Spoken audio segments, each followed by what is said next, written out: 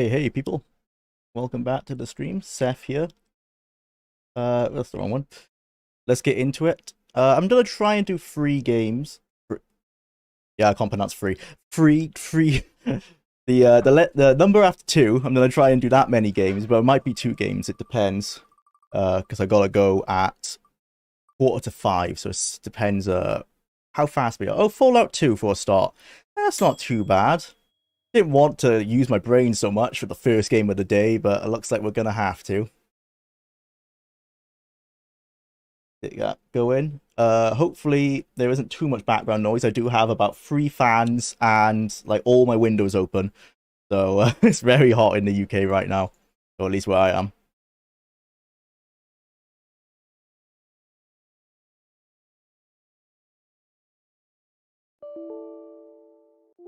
Now, lovely Windows noises. Failure initializing input devices. Thank you, Fallout. Fallout 2 crashing before it even started. Try and do this through here. Oh, I don't know which launcher it is. Okay, Steam. Well, you better fix it, Steam.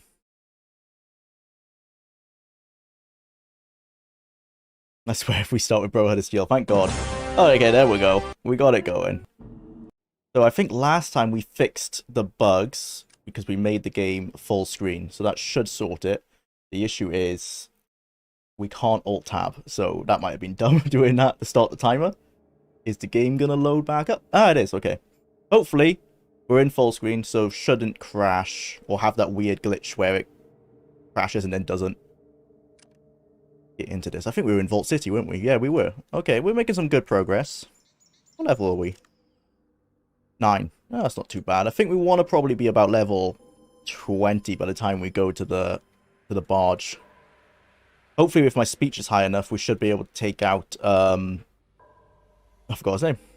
Oh, Hank Horgan. Frank Horgan, not Hank. We should be able to take out Frank Horgan using the speech options where you can get the Enclave to fight against him. Right, so we got the pass, right? Oh, we got 2 of them. Well, hopefully they don't question that we have 2. Quick save. Save blast, here you go. Alright, before you go in, we have to search your belongings. Oh dear. What for? Sometimes Outworlders trying to smuggle alcohol. Oh shit. Yeah. So we're gonna have to dump that stuff onto our companions.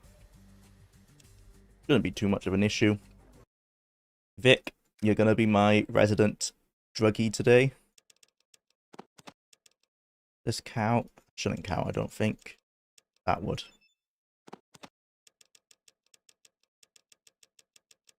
Alright. Oh, psycho. Should be fine. Go. I recently installed Fallout 1 in 2, which ports Fallout 1 into the Fallout 2 engine. Yeah, haven't tried to play it yet, though, because I'm just not ready for the headache dealing with the technical problem troubleshoots. Yeah, I've looked into that. The benefit is obviously you get all the Fallout 2 engine stuff, like the combat control, and you can trade with companions and stuff. But when I was looking at like all the technical problems, as you said, I just found it's probably easier to just to install Fallout Fixed. It's not quite as there's not as many features as in the Fallout 2 engine, but it was close enough for what I wanted out of it. Day pass, here you go. Okay, search me. Shouldn't find anything. Alright, looks like you're clean. Brilliant. Good thing they don't search our companions. So in here, there's a few quests that I know of, or a few little tasks we can do for XP. I think there's a girl in here.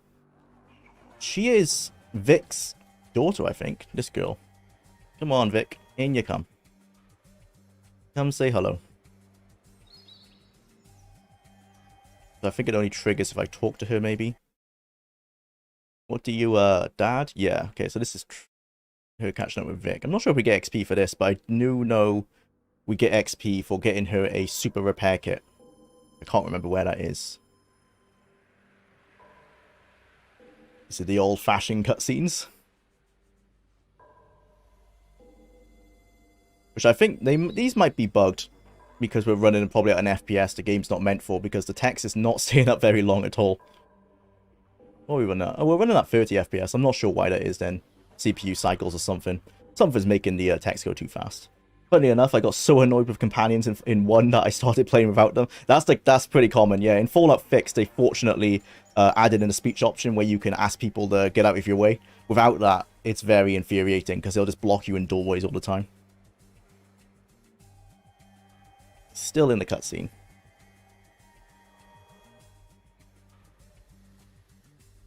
Yeah, with that myth-busting video that you asked about, basically I was gonna live stream yesterday, running across a landing zone in Starfield just to see how big they were.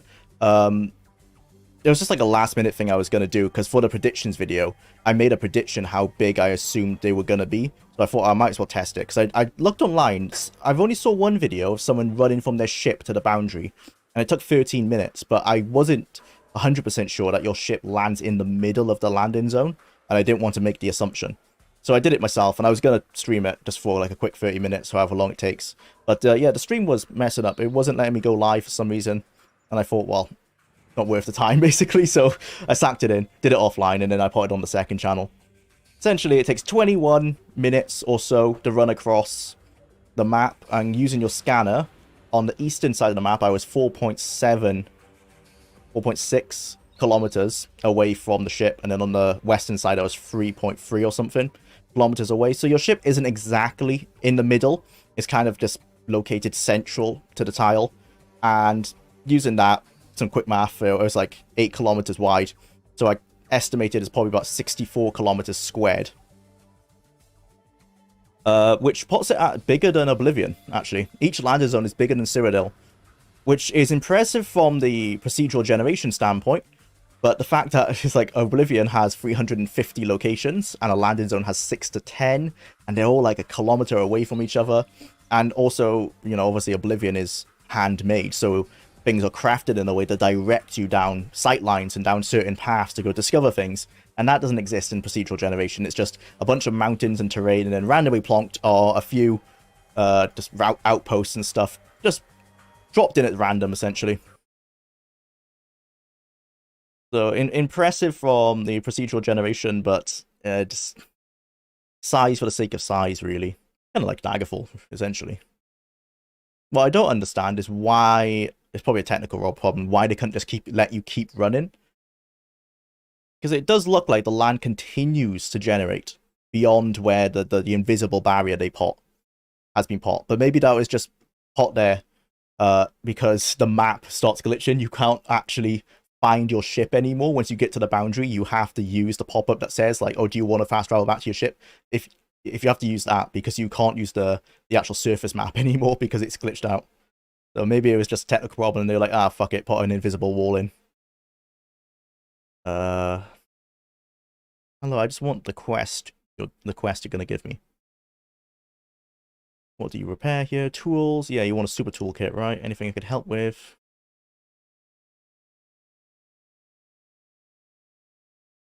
Okay.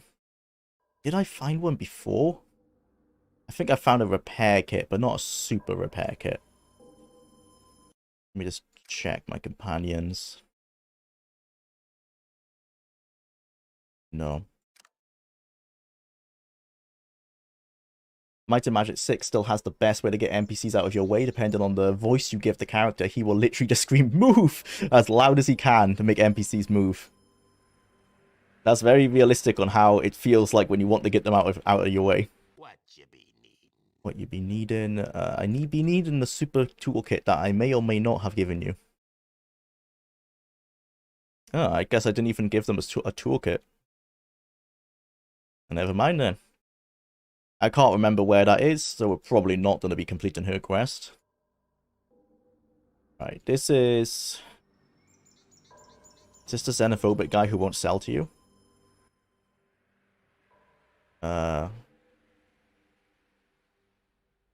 Oh no, I think this guy will sell to you. Oh no, he won't sell to you, because you're not a citizen.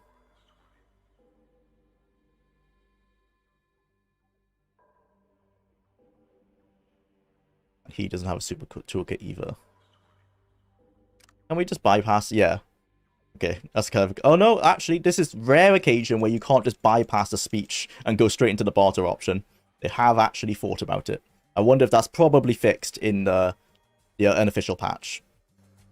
That's not something they normally would have done in default Fallout 2. Can we rob from him? No. Get out of my way, Sulik. Tap house. Is there anything in the tavern? Don't think so. What have we got here? Guard. Citizen. Okay, let's ask the barkeep. I was looking for some information. I know, do not bring up the slavery. They do not like it when you bring that up. No, there's pretty much no use for me here. What's that guy? Oh, he's just a poor slave. Let's go see if we can rob her bedroom. But if you make it too big, you get the MMO issue of a gigantic, empty, meaningless landscape that you will never want to visit again. That's the problem, is that it's basically that anyway. Like, even by limiting it to 64 kilometers, it's already too big. And they're in a conundrum because they want it to feel like you'll never hit the boundary, which unless you try to, you won't. It's not something you'll accidentally stumble across because they purposely stop dropping in, like the random outposts and stuff, for a good 2 to 3 kilometers before you hit the edge of the map. So you won't accidentally reach it. The issue is, it's just too big, and they're in a conundrum where they have to make it big because people expect like unparalleled exploration. I think that's actually one of the terms they use on the back of the box. But by making it that size, it's just everything is too far away from each other. I would have preferred if they were like 18 kilometers squared and all of the randomly generated outposts and stuff were way closer. Not so close that it feels unrealistic, but closer than they are now. At the moment, you're running for a good 4 to 5 minutes between like caves and outposts and stuff, and it's just a lot of traveling around, not getting much done. Which is why a lot of people are calling that, like, they want land vehicles, and I totally agree. Like, a land vehicle would help this issue for sure. Whether Bethesda can make that work in the engine, I don't know. I wouldn't be surprised if it comes as DLC, or if a modder puts it in. Then it would essentially be Mass Effect. But I think that would be preferable to walking around everywhere on the planet. Information center. No books. Electronically formatted books. Third level of the vault. Okay, I think we actually do need to go there to learn about the Gex. I don't remember how we're going to get into the vault, though. I think we have to probably pass a citizenship test, which I don't think we're going to, because I don't think our stats are there. So we have to do some kind of quest for the leader of this place, and she's a bit of a hassle. So we need to be very careful when we're talking to her, and probably save scum a bit. Yeah, I need to become a citizen. We are technically a citizen because we paid that guy to give us the papers, but the papers do not, the guards will sniff you out. It doesn't work out, unfortunately. Servant allocation center, so this is the slave den, essentially.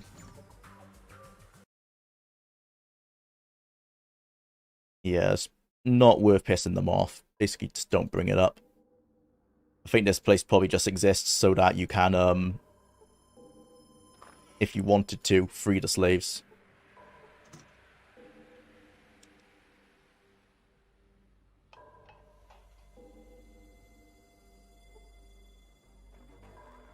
That's probably the case in No Man's Sky. They say it's the size of the universe, but it's a lie. Several people tried flying away from a star for hours near the speed of light, turn around and it's there. Or like the universe doesn't go on forever. Well, that's expected. In Starfield, the space is a lie and it's not. So you might have seen someone flew for 7 hours. You land out, if you fly to like a planet, so she flew outside of Pluto. It took us 7 hours real time to fly to the surface of Pluto, and you just kind of clip through it because it's a texture. It's just a JPEG essentially. She clipped through it, and then she was inside Pluto, and it would probably take another 15 hours to fly through. So at first we thought space was just a skybox that would have invisible walls. It doesn't. It does go on forever, but there's no reason to fly, say, 60 hours real time to go from Pluto to the next planet over, because you'll still clip through the planet. There's no purpose in doing it. But at least they did do That's what we were saying in the first impressions. Like Elite in the 80s, or it might be in the late 70s, they got endless space working, and yeah, so did Bethesda. Turns out it's not very hard to do endless space, but it seems very hard to like get the landing on the planet going working. That's the most impressive thing about like Elite Dangerous and well the classic Elites and No Man's Sky. And clearly Bethesda couldn't figure out how to get the planets working as an instance in space. Given that engine is pushed to its limits, I'm not surprised. Yeah, I don't think anyone in here can give us the super toolkit. Another Gek in stock. No, no one has the Gek, I know that.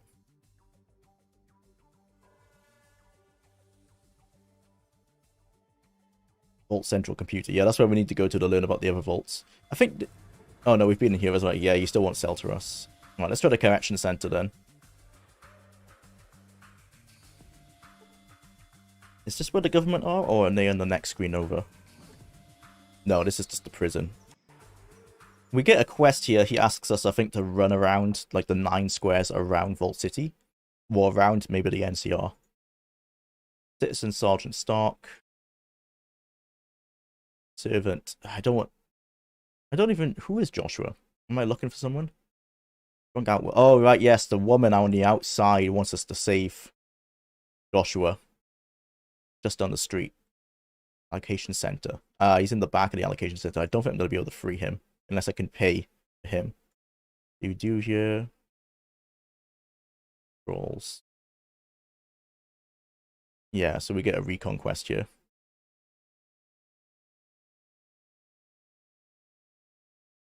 Scout the terrain around Gecko, okay.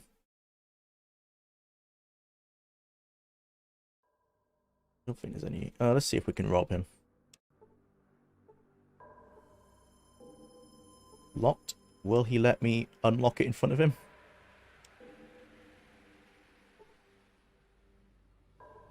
He will. Does not seem very bothered by me robbing him blind in front of his face.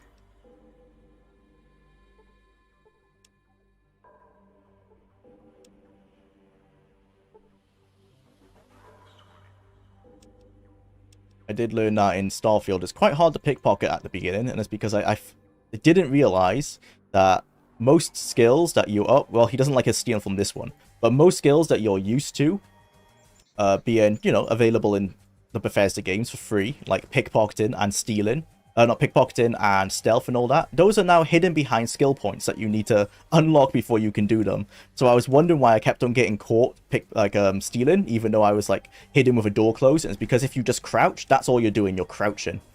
You're not actually in stealth mode. You have to unlock that. It's a great gambit by Todd. So you can make the game feel like it has more features by locking away your current features from your previous games behind skill points. Real progression. Does help, I guess, the RPG stuff. Like, a soldier shouldn't technically be able to be, like, stealthy. So I understand why they've done it. But it's kind of... It's almost, like, too late to put the cat back in the bag now. You've done this in all your games. Like, why are you now taking away the choice from us? A good middle point with an open world, I think, is like Red Dead Redemption, where you'll always have a vehicle available to you, and you will constantly keep getting a faster horse. Yeah, like something to make you faster, because the only thing you have in Starfield is there's a fitness perk, and the more you run out of oxygen, which is like your stamina bar, the better the fitness perk gets. And essentially that just means you can sprint further. It's like increasing your fatigue in Skyrim, or your AP in Fallout 4. That's the closest we got, is like you can sprint a bit further. But sprinting isn't massively faster than just running. Or just do what classic Fallout did, where you just have the map screen. That gives the designers a massive advantage in making the individual cities bigger and more unique. Yeah, it's all instanced like in Fallout. Starfield is kind of like that, but it's like every inch on a planet is instanced. And I need to test that, actually. I wonder, I know people have said the tiles aren't lined up, so if you fly one 64-kilometer tile away from a major city, you cannot see the city. At first, when I heard about that, I was like, damn, that sucks. But now, having done this running test, that makes sense because 64 kilometers is very far. It actually would only be about 4 kilometers, 64 kilometers squared. It'd be like 4 kilometers away. But most of the terrain isn't mountainous in a way where you'd ever would have that line of sight to see the city. So they have intelligently managed to hide that issue. But I was wondering, I should test if you take off from where you previously landed and move over just like a millimeter on the map and land again, will it be the same landing location or will it be a brand new generated tile? I think it'll be a brand new tile. I'm just assuming there. It's totally classic Bethesda though to remove and water down features that used to exist in their games decades ago. It totally is. Right, so what I remember, this guy is helpful to us. He is quite nice. This guy does the citizen test, which I don't think we'll pass because we haven't passed the checks. I think we need 7 perception. We'll have the intelligence and the luck, but we don't have the perception. Now, perhaps I can take some mentats, but I don't think I actually have any mentats. I have buff out, but that won't help. That's my inventory. No, I don't think we actually have mentats. I'm not sure where we get some for now. Maybe from Gecko, but I'm not gonna trust my intuition on that one. We don't have any, it's not worth it. Psycho and buff out. Those won't help us. Radex.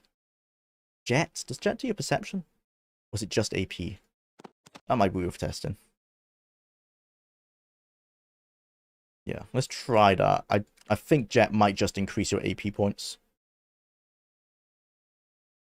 One thing I like about Bethesda Game Studios is if I'm strong enough, I can just break a chest open. Oh, right. but about Baldur's Gate 3. So I was like, you can do that? I was like, I don't remember that being in Bethesda games. Yeah.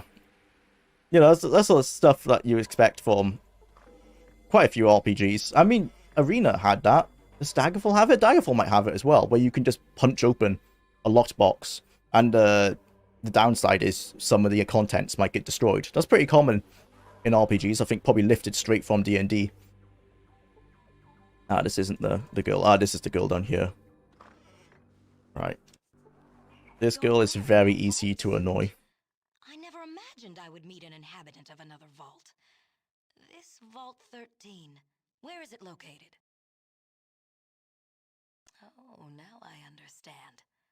But what proof do you have that your ancestor was from a dirty vault suit and a battered canteen? That is your proof? Who knows where... Very well, let me see. These Yes, are please authentic. let us in. We are legit. Unbelievable. You are a survivor from another vault. Welcome to our city. You must have suffered. Perhaps some mention of your vault is in our computer archives. Maybe I'll be able to pass the speech check. I don't think I've ever done this before. We could check the vault computers. They would probably have the information you seek. But only citizens are allowed to act. You may speak with Proconsul Griffin. No, she's gonna make He me has become a authority citizen. to administer the citizenship test. He can be found in the meeting room down the corridor. Or there is Oh, I've never another seen this one way. before. Another way? Rather than taking the test, you could prove your commitment to the vault. Oh, yeah, she wants to kill everyone in Gecko, right? Way. I'm not killing my boy Also, Harold. you're in a unique position to resolve a difficult... There's a town, if you could call it that, Now, to the northeast of our she city. won't It is deal filled with me about making a peaceful creatures that are polluting choice the between us and groundwater Gecko. So I think that's why you have to go to this guy down here. This guy is going to be the one who can help us do a peaceful resolution. I'm not sure if she still accepts us as a citizen after that, though.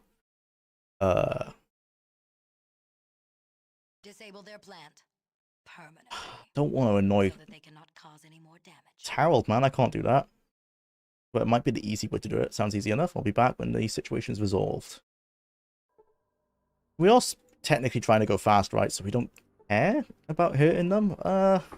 We might have to fight all the ghouls, but I don't think the ghouls are that hard. It's disabling the plant. That's quite hard from what I remember. Right. Vault City. Let's try the citizenship test. I think we're going to fail.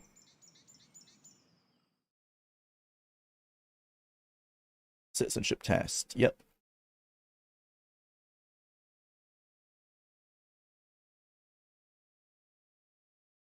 may take the test. I'd like to... However, it would be a waste of time for both of us. Someone of your caliber is simply not citizen material. Yeah, so we didn't pass the skill checks, I'm pretty sure. Now, maybe luck? Can we get past it through a luck check? I don't think so. Very well, here's the forms. Please be aware to fill in each circle. So I think that's just a... Yeah, we're going to fail, right? Time's up to see a form. Yeah. Yeah, we failed.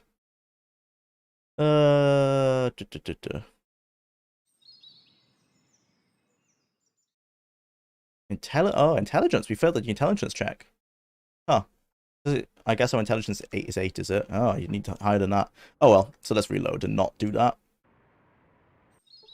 We'll talk to this laddie over here. BG3 does arbitrarily, though, give a bigger toughness rating to chests to prevent you from breaking them. Alright, okay. Which is just brain dead, as you should totally be able to break the lock on them. Yeah, they should totally just be allowed to smash open the lock if you want. There was one chest I couldn't open, so I put in my inventory. I put it in my inventory and climbed up a cliff and threw it off. That's pretty smart. Let gravity do the work. The other guy can make you if you work with him. Yeah, this guy, yep. And he even mocks her for saying there's nothing she can do about it. Yeah. You can help me. Pleased to meet you.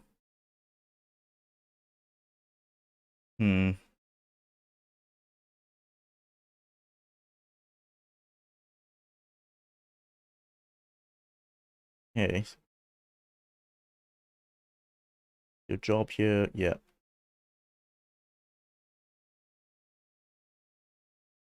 Where is Gecko? What is Gecko? Where is Gecko located?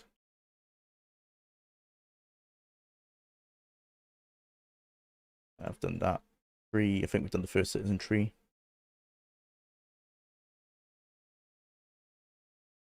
You wish to become a citizen? Well, we would be pleased to have you. All you need to do is talk to that. Yeah, it's not gonna work for me, mate.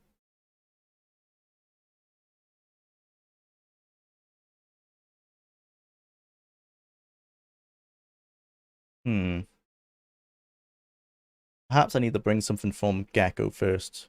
Like a proposition. I know she won't accept it. Yeah, we've done all these trees. Okay, there's nothing he can help us with at the moment. Let's go to Gecko then. I'm just gonna check. Now, I think they fixed this in the unofficial patch, but in the original Fallout 2, you can just run into the vault using combat, like how we skipped past the kids who are pickpocketing us in the, I think, in the den. I'm pretty sure that's been patched out, but let's give it a shot.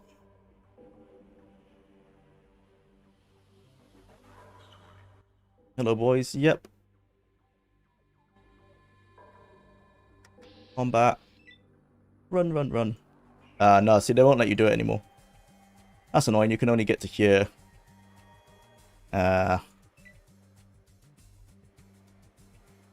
It is cheesing. Like, obviously, that's not how it would work. Can you sneak in, actually? I mean, it wouldn't make sense because they're kind of right there. I'm just wondering if the same... If it's still blocked if you're in sneak. Sneak? Yeah, it's still blocked. That's annoying. You should be able to sneak in.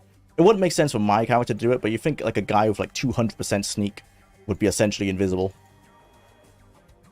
Ah, well. Vault Town? Yep, we're in Vault City. Trying to get into the vault so we can find out where Vault 13 is.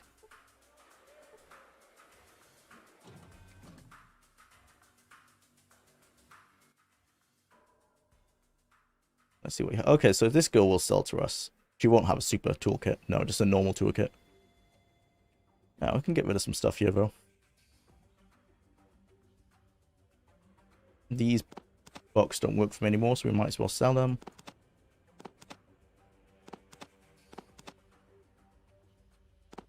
Leather armor Mark II. Oh, right, that's my armor, right? Yeah, it's because we're wearing my vault suit. Keep the guns. Not really a lot to sell to her. Take all your money, please. Thank you.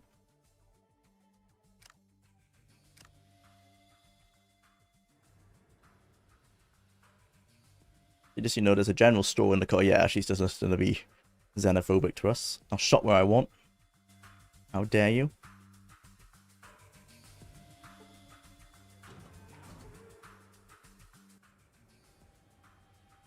This guy's probably going to say the same thing, I imagine. Oh, he's got some nice drugs on him. The first aid book. How much is that? 625. Yeah, you know what?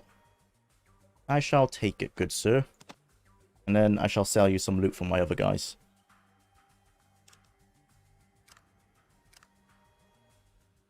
Thank you. Right, Zulik, get over here. What you mean? Give me all your stuff. Ooh, will they buy beer off me? Maybe not, because we shouldn't have it. I'm going to take some just in case. Fruit. Bar. He uses the SMG. Well, we had a load of guns. Wow. Oh, wow, we've been doing a lot of looting. I didn't realize we had so much.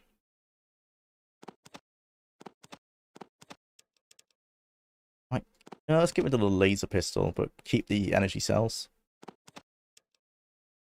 I don't know if it's too much weight for me, actually. Can I trade this? No, it's too much.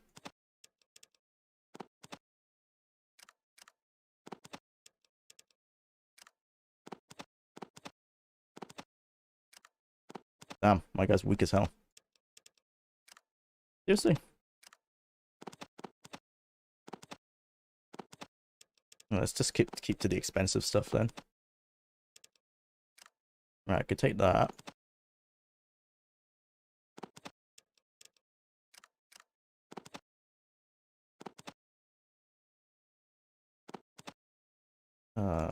Free. Wow. I'm very weak. Yeah, that's it for now.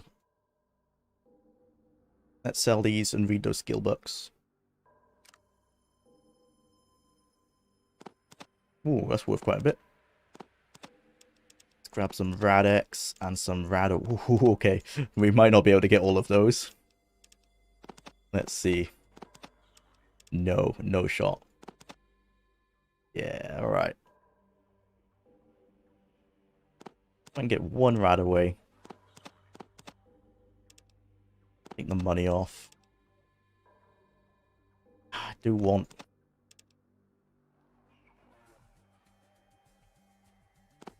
Might as well take money to fill up the rest.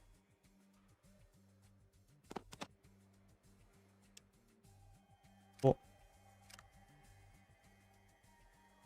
Right, let's get out of here. Go to this tavern first, see if we can... Was it in the tavern? Or the amenities? It's in the amenities office. Let's see if we can go get... I think Jason was his name, was it? Status. Vault City. Joshua. See if we can rescue him. If we can't do it peacefully, I'm not going to do it. I'm going to see if I can just buy him off here. Don't think so. Now they removed the that's my favorite feature for Fallout 1 is you can like type. You can type to ask, like, find topics that aren't necessarily in the dialogue tree. They got rid of that because it was a lot of extra work. And it often, like, most topics weren't actually you could type most things and they'll be like, oh, I don't know what you're talking about. So I get why they got rid of it, but it would be nice now if I could ask him about Joshua. Clearly we can't. So I guess the only way we can get Joshua out is... Oh. Was it the amenities office? There's no, yeah, there's no notes in this game. It might have been the tap house. I can't quite remember where he said he worked. That's the game where you can have all the money and loot in the game with barter. Yeah, should I spec into barter? Probably not. There's other skills we can get, but yeah, barter is mega powerful in this game. We'll probably just use our gambling skill. Right. So is this Joshua? Probably that's Joshua. Hello. I'm not gonna piss her off. Let's just go talk to him. Are you Joshua? Alright. It's just wasting time. How much time do we have? Got an hour left. Okay. It'll be worth the experience to do this. I hope, anyway. The higher the level, the better. We're quite squishy. Fallout 2, right? Yeah, we're in Fallout 2. Go north, hang a left at the random money python. Monty Python reference. There's loads of like references like that in this game. But some of them are quite dated, but some of them are timeless. Right, yeah, Joshua, where was he? Allocation center. All right. Servant allocation center getting broken. This is where we are, right? Aren't we? Just down the street. I thought we were in the servant allocation center. Oh, this place down here. My bad. All right. Can I get him peacefully? Hello. Yes, I'm looking for Joshua. Joshua, yes, we do have a servant by the name. He was recently transferred from the correction center. You are interested in him, his. I'd like to negotiate for his release. Oh, no, I think we could probably lie our way out of here. I suspect he has a contagious disease. So are you aware the servant is thoroughly checked? Are you aware of Jwlar syndrome? Doesn't show up on the most medical signs and his symptoms can lie dormant for weeks. This is probably a medical skill check, right? Oh no, it might be a speech check. Nice, okay. It's done. Joshua is no longer a servant of Vault City and he's been moved into the courtyard. Very easy. Speech is powerful as ever. Sounds good. 500 XP. Yeah, that was worth it. Cool. I have played a lot of this game. Best random encounters is the diner and bar. Yeah, I like the diner and bars in the NCR are really good for that as well. There's some like an encounter with like a mobster, I think, who has a super mutant as a bodyguard. That one I remember. Okay, let's get out of here. Is this Joshua probably? Maybe not. He might just be back with his wife. Oh, we can give Rad away to this guy. Cost me a bomb. I'm not sure how much experience it's gonna be worth. We might save skill it just to see if it's worth doing. Yep, Joshua's back. Thank you again for rescuing my husband. We'll be moving soon. Alright, they don't give me anything. Yeah, that's to be expected. Don't exactly like they look like they have anything to give. Right, let's save. And let's see how much experience we get for wasting about 2 grand's worth of Radaway on this man.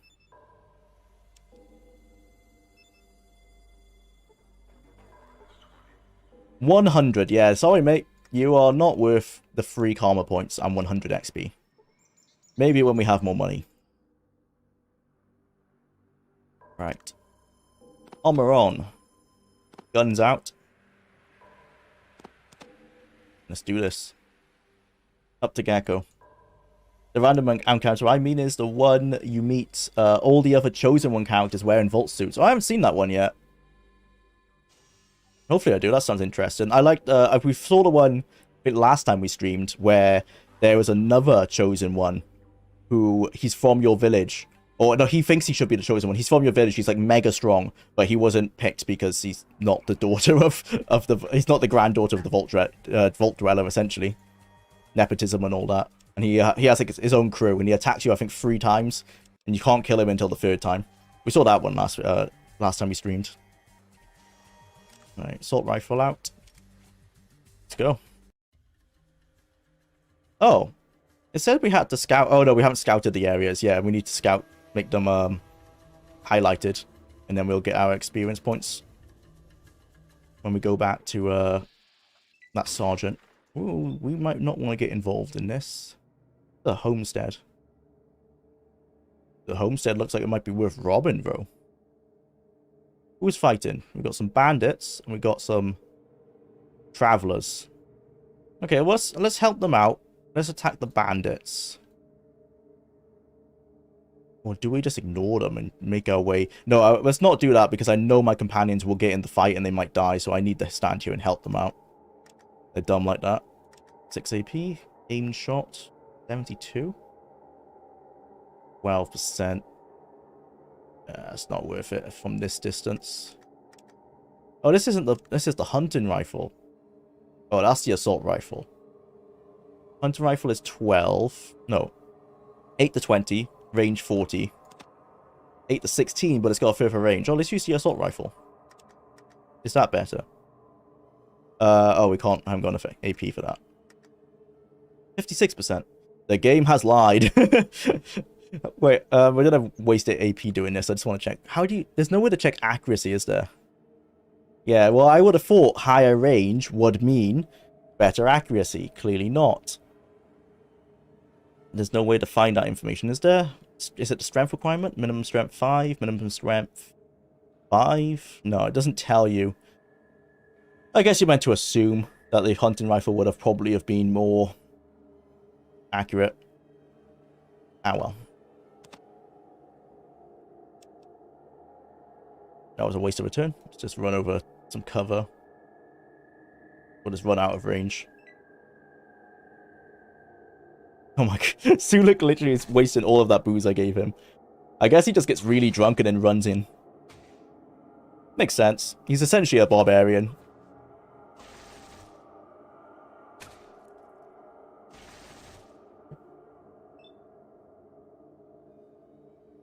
Right. I've got... How much AP do I have? 10. 10 action points. So I can use 4. Get to there. 76. 80. Might try and do an aim shot on this guy. 20% for the eyes. Is that a risk? Maybe a headshot? No, let's just do a normal shot so we can run a little bit closer. Here. 84, 84. Yeah. 20? That's not too bad.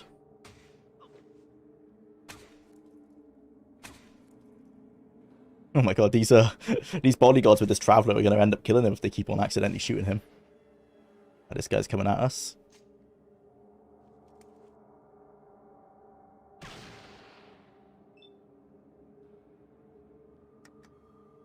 $95. Oh, we can definitely get 4 over here. Yeah, we can shoot this guy in the eyes for sure.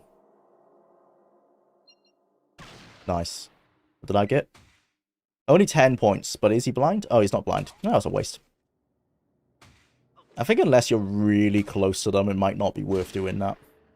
I guess it's a luck roll at the end of the day. I like the nonsensical not Godzilla footstep. Yeah. Totally not Godzilla, because it's copyrighted. Although, by the time this game came out, it could maybe be a Jurassic Park reference. But seeing as the other reference is Doctor Who, less likely. Most likely is Godzilla.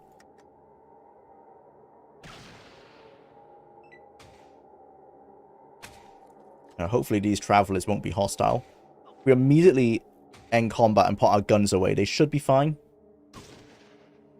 It's normally when you have your guns out that they don't like you. Ooh. Let's take an aim shot so we don't accidentally hit the girl behind. I'm just going to hit the torso. 12. Can we get a pistol shot off as well? We can. 1 pistol shot. 69%. Oh, this is risky. Ah, it worked out. Okay. Who are you shooting?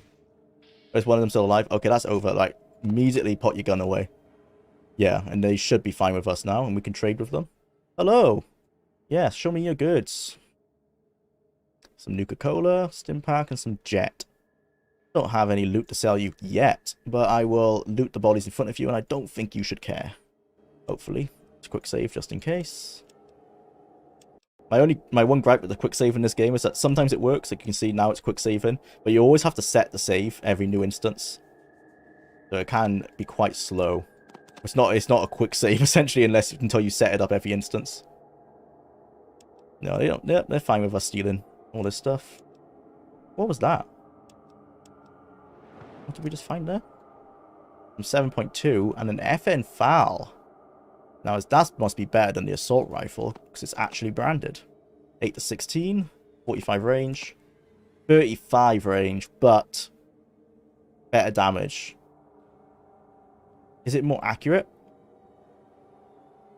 Wish we could see that. Because at the moment, I mean, this must have burst shot, right? Oh, fuck. Sorry, guys.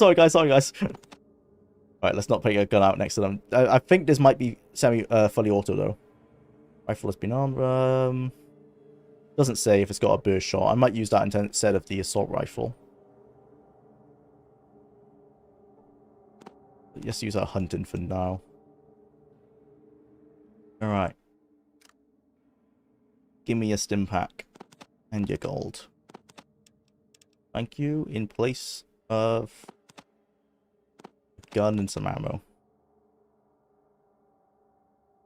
Or... I'll take your Nuka-Colas as well. And a few jets, I guess. They don't. These drugs don't weigh anything, so. But do they? I don't think so.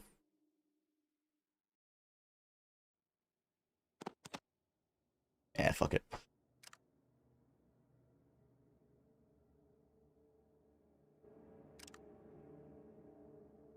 Cool.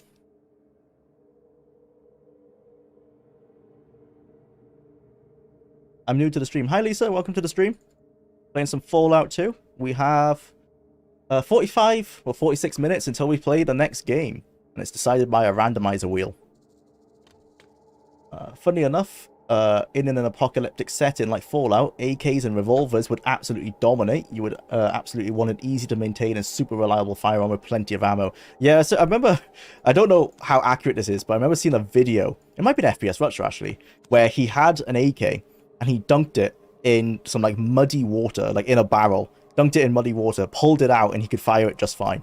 So it seems like the AK is super reliable for that, and also, like you said, easy to maintain.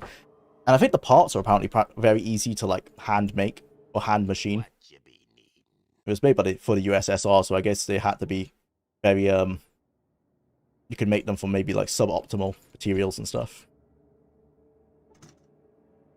And then like on the stereotypically, I don't know much, but on the other end of the spectrum, apparently is like the M16, the one used in Vietnam, which apparently would just break all the time. Don't know how accurate that is, but that's what the report said in documentaries and stuff I've seen anyway. Right, let's use our shovel, dig up a grave. Oh, maybe we shouldn't, because is it maybe if we're only seen? I know there's a perk called Grave Robber, and it makes people not like you. I'm just wondering, if no one can see us doing it, will we still get that perk? We've saved, so we should be fine to test it.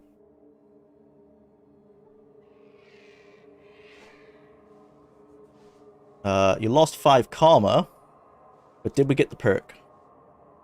We did not, so we should be fine. I don't necessarily care about my karma. What's in here? That was not worth the 5 karma lost. Let's just reload.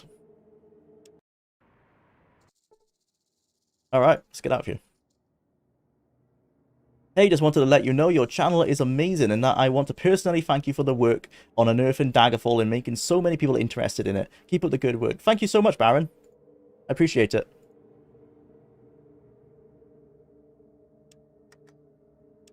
Let's move on to the next screen.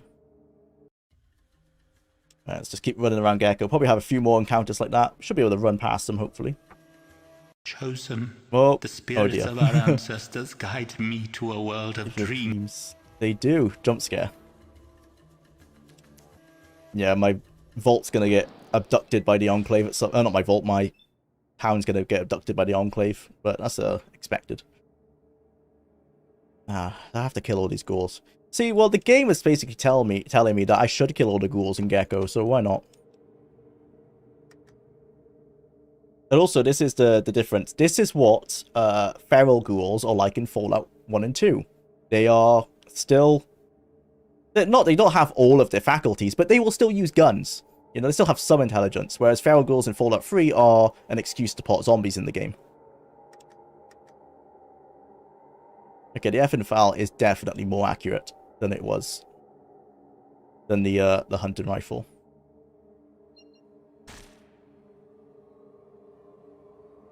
That was a very dramatic animation for me missing.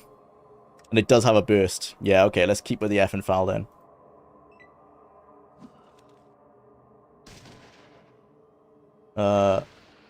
And even if you're in a place like the US where the AK ammo might not be available, simply just convert it to use a different cartridge like 5.56.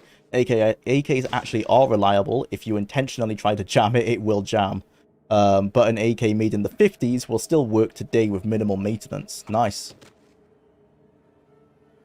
No more so than any other assault rifle. Soviet tech being rugged is a meme more than anything. Ah, okay. Yeah, I wasn't sure on that kind of stuff. There's a reason why AKs are the most popular rifle in harsh condition countries, because they will always work. So is it a meme, or is it just like they are rugged, but it's just they're more available? Unlike a lot of Western rifles, which weren't made to function in harsh conditions. I know some Western rifles are terrible. I used an SA-16 or SA-60. Basically, it was the British service rifle. Gotta be 10 years back now. I sat basically we had like a school trip to the army camp, which in hindsight doesn't seem like the greatest idea. They totally were using my school to try and get some free recruits. But yeah, we had like a day to the local army camp, and we got to like shoot the rifles and stuff. And I shot the, I think it was SA-60, but I remember it's not a well-liked gun because the pistol, like not the pistol, the charging thing, like after you load in, it's a bullpup as well, so you load in the magazine behind where you hold the grip, and then you have to flip the gun to the side, and then on the other side you pull back. I don't know what that thing's called. The pin, I think. The thing you have to pull back to load the first bullet of the magazine. That's on the other side. So you have to like reach over the gun or like reach under the gun to do it. It seemed like really stupid design choice. It's like, did they just assume everyone was left-handed? I have no idea why they did that. Even the I think it was a sergeant or whoever was the drill sergeant. I don't think that's the right term for UK, but whoever was telling us how to like shoot the gun, he even was making jokes saying like everyone hates it. They don't know why that's like the mechanic it uses.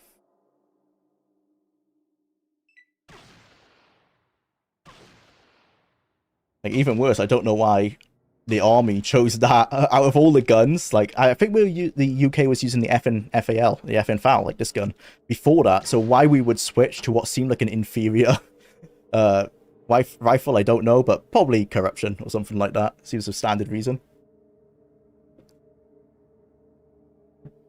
That gun's also in Black Ops 1. It was called the Enfield in that game. I think probably because they couldn't get the rights to the name.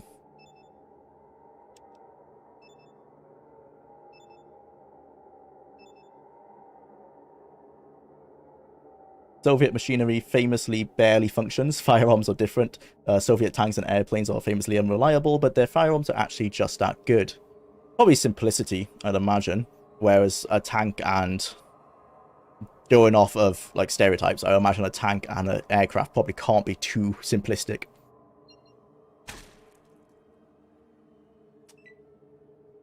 They are popular because they have become widespread since the USSR produced it on a large scale. Then when it fell, the rifle spread even faster.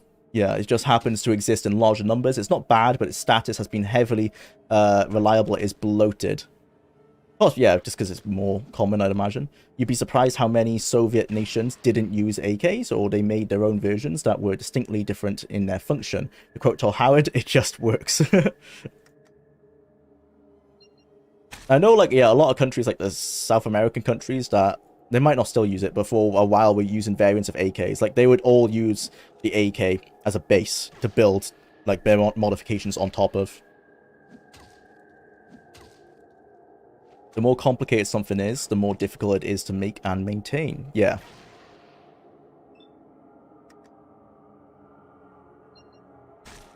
Certainly on a mass-produced scale. Especially with a workforce that might not be the best motivated.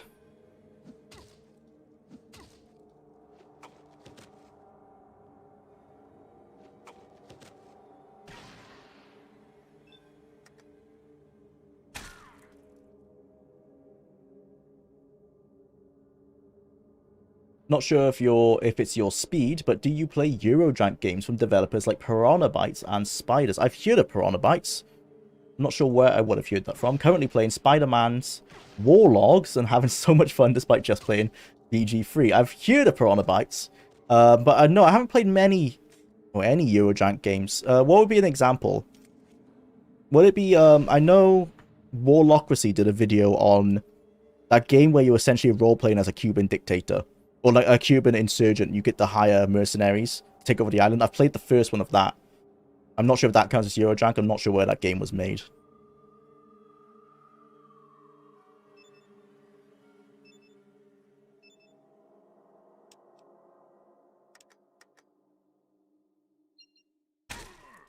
Like, would you count The Witcher 1? I probably would. I think that's kind of almost there. Similarly with like Metro 2033. Those are like they're like double A games that soon became AAA franchises. But certainly the firsts in both of those franchises are not as quite as polished as the other ones.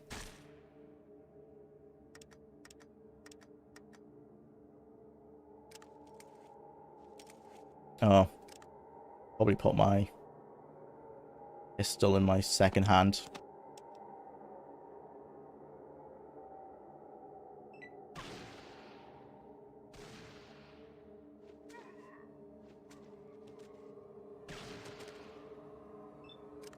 Nice.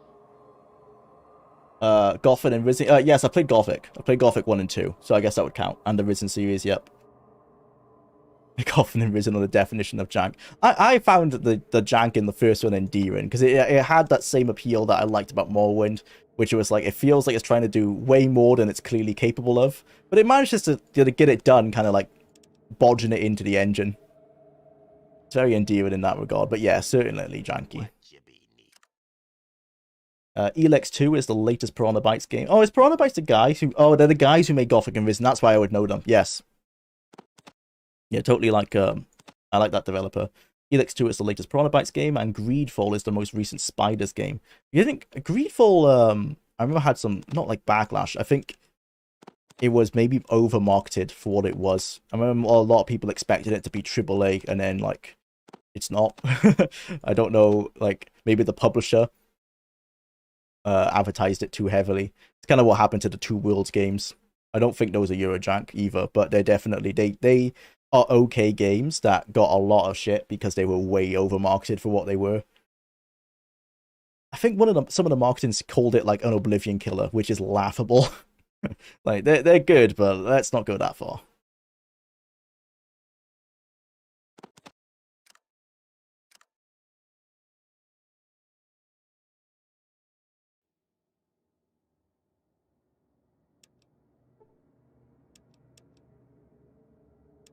Man, feral ghouls would be so much scarier if they used used guns like these guys.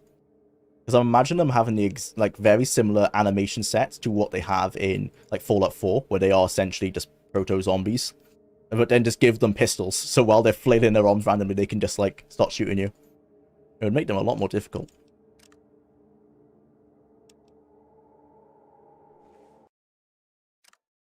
Greedfall is seen as the next BioWare-esque game. Not sure if it's on part of the developer or the fans seeing the trailers. Yeah, that was definitely not what the game was going to be.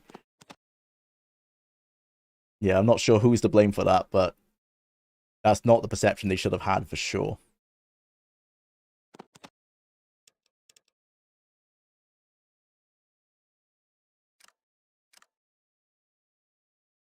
Well, we're in this little random encounter spot. Let's read our books. We should be safe to do that, I think.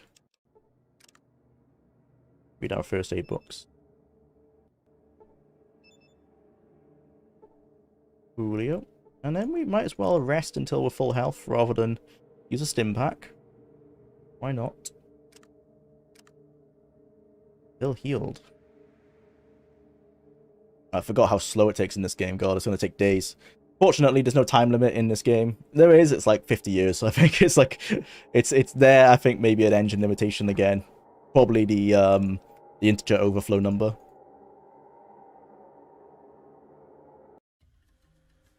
It's not like the first game where well, that's what this challenge is based on. It's not like the first game where we only have a certain amount of days to do it. That's why this challenge, we only have 180 hours based off that. Alright, that quest is done. Let's go speak to Harold. Not sure if we're going to be doing the peaceful option. Or the not so peaceful option. Is this Harold's house? I thought it was this one, but I must be misremembering, because I'm pretty sure he's got a unique sprite.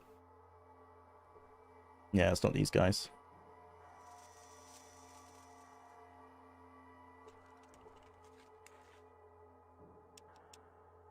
Save. Gecko.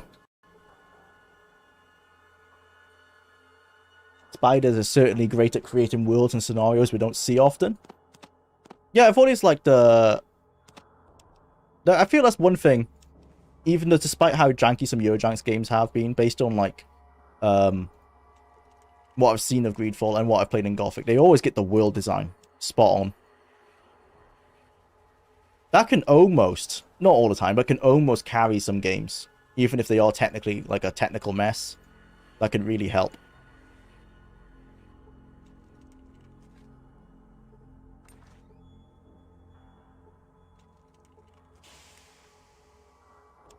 It's one of the things I'll be mentioning in the Starfield retrospective I'm working on, is that despite being quite average in a lot of areas, Starfield does still have very good atmosphere. Not necessarily the world design, but very good atmosphere. It's Enon Zero's best soundtrack by far. Big fan of it. And the sound design in that game is also the best sound design we've seen in a Bethesda game.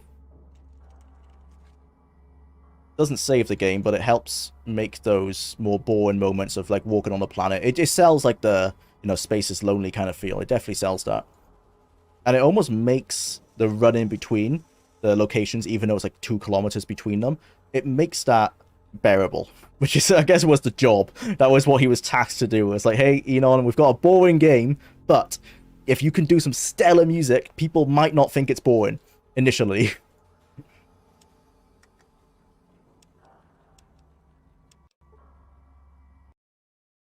Whoa, this guy is very ugly. I am Woos. What do you want? Woos. Tell me about this place. Just a bunch of ghouls clinging tenaciously to the shit end of life. No, I meant about the bar. Hops, named after the favorite hangout that I used to have before the war. I wonder if we get any XP for listening to this guy's story.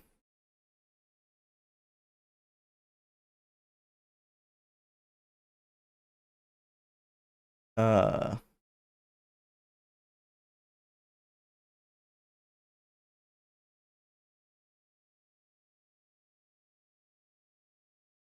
don't think we'd get anything for listening to these stories, but it seems interesting if I was reading them.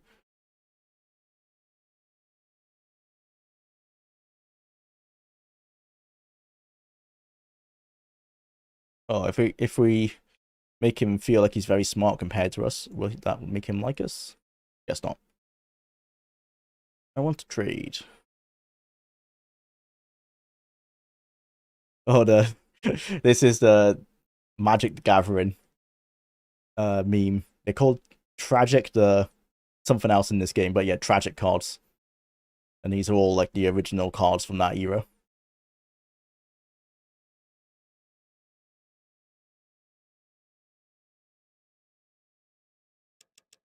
Just got some booze. I shall give you some Nuka-Colas. I need to keep 1 or 2. I think there's a guy who's addicted to them. I might be thinking of Fallout 1 though. Oh, that is Fallout 1, I think. So yeah, take all my Nuka-Colas. I don't think I need them.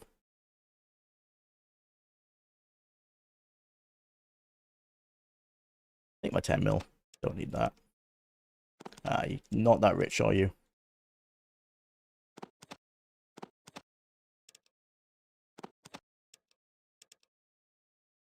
Oh, damn. That was worth a lot.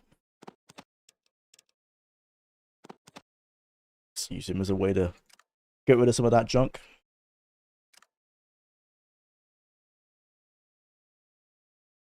Right, where's Harold? Who I want to talk to. In here, maybe? Manager's office, that would make sense.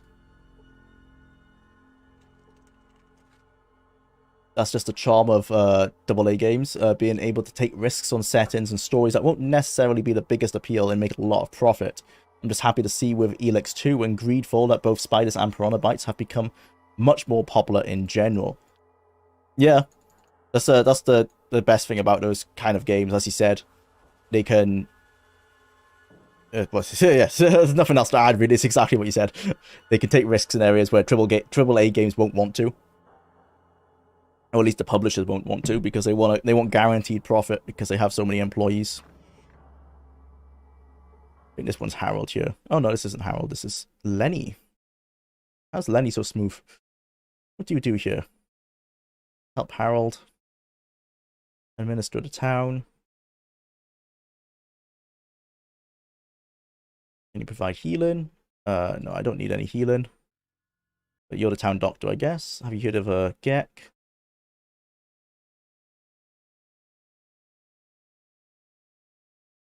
Oh, apparently this guy was in Necropolis.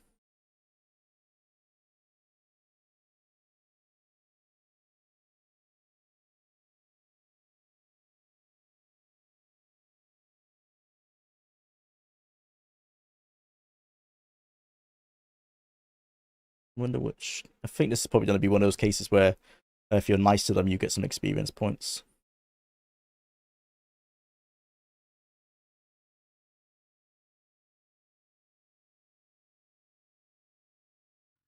Oh, maybe not. This is Harold. Yo, what's up, bro? Harold. I help keep this town running. Well, sorta. Oh yeah. Who'd have thought I'd be? It's a thingy. Technically, it's a thingy. How dare you swear, Harold? Very naughty of you. Sounds bad. In Vault City. Well, they'd only help us if they thought it was in their own best interest to do so. They shoot ghouls on sight. Makes conversation a bit tricky. We need a hydroelectric magnetosphere regulator, and it needs to take dirt naps. Vault City doesn't play nice. They'll just... What you need, youngster? Jealous? His name... What you need, young... Garden of Eden create... What you need, youngster? Well, Well, I missed some options in that dialogue tree. Who'd have thought we need a hydroelectric? We get our fuel Field from Broken Heels. Yeah, that's what I wanted. That's a mining community some ways south. Alright, so if I remember correctly, that's what the information we can use to go back to that guy. Solve the Gecko power plant problem. Oh, I wonder if there's a guy with a super toolkit here. What you need, youngster? Well, you might try talking to Wooz. Oh, that's just Wooz, is it? You can't miss it. What you need, youngster? Well, Wooz is just slow. Let's not go back there. See if we can robble Harold here.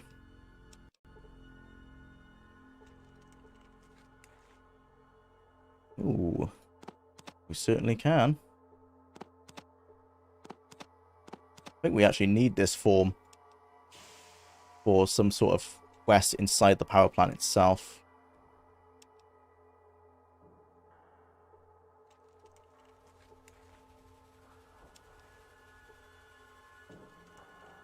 When you build up your studio on controversy, then stop doing so. You shouldn't really be surprised when your core fans leave. Oh, what are we talking about? Saints Row.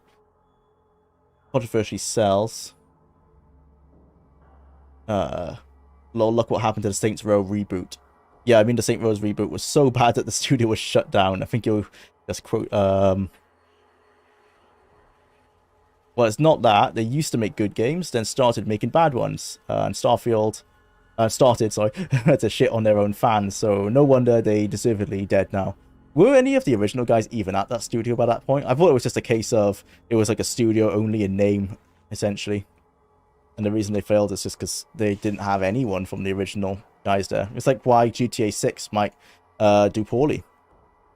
Because barely any of the original... I don't think any of the original GTA guys are even there anymore.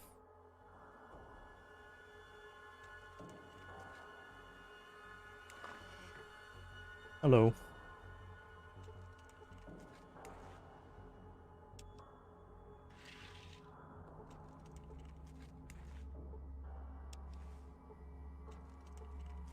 Saying that, GTA 6 will probably still be competent enough, like, technically, and from the world design and possibly game design point. I know people are saying, oh, the story might not be very good because they've lost, like, a lot of the original writers. But I never found GTA stories, like, that thrilling.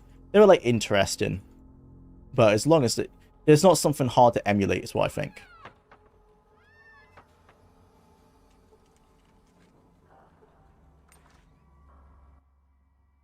Hello there, Percy Crump here, master merchant in this locality.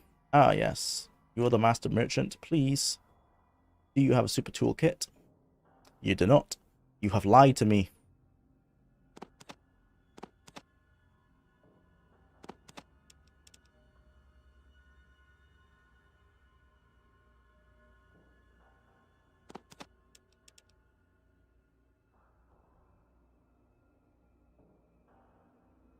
Okay, what have we got to sell? 14mm pistol, 7.62. Is that what I need for the FAL? I think it is what I need for the FAL. Yeah, let's take some of those then, because I need them anyway. Let's take one stimmy. Nope, can't afford it. Let's take some gold then. Oh, he's got some right away. That's good to know, actually.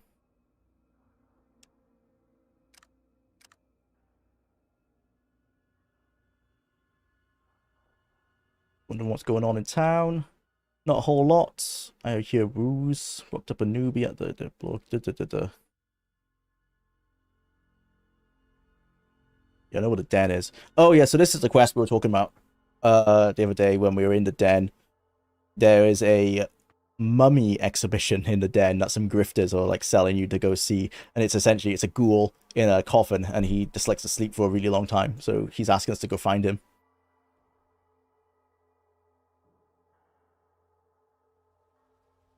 And he'll give us a heck of a lot of money. We might do that if we have time. I think we might be heading that way anyway, when we have to go find where Marcus is. Well, when we get, especially when we get the car, we can go back there, no issue. We have to go back there for the car right, anyway. And the car makes traveling on the world map so much easier.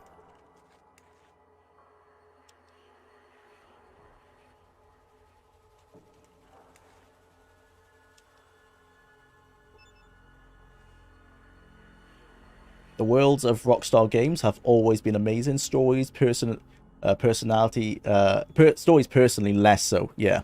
As much as I liked RDR 1 and 2, there's just something about them I didn't enjoy like others did. That's actually where I'm different on that. I love the stories of RDR 1 and 2, but it's the stories of GTA certainly have never like done it for me. They're just like missions is the best way to describe those. I don't feel like I'm going for a story. I just feel like I'm ticking off things on the map that are somewhat interconnected.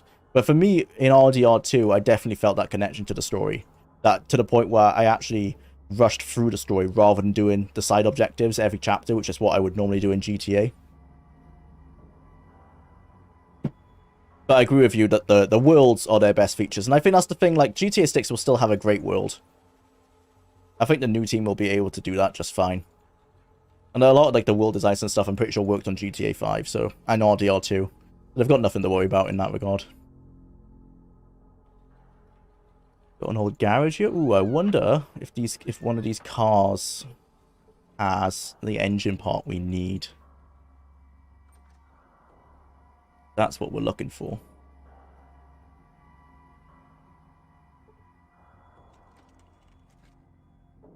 You're not a ghoul. What are you doing here? Hello there, since you only invited yourself in, what can I do for you? I have some questions for you. What do you want to know? What's all the junk in the yard? Well, some of the junk is left over from when they were building the reactor before the war. Skeeter collects all kind of stuff. Well, Skeeter's sort of a mechanic. Takes apart most anything. Skeeter might be where we can get a piece of the car then. Can I find Skeeter?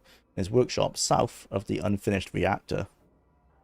Oh, there's the unfinished reactor up here. You do here. I guard the Brahmin that helps Skeeter in his workshop. Okay. Thanks, Lumpy.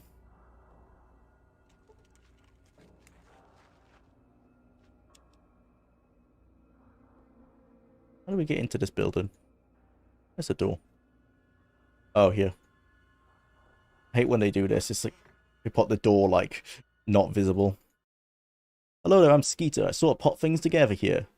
Hi, Skeeter. Do you have a battery for a car? Well, you should ask. You see, cars use replaceable fuel cells or batteries for fuel, which usually broke down was the fuel cell controller. Most amateur mechanics. Yeah. Do you know where one is?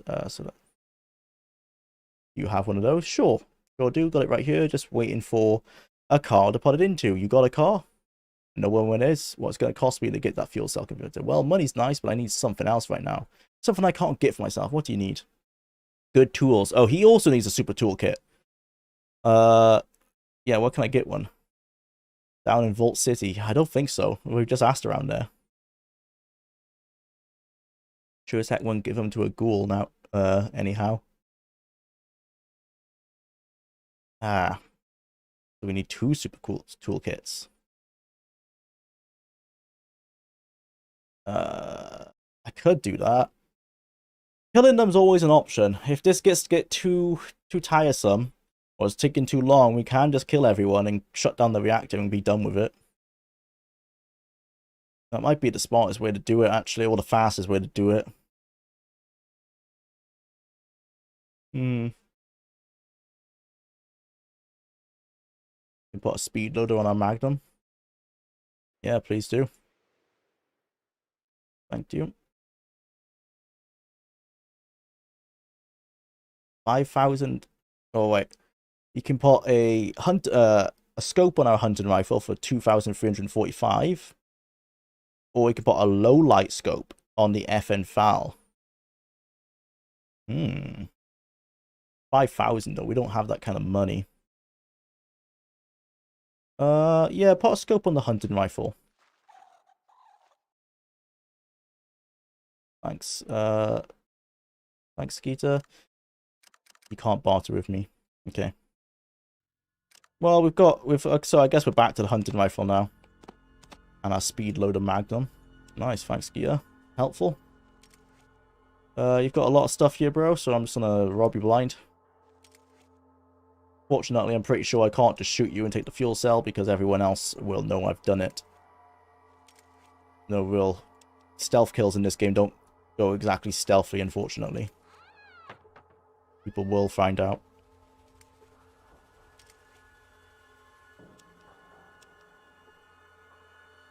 Why is Lumpy here? Following me around.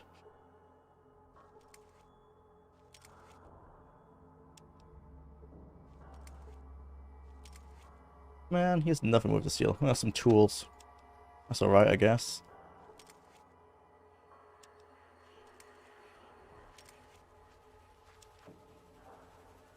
We can probably get something like a super toolkit from the Enclave, I imagine. If we go to the military base, maybe. Sound like the kind of people who would have some. Hi, welcome to the stream, Timur. Good to see you. I definitely like RDR2 more than RDR1, especially Arthur. I only played once when it came out. But every time I go to replay it, I remember how goddamn long the prologue was and just don't. Plus the survival life features and the loading were very annoying. Yeah, I will say that it's not a game I have ever replayed. And I almost feel satisfied that I don't need to. Like, it was such a great experience. I don't want to go back and do it. And as, like you said, I've done it once. And again, I think I finished the prologue and then I was just kind of burnt out with it. It does take forever to get through that bit. That's what I think Starfield's issue is going to be on replays. The opening section takes a long time. Like, I've done a second character to see how fast I can get through it. It still takes about 45 minutes, trying as fast as I can to get through it. Which, that's not good. That's a long time.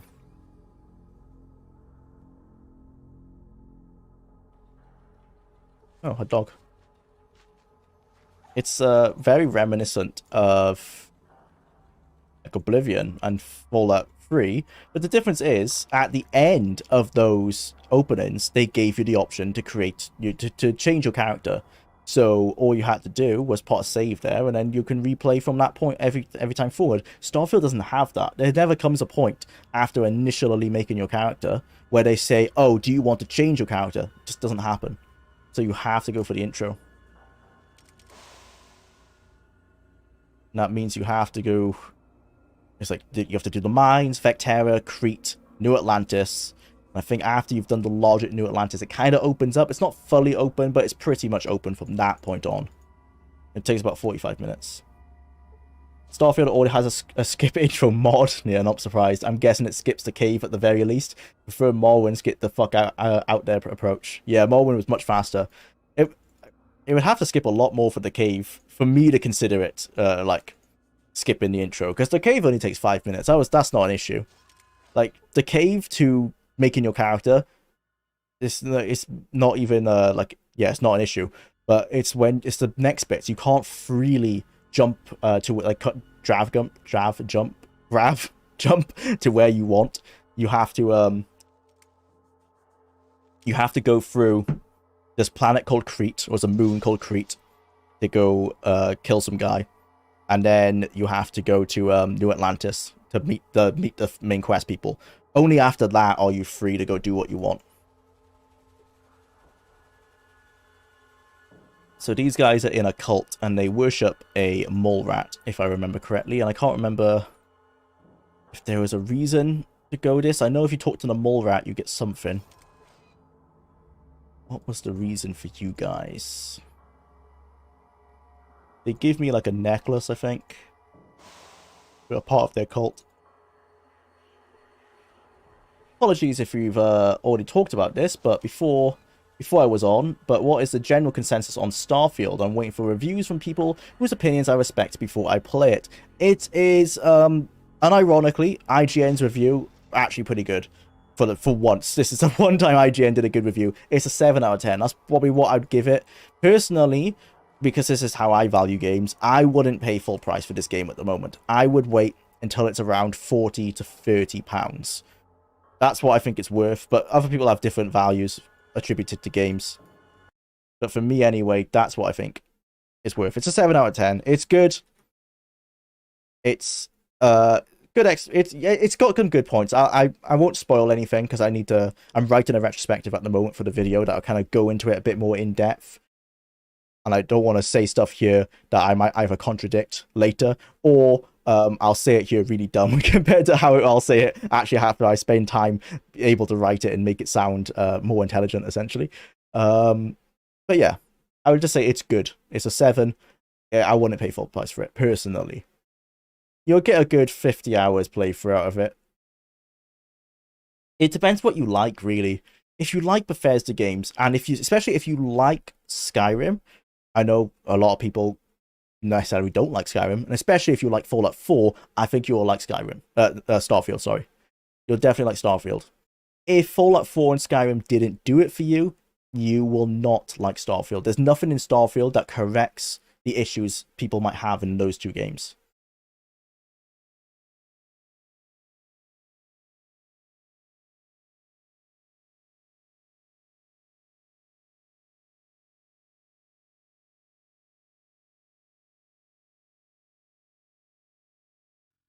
Hey, how dare you?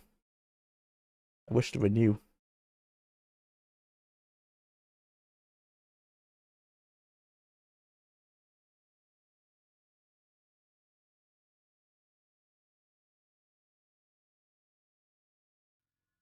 Thank you.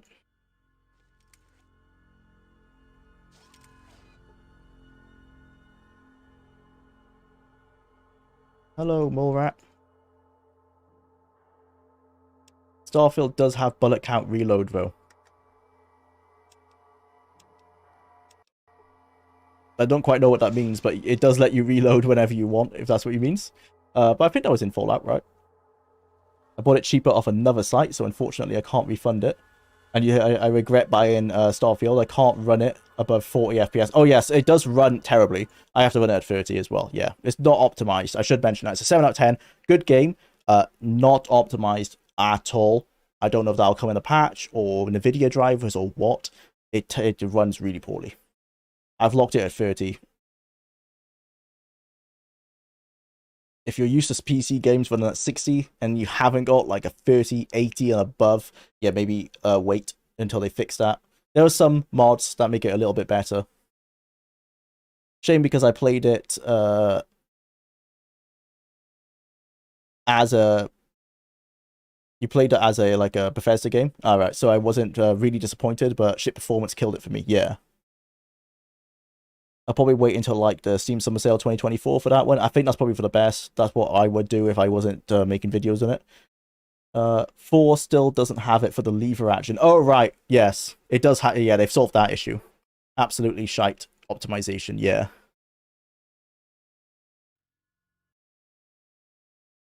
Would benefit the Vault City and Gecko citizens. You may not care for me or my motives, but the results are still worth working towards.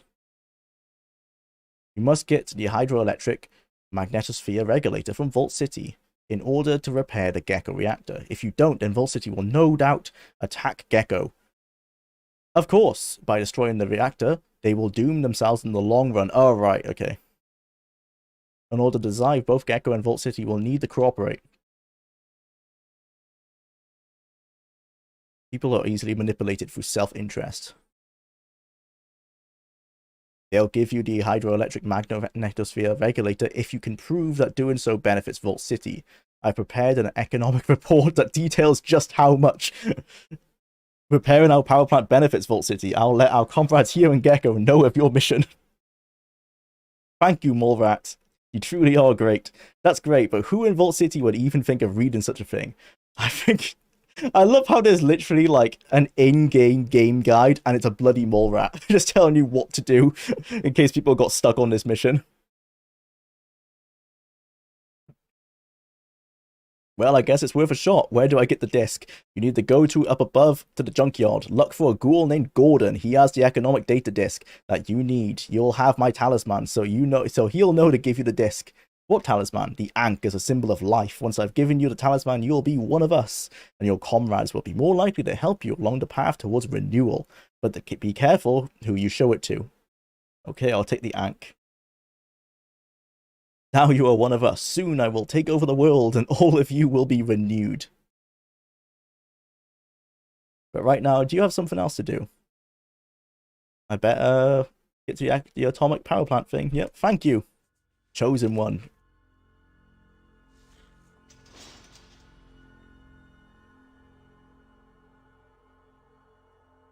I'd rather play a PowerPoint. I have a PC, so I don't play 30 FPS, lol. Yeah, no, I get that. Totally understand. I guess because I used to play more like...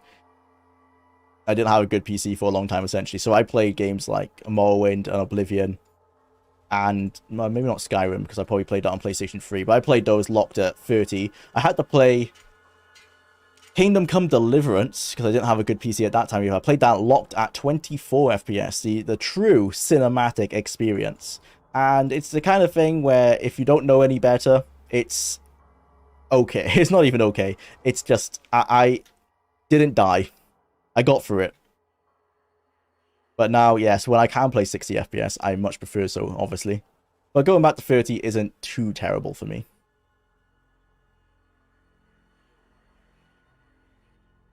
Yeah, this is lumpy.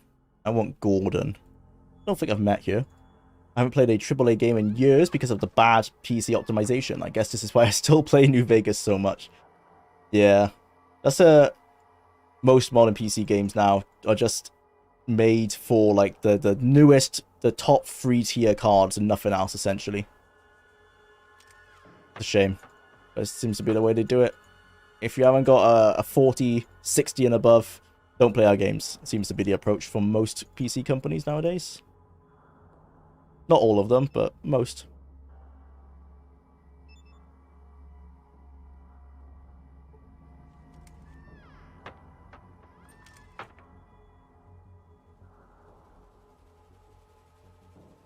Oh, is this the guy I need? I see you have the symbol. Are you here for the information? Of course, I wear the symbol proudly, and I need the information right away. Here it is, and don't let the wrong person know that you have it. Give it only to Councilman McClure in Vault City. Yes, of course. Renew, brother. Alright, so I guess this is the peaceful way of doing this quest line. How many do we have left? 2 minutes, wow. Oh yeah, the deck of this is a tragic card that you can get. The Magic the Gathering knockoffs. Some cheesy poofs. Right, let's get back to Vault City. Probably won't make it back in this episode. Do you watch Tim Kane's new channel? I do. Very interesting stuff. Really good, like, behind the scenes into the game development, into like, yeah, the world of game development. I'm looking forward to if he ever starts speaking more about Outer Worlds. I'd be very interested in knowing, like, what that was like. He's talked about it a little bit, like the Unreal Engine and that kind of stuff, but he doesn't go into it too in-depth. Keep making awesome videos. Thank you, Timur, for the €5. I really appreciate it, bro. Thank you so much. And I will do. We've got a little quick video coming out this weekend, which is a follow-up of my Starfield predictions to see how right or wrong I was. Turns out I was pretty right because my predictions were realistic, I guess. I knew it was Bethesda, and I made the predictions that it would have all the issues Bethesda games would have, and yeah, fortunately, I was right. And then after that, sometime in later this month or the start of next month will be the first episode of the Starfield retrospective, which I think will be about 4 episodes of an hour plus each, more or less, something like that. And then there'll be a full long video, like with what we did with Daggerfall, and that's where me and Evan Prince working together on that one. Should be pretty good. We've got similar viewpoints on the game, but some conflicting opinions, so that should help some like discussion in the video.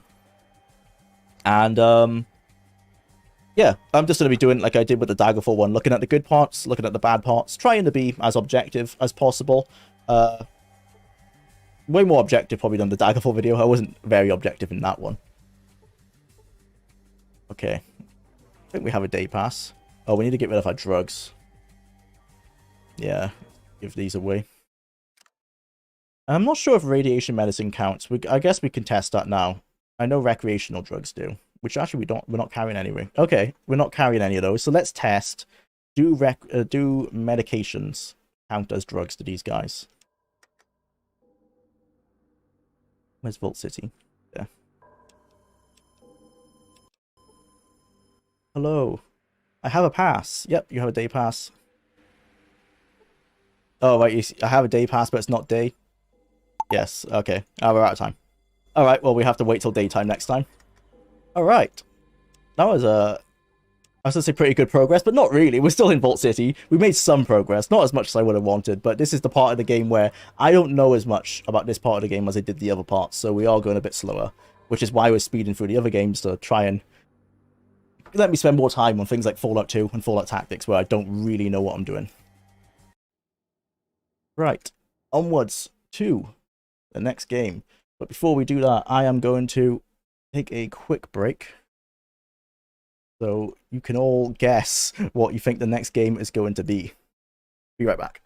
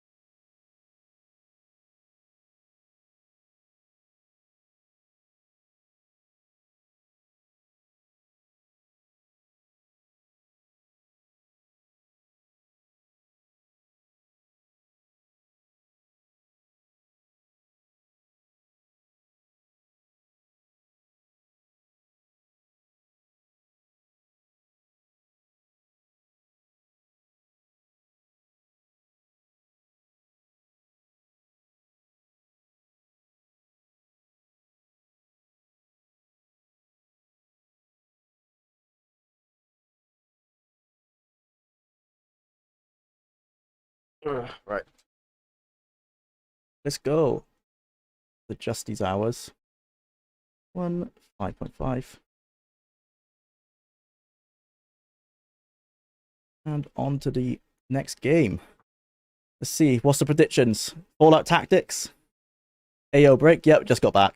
You need to make the video about all the lies of Todd Howard. That is going to be one of the episodes. Is about the marketing and how yeah, how many half truths there were and some lies. Pete Hines lied a lot. I'm not sure if he knew if he was lying or not. He might have just not known a lot about the background of the game, or the back end of the game. But Todd was doing a lot of half truths. It is Fallout 4. Wow.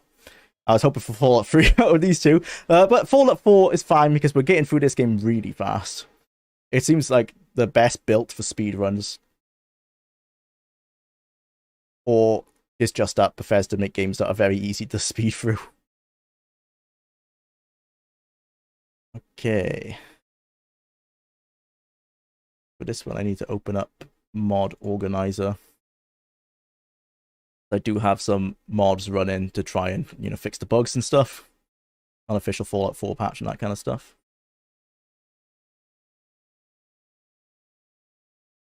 So close, yep, so close to Fallout 3.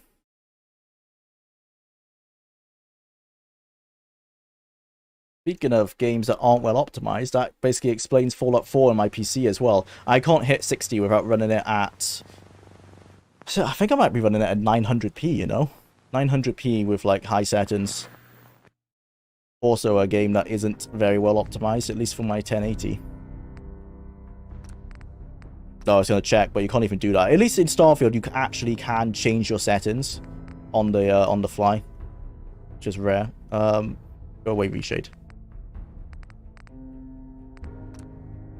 Right. Oh yeah, we're in the memory den. Oh, we're about to do the Kellogg cutscene, isn't it? That's yeah, fun. Right. Let Nick explain. It's all yours, Nick. We need a memory dig, Amari, but it's not going to be easy. The perp. Look at this. Kellogg is I can already move sold on in conversations. Whoa. Is this modern technology that Starfield doesn't have access to? You don't realize that the memory simulators require I didn't remember like how much I missed this, being able to move. Please help us.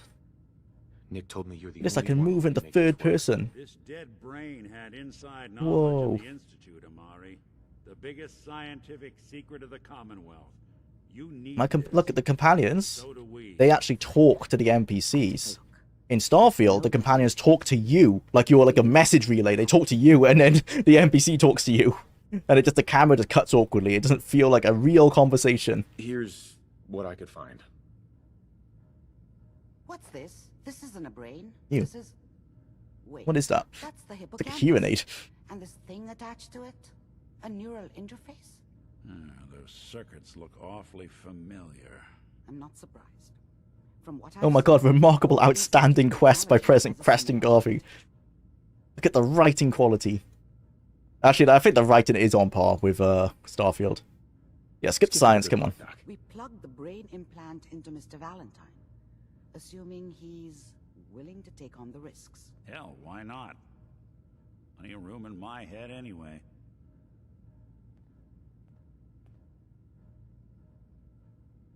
Hello? Okay. maybe because of these bugs, this is why they had to do what they were doing. Like, that was a weird pause. Thank me when we found your son. All right, let's do this. You would have thought by locking you into the conversations in Starfield that it would help. Look at that. He started talking the exact same second she stopped, so it felt like a conversation. In Starfield, someone will talk, you get 2 seconds of silence, camera cut, then the companion talks, then camera cut, then they talk. It's very jolted. This feels so much more natural, which I never thought I'd say about Fallout 4. That's what I was Look, they talk bang, bang, bang straight after each other. It feels like it has a flow. Appears the Institute has one last failsafe. You don't get that in There's a Starfield. lock on the memories in the implant. Way to break Tell it. me you have a way past this, Doctor. Let me think. The encryption is too strong for a single mind. What the fuck? This new feature of conversations with more than one person is just a sequel to Starfield? This is Starfield 2 Post-Apocalyptic Edition. They finally designed Earth. They were too lazy to do it in Starfield 1. They just put like 2 monuments on the whole planet. Okay, let's do it. All right, let's get started. Just sit down over there and keep your fingers crossed. Will do. See you on the other side. So Fallout 4 in space, but worse. Worse in some regards, better than in others. Better gunplay. Better movement controls. They're much slicker. Like I've always complained about the movement controls in Fallout 4. Like I hate when you sprint in this game. It feels like it takes control away from you because it makes it so that you can't sidestep as fast. Which I think it feels better on controller. It feels like you're going faster. It has like a more inertia to it. But on PC, it feels terrible. At least to me. In Starfield, you don't get that. Even when you're sprinting, it feels like you have full control. I much prefer the way it controls. The boost pack is really cool in Starfield, especially in the combat. Ah, good. But yeah, conversations, Simulation downgrade. appears to be working, although the memories The writing is the same, but it's the way they're handled. I'll try to step you through the intact memories and hope we find one that gives us some clue to the Institute's location. Where are we going? Oh, over here. This is the earliest intact memory I can find.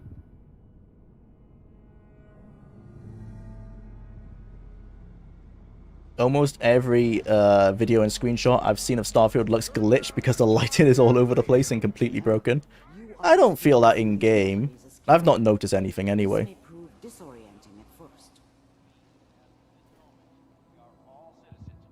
I don't like the lighting filters that they used. Like every it's like they put a Fallout 3 filter for every like interior you go to. It's got a different, like, this one's a grey filter, this one's a yellow filter, this one's a blue filter. So one of the first mods that came out on the Nexus was a filter. It was a mod that removes all the filters. What we're looking Maybe at some for. point in his life he wasn't a complete asshole. There appears to be another intact memory close to you in temporal sequence. There. Not sure if the game's just broken or the devs not knowing what lighting is. Hope someone There was on Twitter, one of the guys who designed the lighting did a post, and lots of people were praising him for the lighting and saying it was the filters that made it worse or something like that. I'm not sure. I've not seen that personally anyway. I'll have to look a bit closer when I'm playing it later. But to me it feels fine. Powerful lighting to Fallout 4. Tintin in 2023. Yeah, they put filters and everything, yeah. Tintin has never been acceptable in any regard. Yeah, they love their filters. Can I go to the next spot? Oh, I have to go up there. Do I? Am I going the right way? No, this seems to be the right way.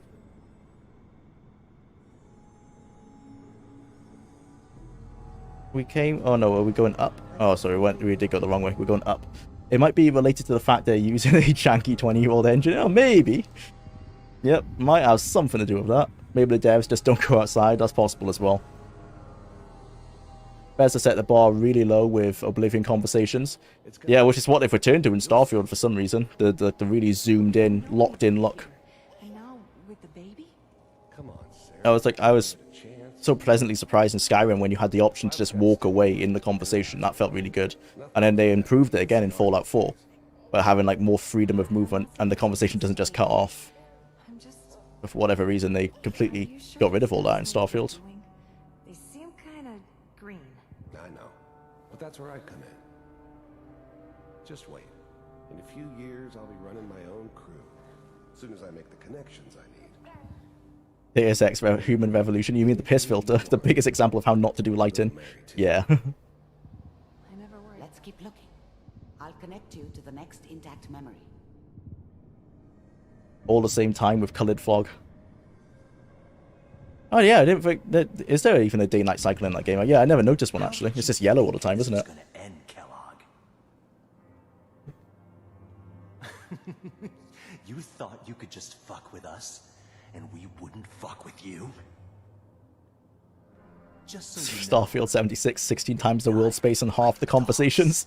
Yep. and you I found weren't another there memory to try. to help them. I'll connect you.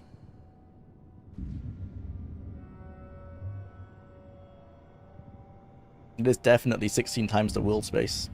Well, it's probably 100,000 times the world space. If you actually were to calculate them all.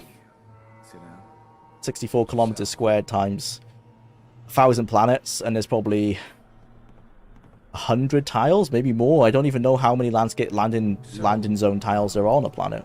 It could be an endless amount. So, yeah. 1 million times If you pay the me. world space. Oh, we'll pay you. Well, we seem to be getting closer. Try this next one. I can't even maintain 60 in this. Oh, no, I am. If I'm getting any drops, it must be because I'm streaming. Because as you can see, like, my GPU is barely working. 32%. So, you're with the Institute. I wanted to see for myself if you really existed. We're getting warmer. One of these has got to tell us something. We're running out of brain here. Did you get a chance to look at the full Fallout TTRPG and stuff? Yeah, I looked through it a little bit. I haven't got a chance to like really look at it super in depth. Is this a glitch? This meant to be happening. Vault computers are still working. like the walls not being here. But yeah, I managed to look at it a little bit. I've got it all saved on my PC to look at like at a later date.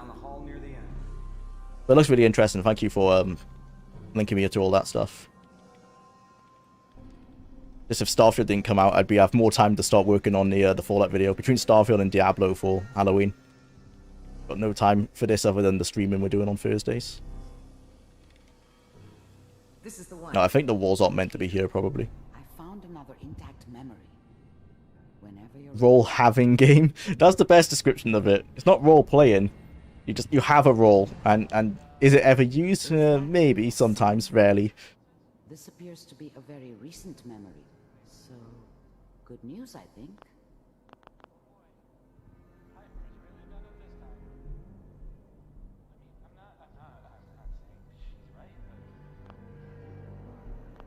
This whole setup and wasn't my idea to settle down with the kid in the middle of Diamond City. I thought it was a terrible idea, actually. Where to next? On the door opened. Ah. It's okay. One of these days you're gonna get your head blown. Gonna be reading the books for the Fallout retrospective. I didn't know there were Fallout books. Unless you mean the TTRPG books. Then yes, I will be reading those. And I'm gonna be reading GURPS as well. Like trying to get a grasp of the GURPS system to see how much it actually influences Fallout 1. Based on what Tim says, quite a lot, other than like stuff they had to rebrand for the legal issues. The RPG books. Yeah, I will be, yeah. I'm not sure if I'll cover them in the video, but I'll certainly do it as like read them as part of my research. Wow. Some heads are gonna roll for this. Capture and return, or just elimination? Elimination. He was working on a highly classified program. No kidding. One of the top bioscience boys? Damn. So, Let me go. I guess you're taking the kid back with you. Affirmative. Your only mission is to locate and eliminate Virgil. You're taking me home to my father? Yes. Stand next to me and hold still. Okay. What?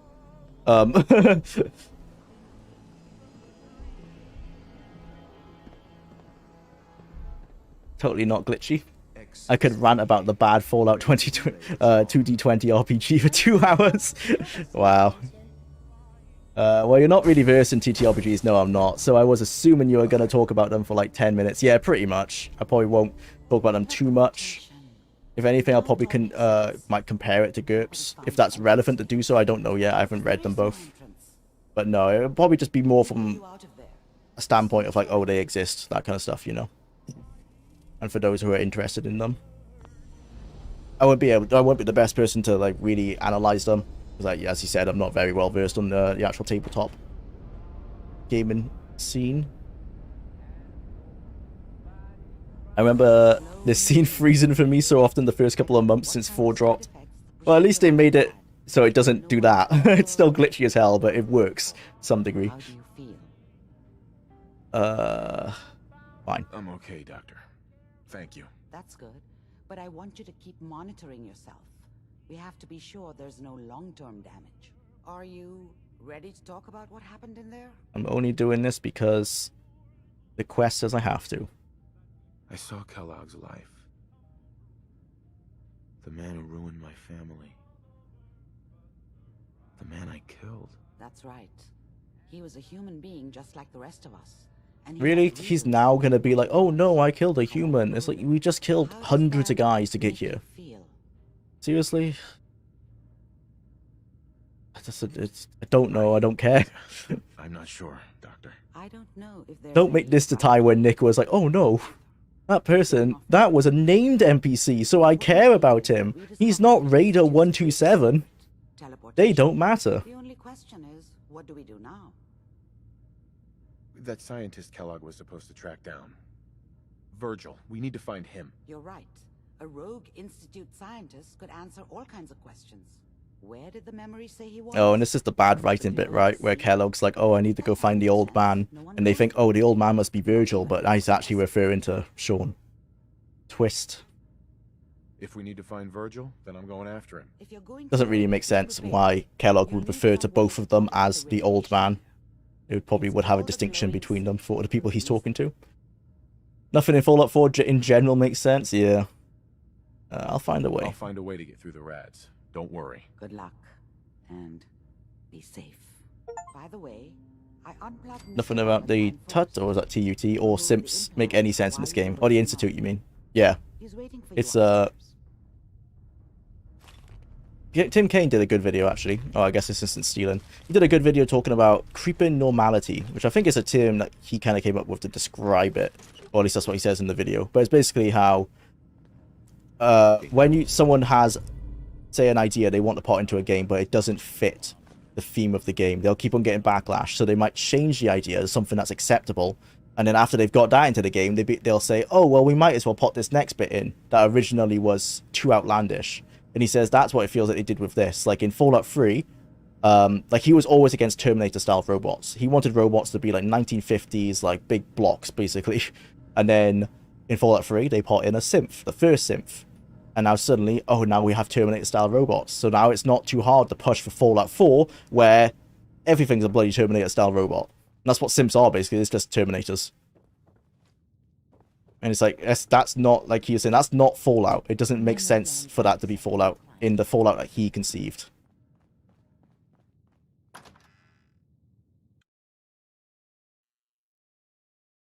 And like Sean, they somehow managed to make him into a massive disappointment that you want to shoot him in the face so you don't have to be embarrassed of his existence anymore.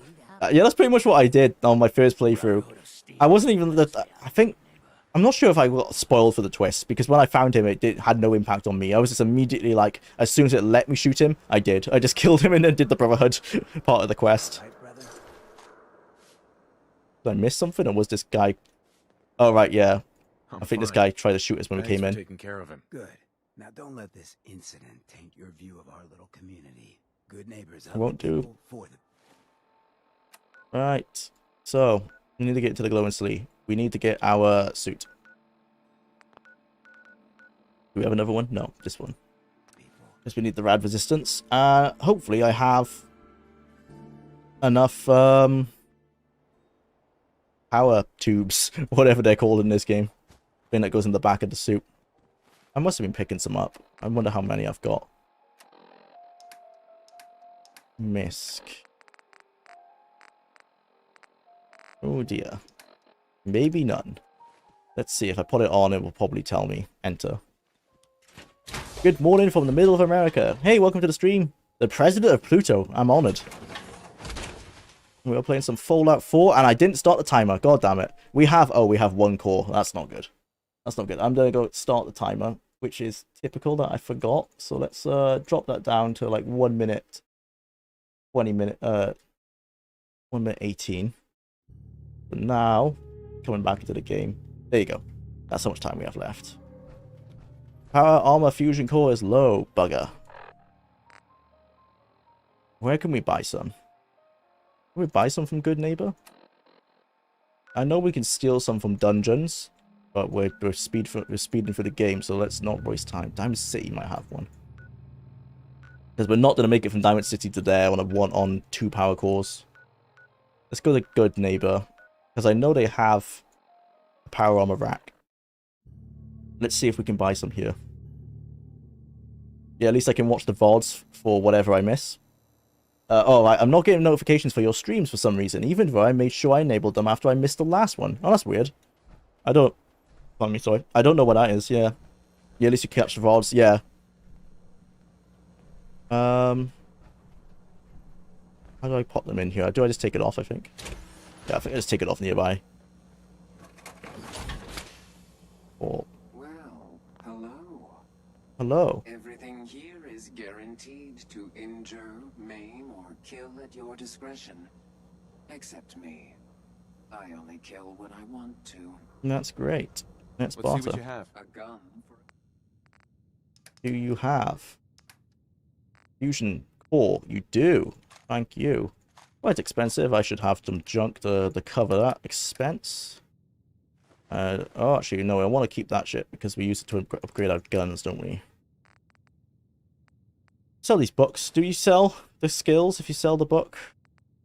If we do, then RIP, I guess.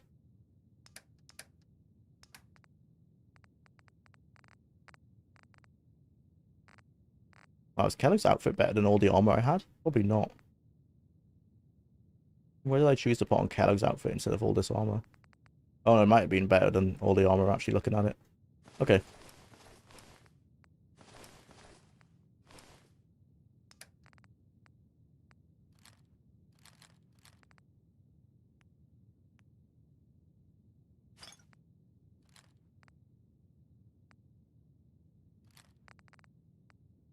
Why aren't we using the submachine gun? Oh, because we got another one.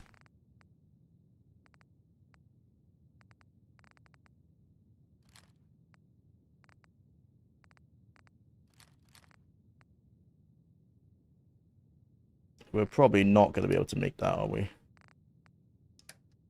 Any ammo I don't need? Any nuke? 5 mil. Oh dear. Okay, well we don't need 4. Let's just buy some ammo. What we have for the rest of the stuff, and that should be able to get us through the glowing sea. Where's my weapons? This. Okay. I need 10 mil. I need 45. I haven't got any 45. Fuck, that's expensive. Not even worth really getting for that much. So 45. I need energy cells. 44. 308.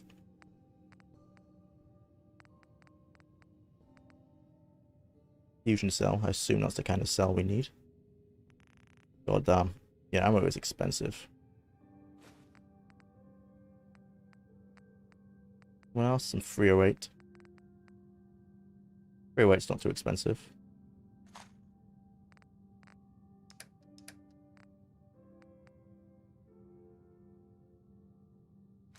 Alright.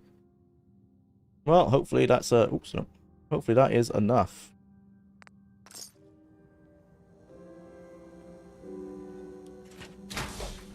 Bethesda made the Fallout world into a cartoon, which is very much not what it was. It was a serious, gritty, and fucked up, and occasionally funny shit to cope with the depressed, recovering world.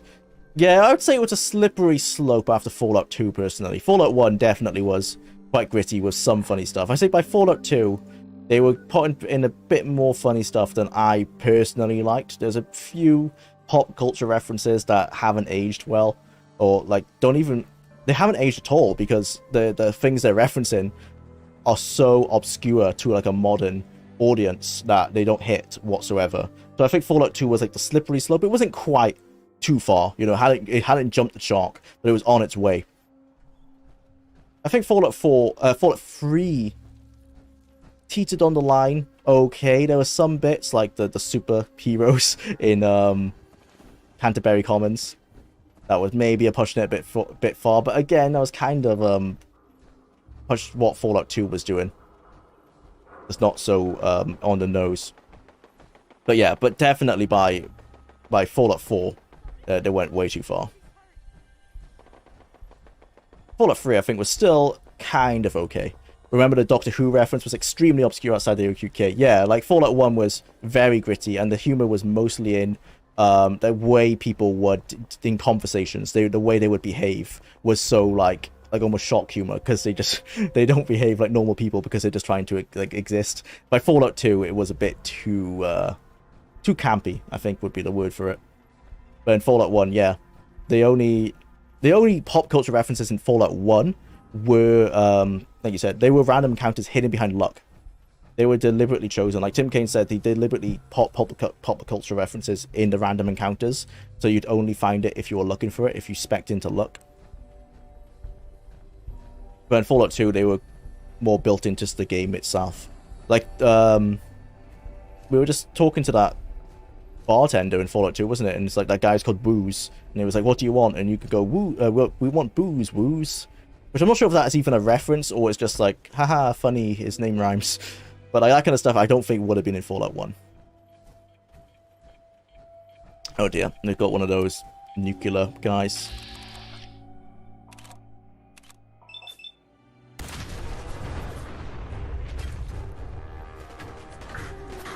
This is what I'm talking about. This movement feels horrible compared to playing after playing Skyrim. Not Skyrim, Starfield. Wow, it makes also the FOV is Jesus Christ. There you go, it's a bit better. Oh no, it's just because the weapon's massive, isn't it? I was like, why is the gun so close to our face? It's not close to our face, it's just huge. That's why I say Starfield, they definitely took the reviews about gun sizes and the gunplay to heart. And this feels awful actually. It's so slow.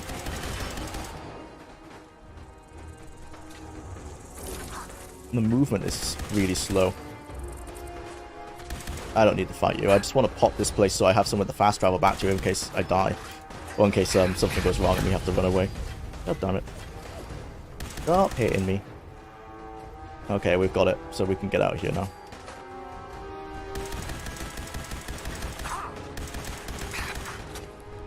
Anyone else attacking me? No, it's just him.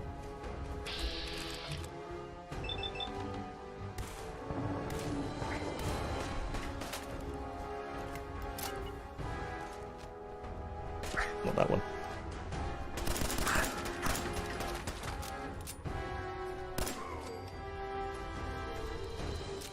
Right. Give me your ammo.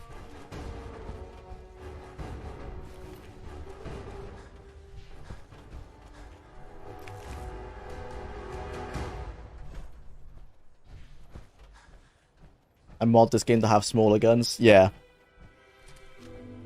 That's a shame. That's what you have to do in this game to make them not comically oversized.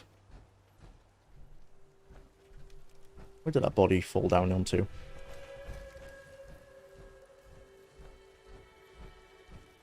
Let's try not sprinting too much because I know that drains the fusion core faster.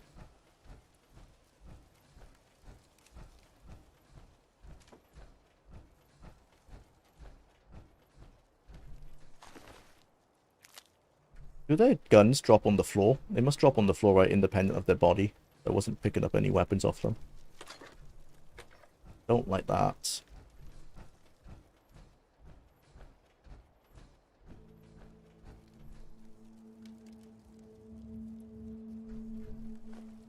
No, I didn't mean to pick up that pint glass. None of those would be worth it.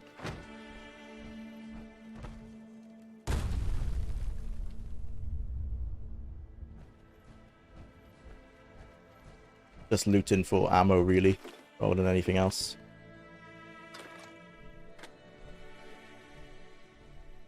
No, I can't craft in the power armor, I guess.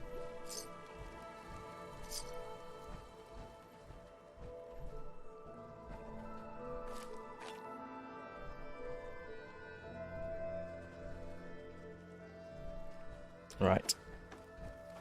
Continue to the glowing sea. Can we swim in power armor? I think so. Or do we just sink to the bottom? Oh, yep, okay, we just sink to the bottom. Do we drown? Well, I'm gonna quick save in case you do drown. I didn't check that. Hopefully not. Too much Marvel sequence joke factory kills it for me. And in Starfield, yeah. I think Baldur's Gate 3 had a good balance where, much like... Oh, you mean in Fallout as well. Yeah, much like Fallout 2, you'd have to go look for the funny shit and wouldn't be disappointed. I would say Fallout 2... The funny stuff is a bit more in your face. But yeah, I know what you mean. It's not like it's not overtly all the time. It's not like the Marvel thing, like as soon as something serious happens, 1 second later there must be a joke, because God forbid you have to think deeply about something for too long.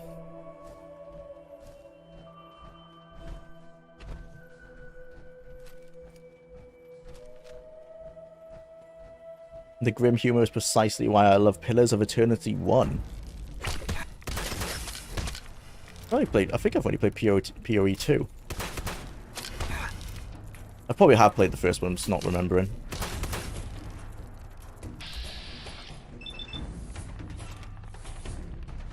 Cinematic reload. Bang bang.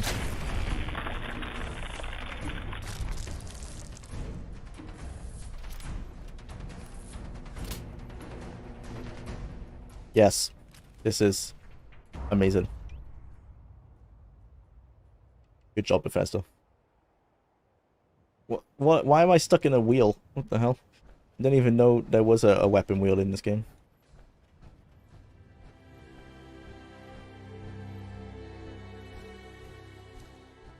We might, once we pop a fast travel location close to the edge of the glowing sea, we might fast travel back to Good Neighbor so we can repair our armor. So because I just noticed we are losing quite a lot of the actual pieces.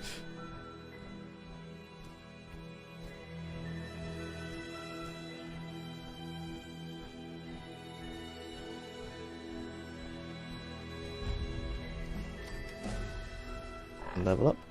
Oh, we have 2 level ups. We're just looking for things that do damage, right? Increase carry weight. When eventually without a companion. That's good, because we're not using one right now. Requirement's not met. More charisma, is it? Charisma 3. Oh, level 17. Oh, bad. Rifleman. 15%. Damage resistance. We're going to be able to fight that Deathclaw soon, unless we can sneak around him. So let's get some damage resistance. And let's get some extra damage. Oh.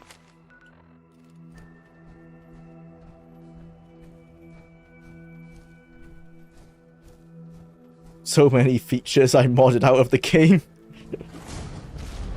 That's what we were talking about. Oh, fuck. Shit, what the fuck? What do you mean? Why the fuck is he here? I'm not going to run away from that thing, I don't think. I'm wasting my fusion core sprinting as well. Oh, maybe I am going to be able to run away from it. Fuck me.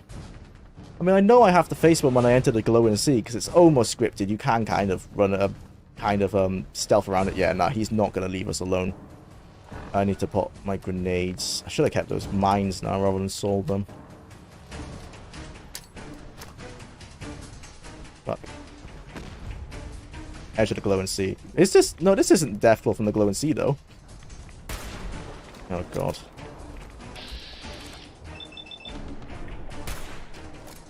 How are you missing at that range? Wow. So much damage. Oh, God. Oh, dear Lord. Oh, dear Lord. No, why would I... See, why would I want to fight those, game?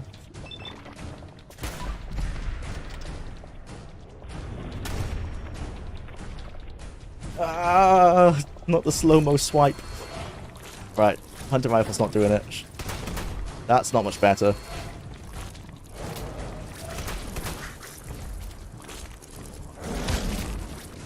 Oh, God. Can we, if he stays there, can we try and blow up these cars?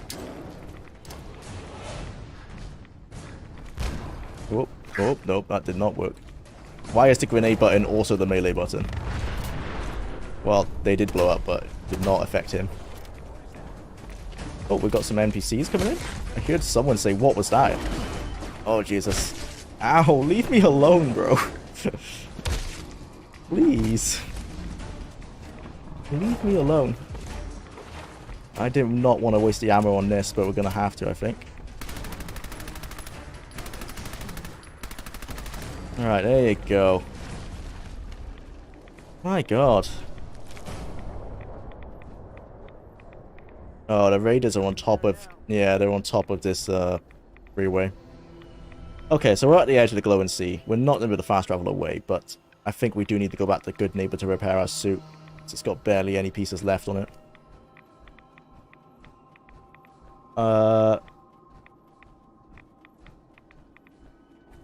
You can outrun anything in this game. You're faster than Usain Bolt. Well, I would be if I'm not wearing the power armor to try and get through the glowing sea, so I don't take too much radiation damage. Just walk away. I did try that. He chased us down, sadly. But then he wouldn't get a legendary left leg of charisma +1. Yeah, you've got to fight all the enemies, like, to get all of these unique weapon pieces, which are back in Starfield, by the way. That's how all the weapons work in that game. Unfortunately, they're all the same randomly generated stuff. Oh, I don't want to kill the doggo. Doggo, run away! Run away! Oh, yeah, silly boy.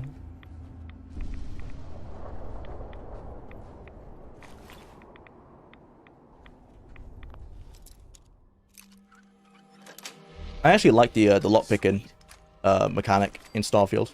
It would actually have to use your brain. Not like this is like very simple in comparison.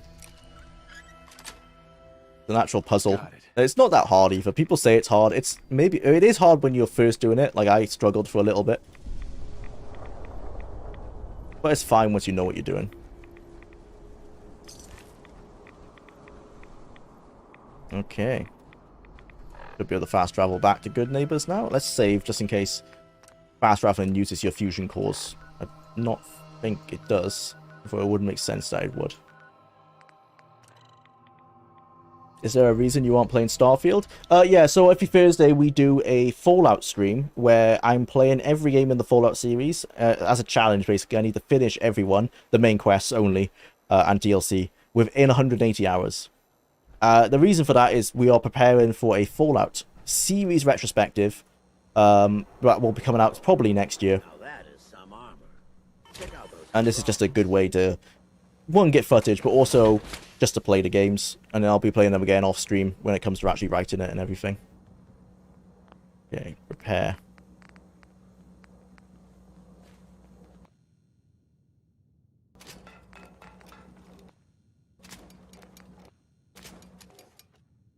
Oops, don't have enough materials, I don't think. Nope, we need steel. Okay. I wonder if you sell any. Here for every situation. Uh-huh.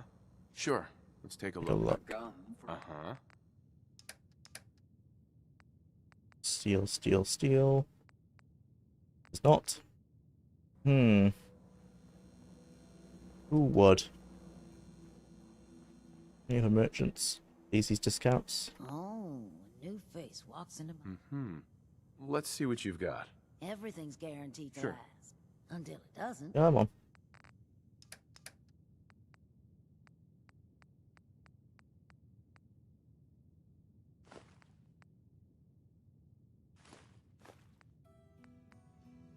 That's quite expensive.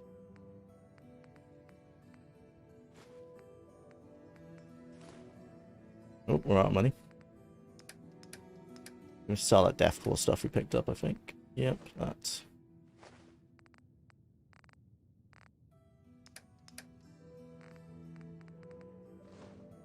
Oh, that gives us some more money to work with. Nah, not too much though. Oh, did she just sell steel? Oh, she does. Oh, it's 2,000. We wouldn't be able to afford that anyway. I think that's enough then. Cool.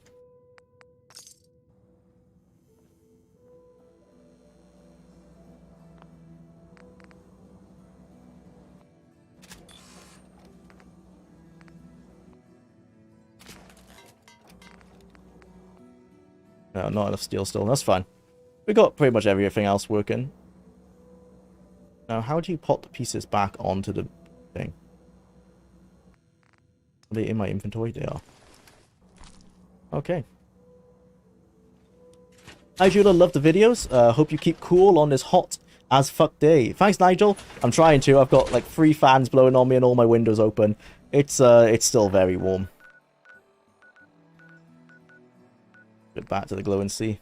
It's harder on keyboard and mouse because no tactile feedback. The only thing that advantages console players, but with the movement and everything. Yeah, that's what it doesn't translate well as a PC game. Fallout 4 never did to me. The movement feels awful. It's very slow and cumbersome, and that's why it does feel better on a controller, as you said.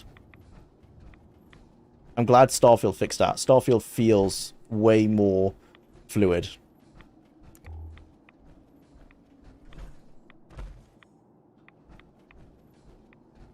Oh, you mean the lockpicking? Well, yeah. The lockpicking on PC, I mean, it's fine.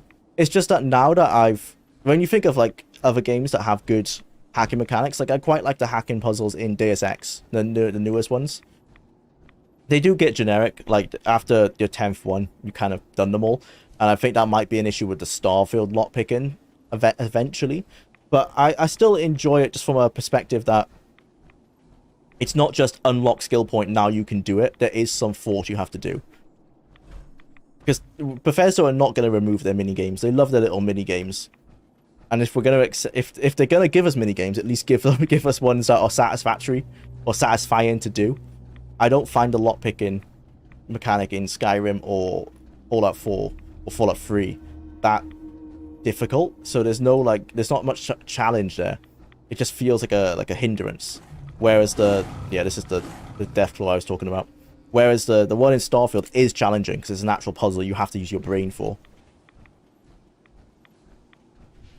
So it feels like a better dopamine reward when you do successfully do it. Which one was good against these guys? The SMG, right? Oh, hello. Oh, out of ammo. This animation is no longer interesting because I've seen it like 4 times. Oh, what the fuck? I did not realize there were that many of them. Yeah, okay, we're just gonna run away. You know what? We are gonna run away from those ones.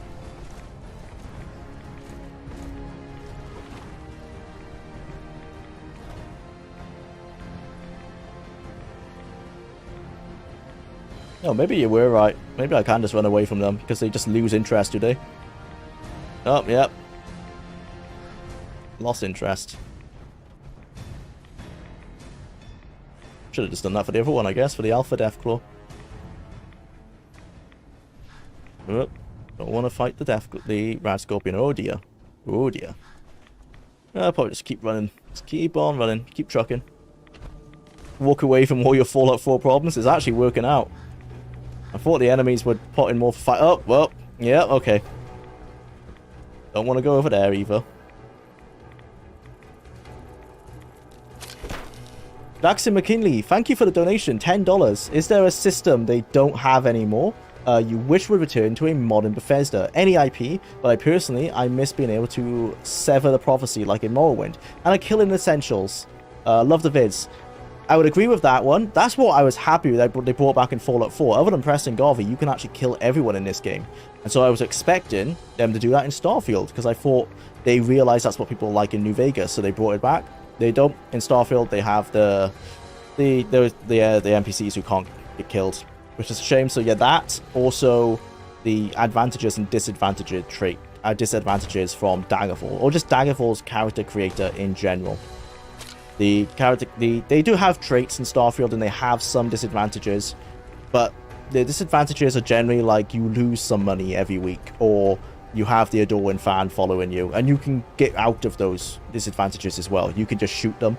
You can shoot the Adorwin fan, or you can just pay off your mortgage for your house. So the disadvantages aren't as poignant as they are in Daggerfall. So yeah, those through. The killable NPCs, and the character creator, like a better character creator. Is this where we need to go? Oh, I guess we need to ask someone they know about Virgil.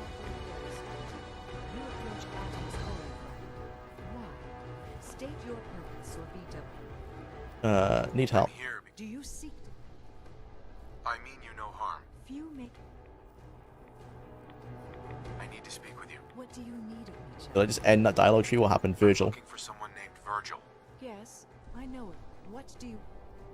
I need information. He has sought refuge. What do you want? That's my business. He has come to. What do you want with him? I said it's my business. Now are you going to tell me? I do not trust you. You will leave at once. Do you have a moment? What do you need of me, child? Give me the answer. Let me know if there's anything I... You are kind to... I need to speak with you. What do you need of me, child? There wouldn't be a place I could resupply. Seek Brother Ogden. How have you survived? That is Adam. Sure. He has... No, I don't really care about the law. I need to speak with you. What do you need of me, child? Give me the answer I need. I'm looking for someone named Virgil. Yes, I know. What do you want with him? Why do you even care? True. He is not. What do you want with him? I need his help reaching the Institute. I have heard of this institute. In truth, this though he came to trade, you can find him.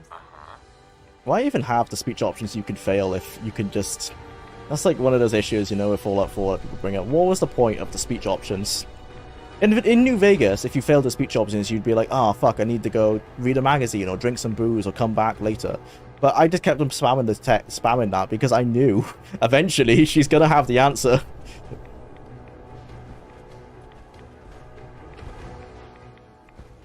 Let's eat some food so we don't die.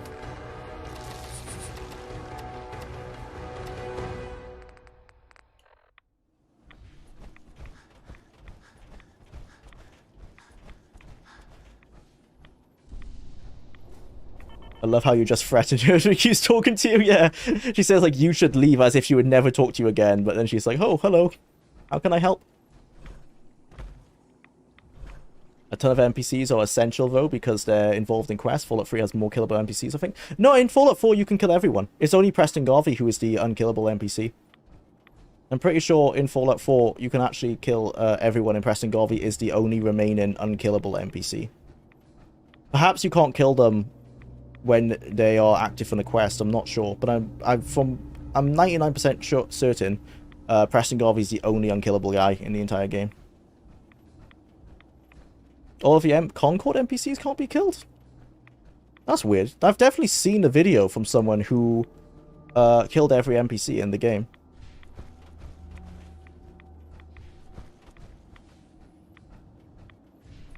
Because Preston Garvey essentially is the what's he called? The Yes Man ending. It's the ending that will always exist. Never mind then. Yeah, I'm pretty sure. Oops, I must have missed it. Can't kill Sturges. From what I remember, it's only... You can't kill them pre-quest completion. Yeah, I figured that is the case. That's what point. Yeah, that's true. But you can kill... I'm pretty sure you can kill everyone after you've done their quest, possibly. I need to fact check that, but I'm 99% sure Preston Garvey is the only unkillable one.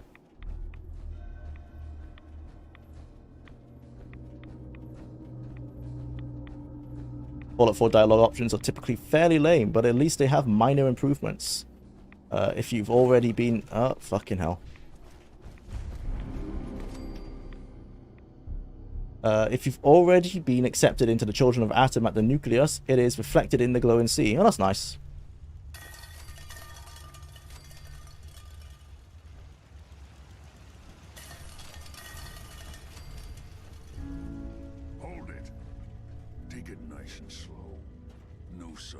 Ooh, I'm scary. I'm suddenly moving. Ooh. Ooh. Sneak up on me while you distract me? It's not going to work. I'm not stupid. I knew they'd send him after me. Are you You know. What the hell are you? He's a super mutant. You've seen them before, Nate. Don't act stupid. I'm just a guy looking for information. So. He's dead. Yeah. Don't you? Oh, I guess I don't have the ear implant anymore to show him. I knew, and so then what? I know you were part How the? No. Why are you even here? Does he even build you the transporter? I thought you could build the transporter with Sturges. What you're saying there might be true. I think Sturges you can't kill before the transporter. After the transporter, then he can be killed. But yeah, so I think it is the case that you have to finish... Like, a lot of people are unkillable until they are no longer assigned, like, the unkillable trait. So I guess that, yeah, it's basically... It doesn't have a point at that point, you know? But from what I remember, you can kill everyone once you've done what they're designed... Once they have no use for you, essentially. It's only Preston Garvey who will never be killable.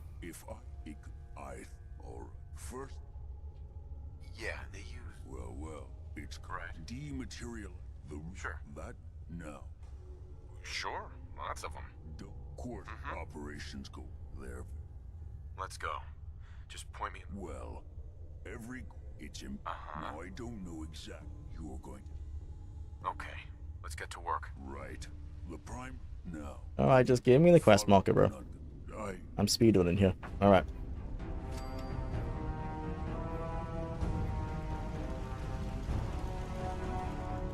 We're not going to be able to fast travel lobby as soon as we get out of here because of that bloody one. Preston Garvey's the one LPC we all wish was killable. Yeah. Oh, he might be gone. He is, okay. Good thing the difficulty spawned. They probably only have a few rock assets and just rotate them for every situation. Why do the Fallout rocks always look awful? 3, Envy, and 4. You just can't get dirt or rocks right. Especially in 4. They made them shiny for some reason. Like it's always raining. Probably don't need my power armor anymore. I forgot what our quest is. Listen to the course of radio frequency. Okay.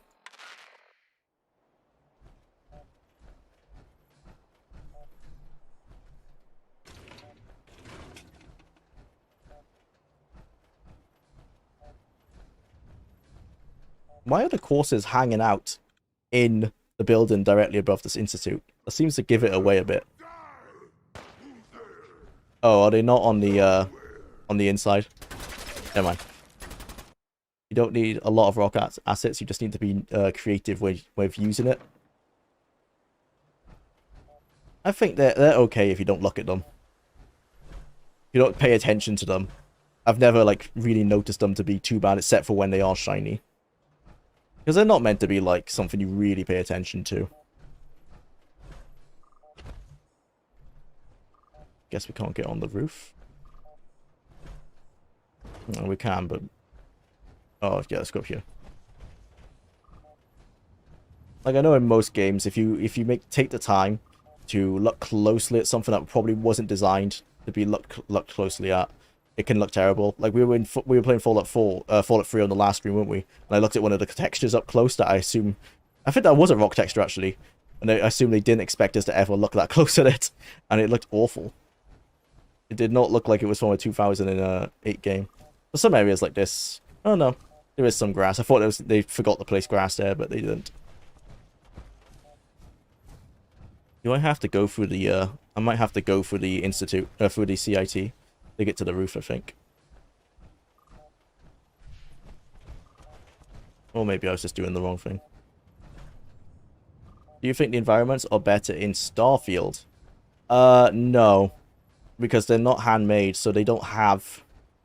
So, well, this is a bad example because this is an urban sprawl, so they still have like cities and stuff in Starfield. But in a wilderness, or say Skyrim or Oblivion or Fallout 3, there will be times where there's a valley, and the designers have to deliberately design that valley in a way to direct you to something. They want to direct you towards a quest or a cave or something to discover, and there'll be a path or like a cobble road or just something that's been placed there by a designer that they want you to follow. There's none of that in Starfield because it's all just randomly generated landscape or procedurally generated landscape with random places of interest dotted literally at random. There's nothing that connects them. There's no paths to them, nothing like that. They are just thrown on the map, and you can only find them using this scanner device you have in your HUD.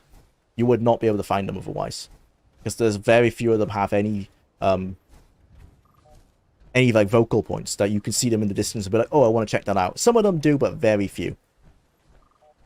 That's the issue. It's just they haven't had that hand-designed touch to them that you need to help direct you through the world. If there was no scanner in that game or no map in that game to direct you where to go, you would not find most things.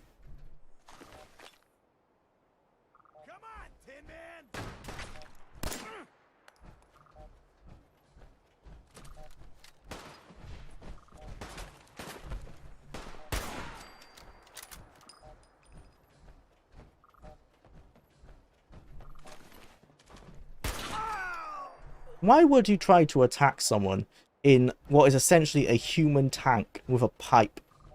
A lead pipe. That must be a hell of a jet overdose he is on.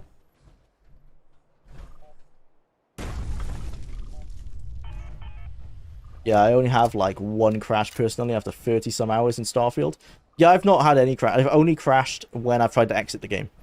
Which, that's fine. Like, I don't really care at that point. It's very stable.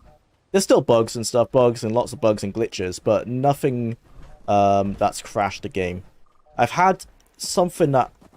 Did I have something that was game-breaking that I had to reload for? I remember writing in my notes something about a game-breaking bug, but maybe I was wrong. You'll know when it comes to the retrospective, I guess, when I actually look through those notes again. I can't remember if I had a game-breaking bug at one point, like a bug that made a quest impossible. Might be misremembering that.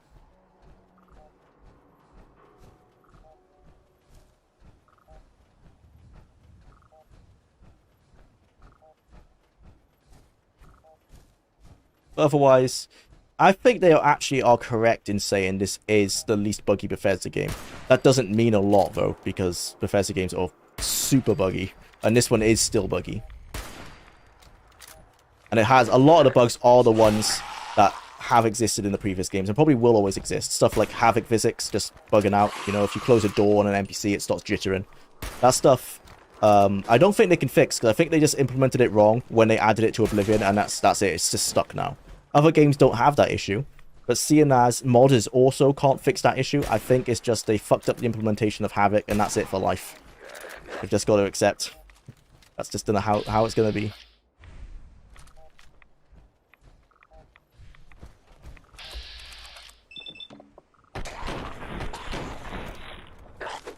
I'm actually sad that it's less buggy than other Bethesda games. That's the part of the fun for me.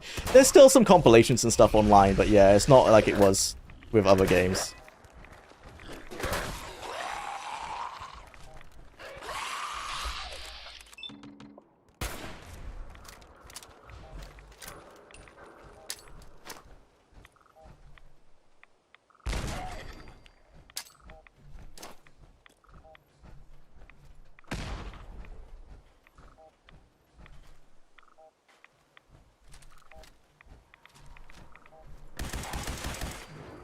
Where are you going?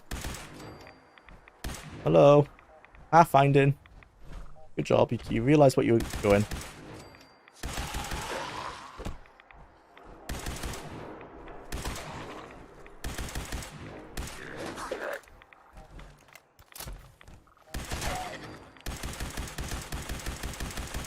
Stop dodging me.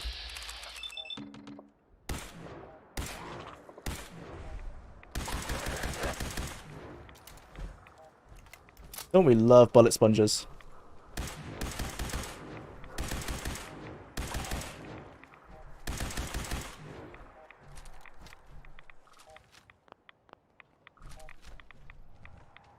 Oh, reload. Oh my god, die please. Yay.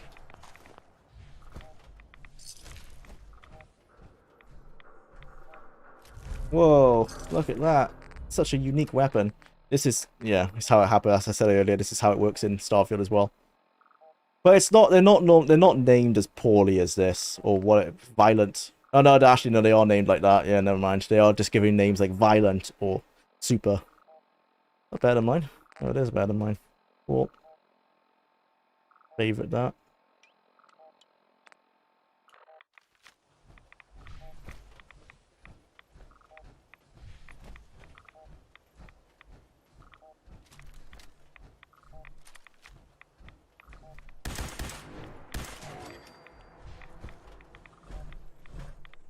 Well, it is important to have a place to soak the spear. That's why you go to space, and at least according to Captain Cook.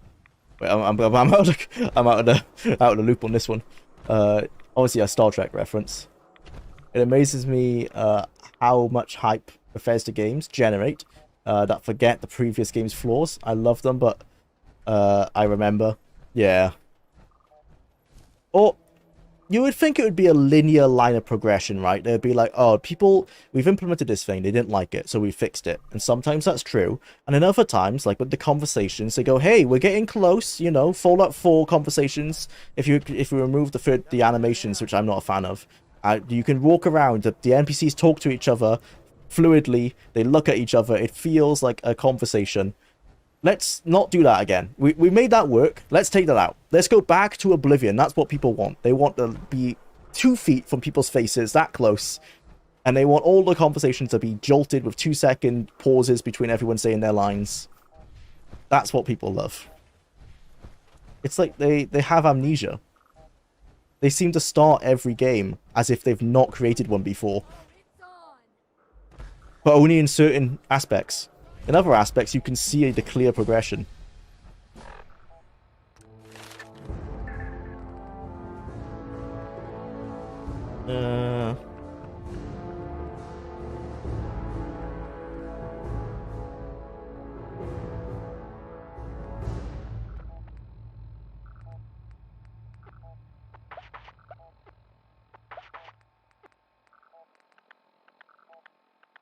Hmm.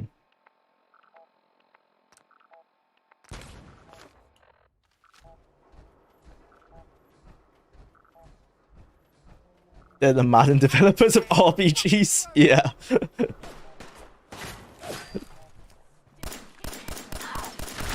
It's like they release the same game in that Bethesda games all feel the same, at least since Oblivion, because it's all that same engine.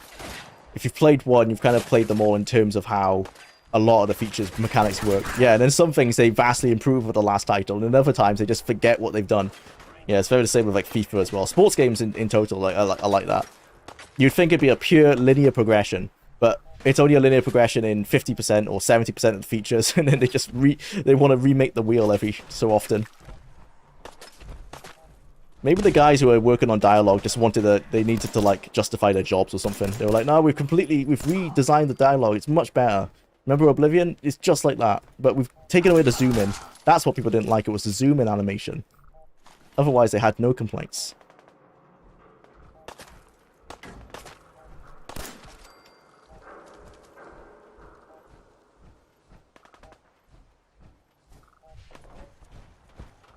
Yeah, he's gonna be in one of these buildings, isn't he?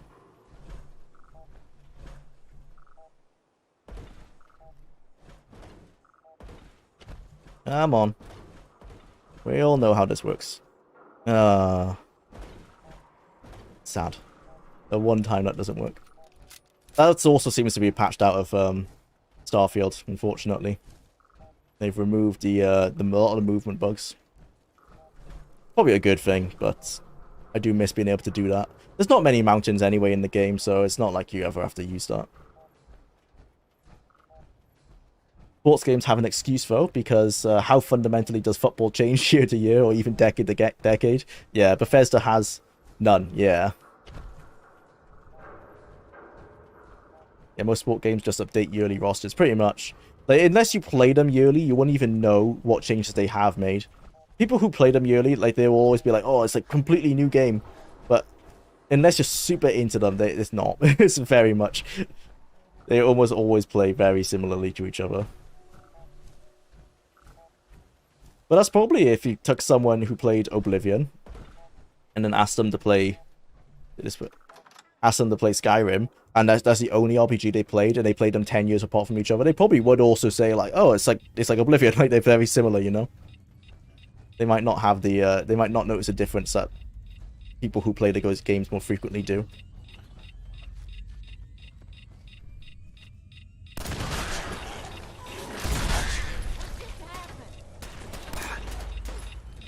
Why are the mole rats got landmines on them?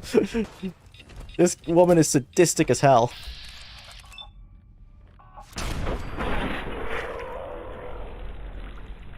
I've not seen that before. It's interesting. You are crazy. Oh yeah, I just realized there's no gore in Starfield either. Yeah, they removed the gore. Forgot there was gore in this game.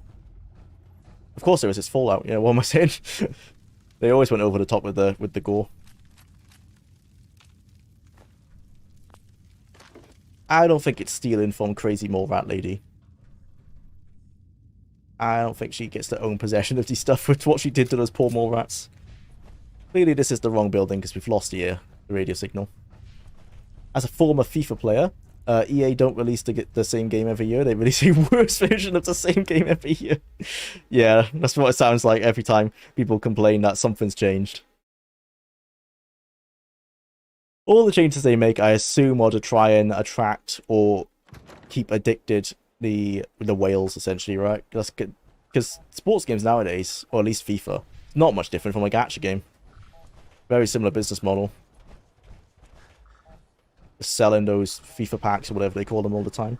Where the hell am I meant to be going? Oh, that would make sense, huh? The big tech looking building. Yeah. Figured it out.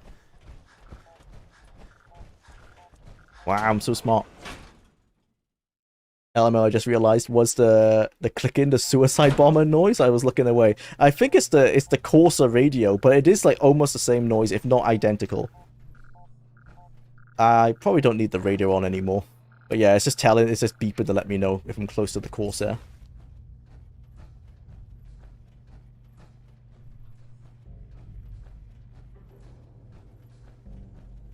And I know last time we were playing Fallout 4, I was lamenting about how I hate the local maps in Bethesda games.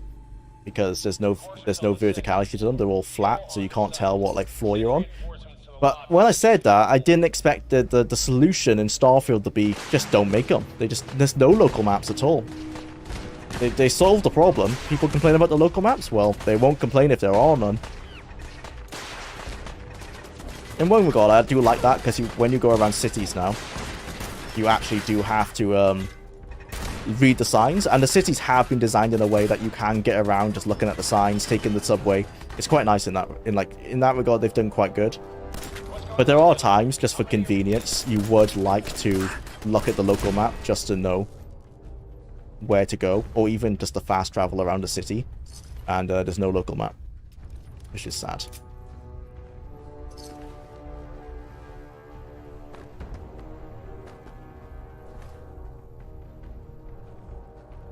I honestly don't know how hard it is to make a local map, to be honest. Well, the way it's done in these games is it's not hard at all, because that is a top-down view of the actual room with a filter applied. That's how it's been done since Morrowind. Does Morrowind have them? Yeah, I think they did. It's literally, that's how the map would be designed in the creation kit. And they could turn it around and stuff in the creation kit as well. But you put it top down, you zoom the camera out, apply a filter, that's the local map. So that's how it's done, and that's why there's no verticality, because it's just whatever that looks like with the filter applied. So it wouldn't have been hard to do in Starfield. They just didn't want to. The issue was, it would have been hard to do in Starfield in the graphical style they've done the surface map. The surface map is 3D, and you can see the mountains and stuff. Now, if they were going to do that for a city, you would expect to see the towers and everything done as 3D models. And they maybe didn't want to do that, but in Skyrim, they did that by, again, they turned on the LOD, which is the level of distance terrain, so it's like a low-res version of the terrain, zoom the camera out, and that's the world map for Skyrim. So why couldn't they have done that for Starfield and apply a filter to make it look digital? Like, to make it look, yeah, digital. That's what they've done with the terrain map. Doesn't make sense. Clearly, that was a decision they made. I'm sure employees tried to make a solution, and at some point they went, nah, sack it in. We're just not going to put a local map.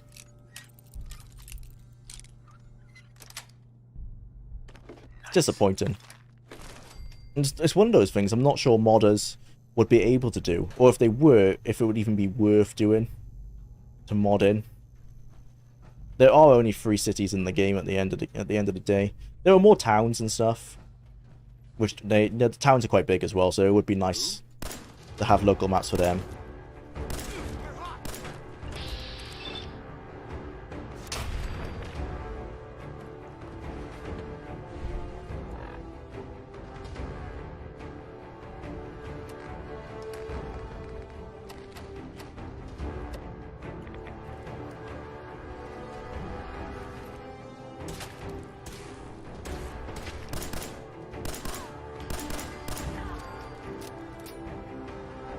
Apparently that laser pistol's better than what I'm using now.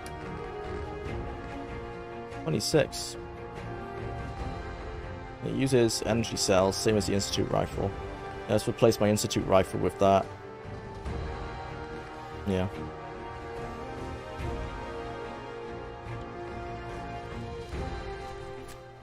Cool.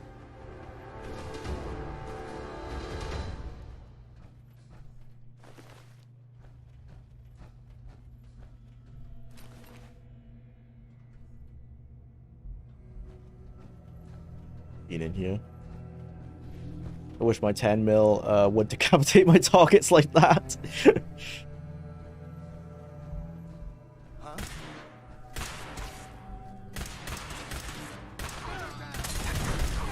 Why would you self-immolate yourself like that? You silly man. That wasn't worth it. Take a bad away.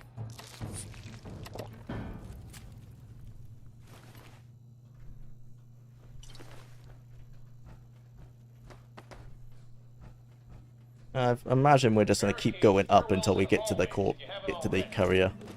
Or the corsair, sorry.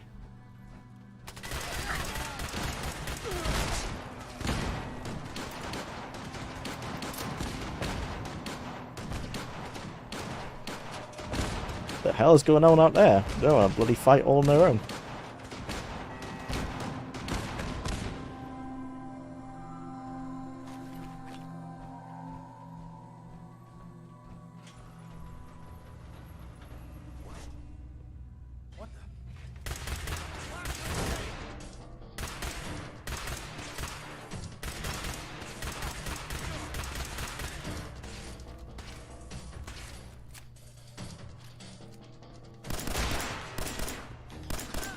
I don't want to waste all my laser pistol ammo.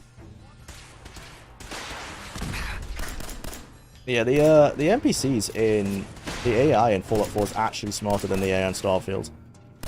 The AI in Starfield must be struggling with the size of the locations they're in, maybe, because they don't dodge like this, and they don't take cover as well.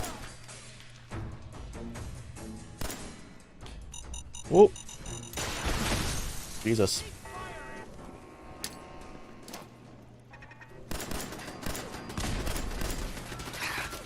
Ow, ow, ow.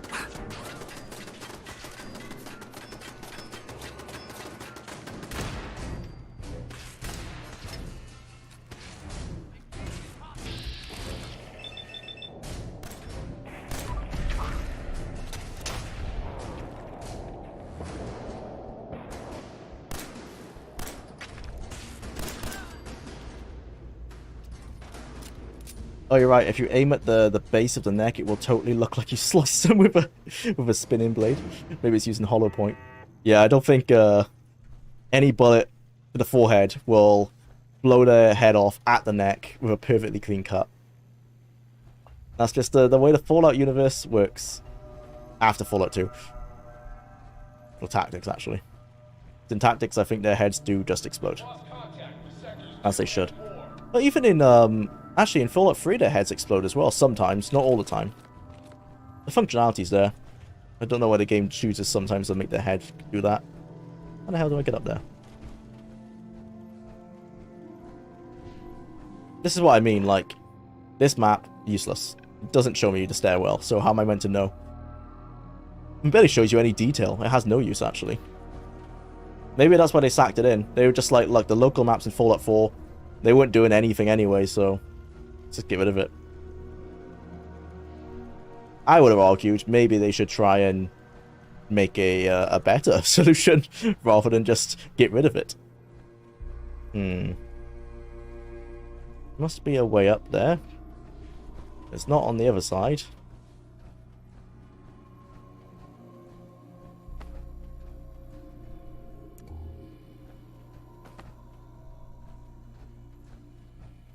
Well, that's the stairwell there, isn't it?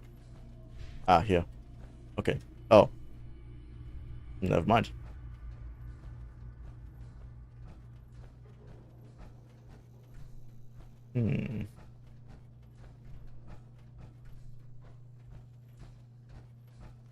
These dungeons are normally pretty linear, so I don't imagine they would expect you to backtrack here. I thought you run through here and then you go up and then you run back across there.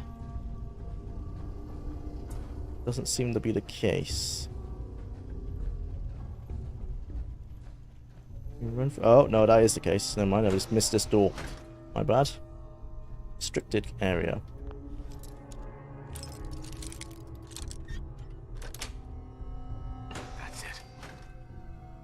I think it's weird that you get baseball bats, rolling pins, and canes, but no hockey sticks to use as weapons.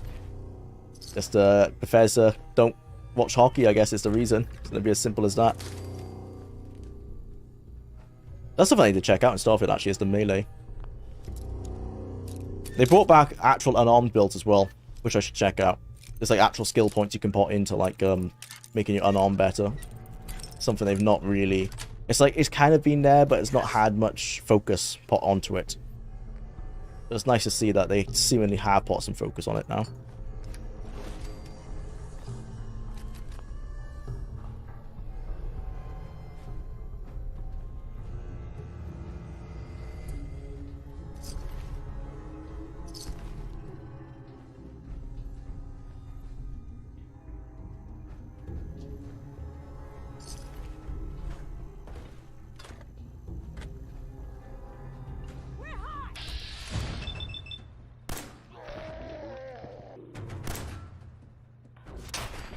There you go. So the heads do blow up. So, yeah, I don't know why sometimes the engine decides to not do that.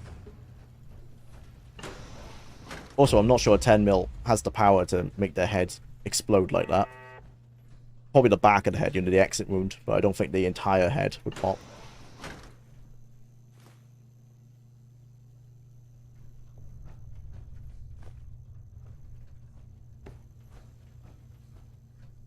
I honestly, at times, wishing was in Fallout in Starfield in some situations, but I think it's a slow time aspect. It might be in later on in Starfield, not to spoil it too much, but you get some powers. I can't remember if one of those might be slow time. Not to spoil it too much, but that's why a lot of people say it gets good certain amount of time in, because you get some things that make the game a bit better. And also, it's the classic thing of a lot of people look at Starfield kind of like a beta, right? As a tech demo for what we'll see later.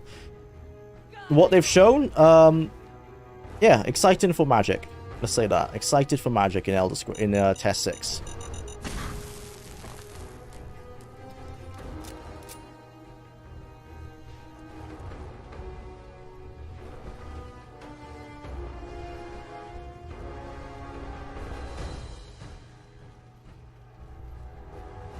I have to go across here.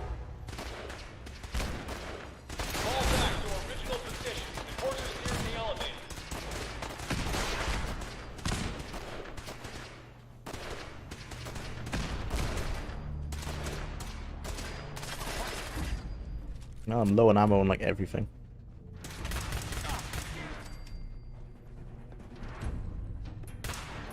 Oops. Oh, I just accidentally skipped that entire animation by doing that. It's good to know.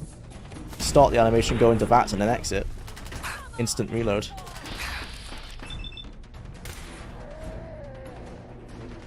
I think you can get as an attachment though. Oh, for a weapon. I've not. Maybe. There's a lot of weapon mods you can get. I haven't really spec'd into the weapon mod skills, so I don't know how the true depth of that system yet. I think maybe Evan was looking at that. I'm not sure. I'll spec into them anyway. I'm gonna try and cover everything for the retrospective, even though we're gonna be doing separate topics in the retrospective. I want to make sure I've covered everything I can. I'm on my second build so far. Doing a stealth build now. So I'm immediately disappointed when I found out you don't start with the stealth skill. I can't believe that. You have to unlock that separately. Unless you pick the background that has it unlocked. Same with pickpocketing. That's a skill. And lockpicking. That's a skill. Oh no, lockpicking, no. That's the thing. Lockpicking you can do. You can do a novice lockpicking. You can't do it. You need a skill to do advanced and higher. I don't know why stealth and pickpocketing don't get that on seen as the same. Don't have that privilege.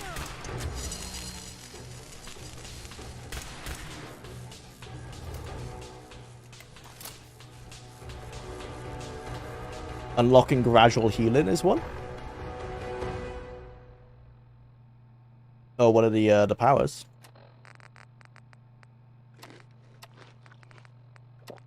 Or one of the skill points.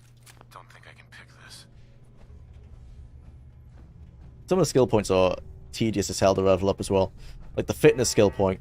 And the thing is, it is tedious as hell, but it's kind of just harking back to what the old Elder Scrolls games used to be like. So there's a skill point called fitness, and that's essentially your athletic skill from like Oblivion and Morrowind.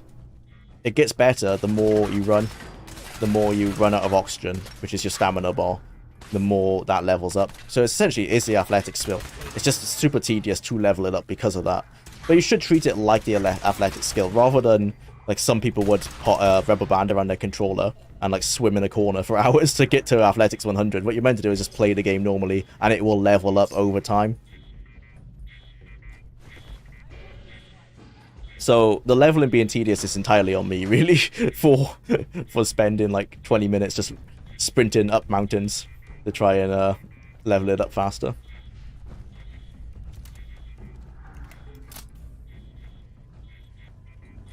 I think it's skill challenges and stuff like that is why Pete Hines, Pete Hines, I think his name is pronounced, why he said the game feels more like Oblivion than Starfield, than Skyrim. And I can totally see where he's coming from. The skills, especially, the way you level them up, the way they kind of level up, kind of like Oblivion, where it's meant to be organic, but you can kind of cheese it. Maybe that's what he means. I liked, for example, with the boost pack, to get better with boost pack at using your jetpack, you have to use your boost pack in combat. So you can totally cheese that by finding a room like this, get into combat, like if there's some conscripts or if some gunners, say, or there'll be pirates in Starfield, you shoot that, so you go into combat, and then you just sit here and you just spam the boost pack doing that until you get the amount you need, and then you can skill it up. I quite like this cheese options like that, because again, it is harking back to when you could do that. You can do that since Daggerfall. You know, you could do your acrobatics in Daggerfall, literally doing that, go upstairs into a tavern, go into the bed so you're really close to the ceiling, and just spam jump, and you're just jumping on your bed to get your acrobatics higher. I think that's what he meant when he said it feels more like Oblivion than it does Skyrim. Because Skyrim didn't have any of that, really.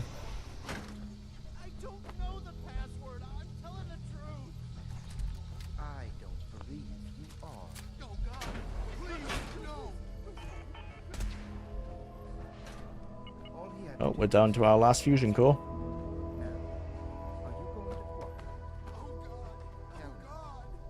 Bad grammar is fine. Misspelling grammar, however, is a felony. How do you plead, citizen? Yeah, that's very Judge Dredd. I see what you mean.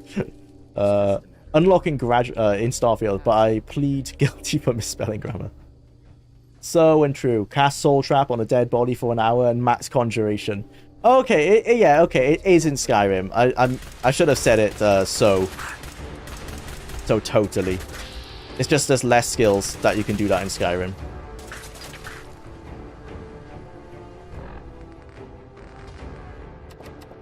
There's less opportunities for role-playing training. You can actually, the magic is the one area you were correct. The magic is the one area you can role-play training.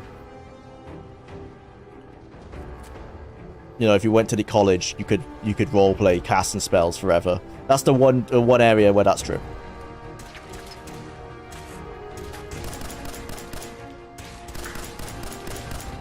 But you can't do like hill runs because they took the athletic skill out. Well, probably for good reason, because it has little use in Oblivion other than making you run faster, and it's the same in Starfield.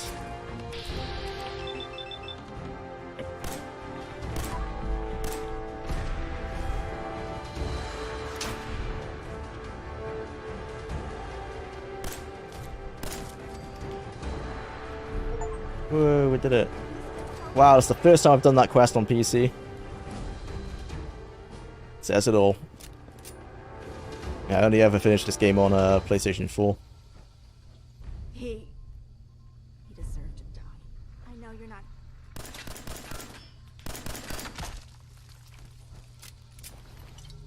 If you're going to kill me...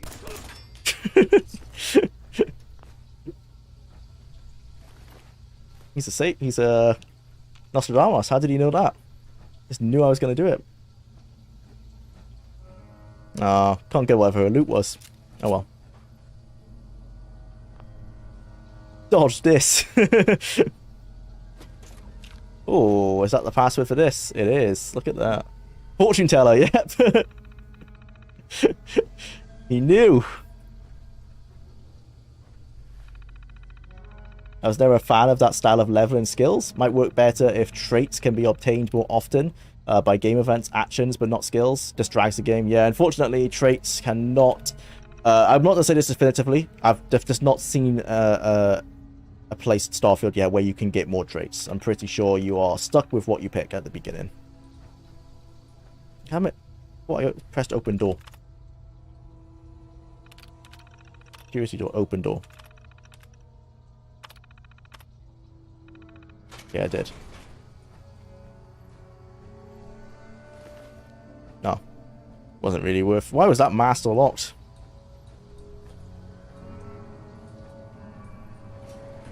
Okay, Jwlar has my full support for waxing the captured sim.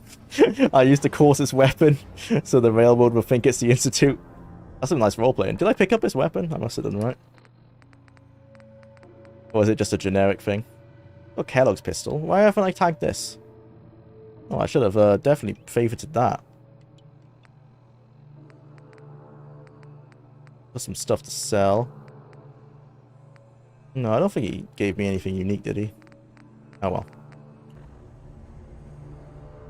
They split aesthetics into two through fitness, athletics into two, yeah, through fitness for sprinting and gymnastics for combat slide, fall damage, mantling. Man, I need to look for the skills more often. This combat slide.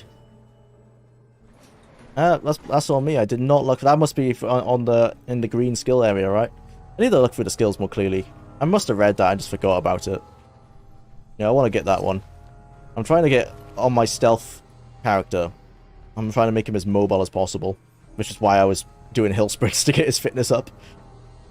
So yeah, I definitely need to get the slide. That'll be good. I'm also trying to play the game without a boost pack on that character because I used the boost pack on my first character. Definitely the combat's much more fun, I think, with the boost pack. It's one of those almost must-have skills, I would say, for the game.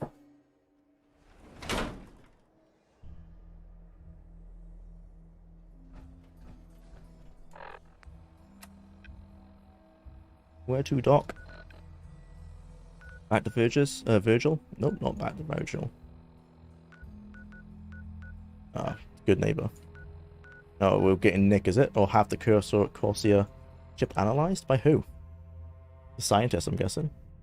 Mantling, so you're the Shezarine in stace. Yeah, you can, oh, does that perk also help with mantling?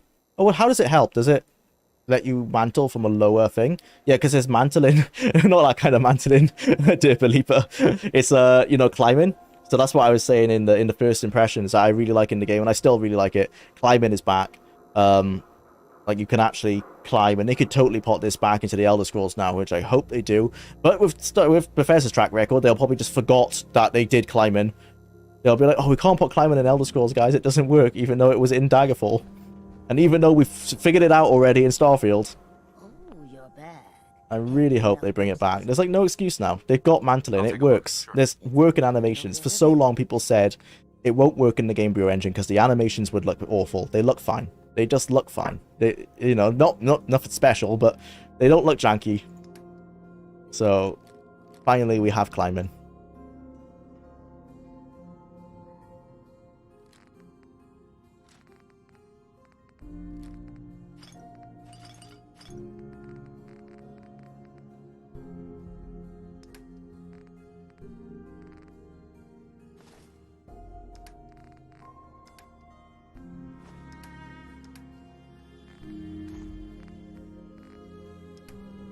Do you have any fusion cores?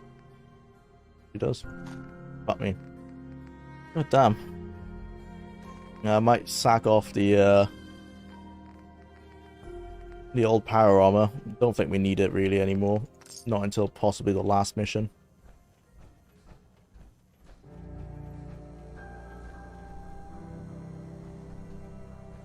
That's just being an ass. Yeah, I know. It's what I do. But it isn't mean-spirited. Yeah, I know. It's just a good joke. I miss levitating. The way the boost pack works in Starfield, they could totally put levitating back in. Now, whether they choose to, the reason they take levitating out... Oh! The reason they took levitating out doesn't exist anymore. So it might come back. Because the reason they took levitating out is because in Oblivion, and Skyrim, and Fallout 4, and so forth, cities and towns are instanced. You have to walk through a gate to get inside them. So if you levitate over, obviously the area doesn't load in properly, it all breaks. That doesn't exist anymore. At least from what I've seen, cities transfer into the wilderness with no loading screen. They've managed to... I'm not sure whether they fixed the engine, because you could do that in Morrowind. I think what they've actually done is they just said, fuck the optimization, and then we're gonna do it. Like, if your CPU dies, it dies. But, yeah, so they've managed to make it work. It is extremely poorly optimized, which I guess is the main reason why they took it out, right? Is they couldn't, the Xbox 360 and the PS3 couldn't handle it for Oblivion. So that's why they took it out, but it's back. Fortunately, it's back, and if they keep that in Elder Scrolls 6, there's no technical reason to take out levitating. The only reason would be because they want to keep the lore for some reason. But the technical reason for why they made that the case anyway is no longer the case.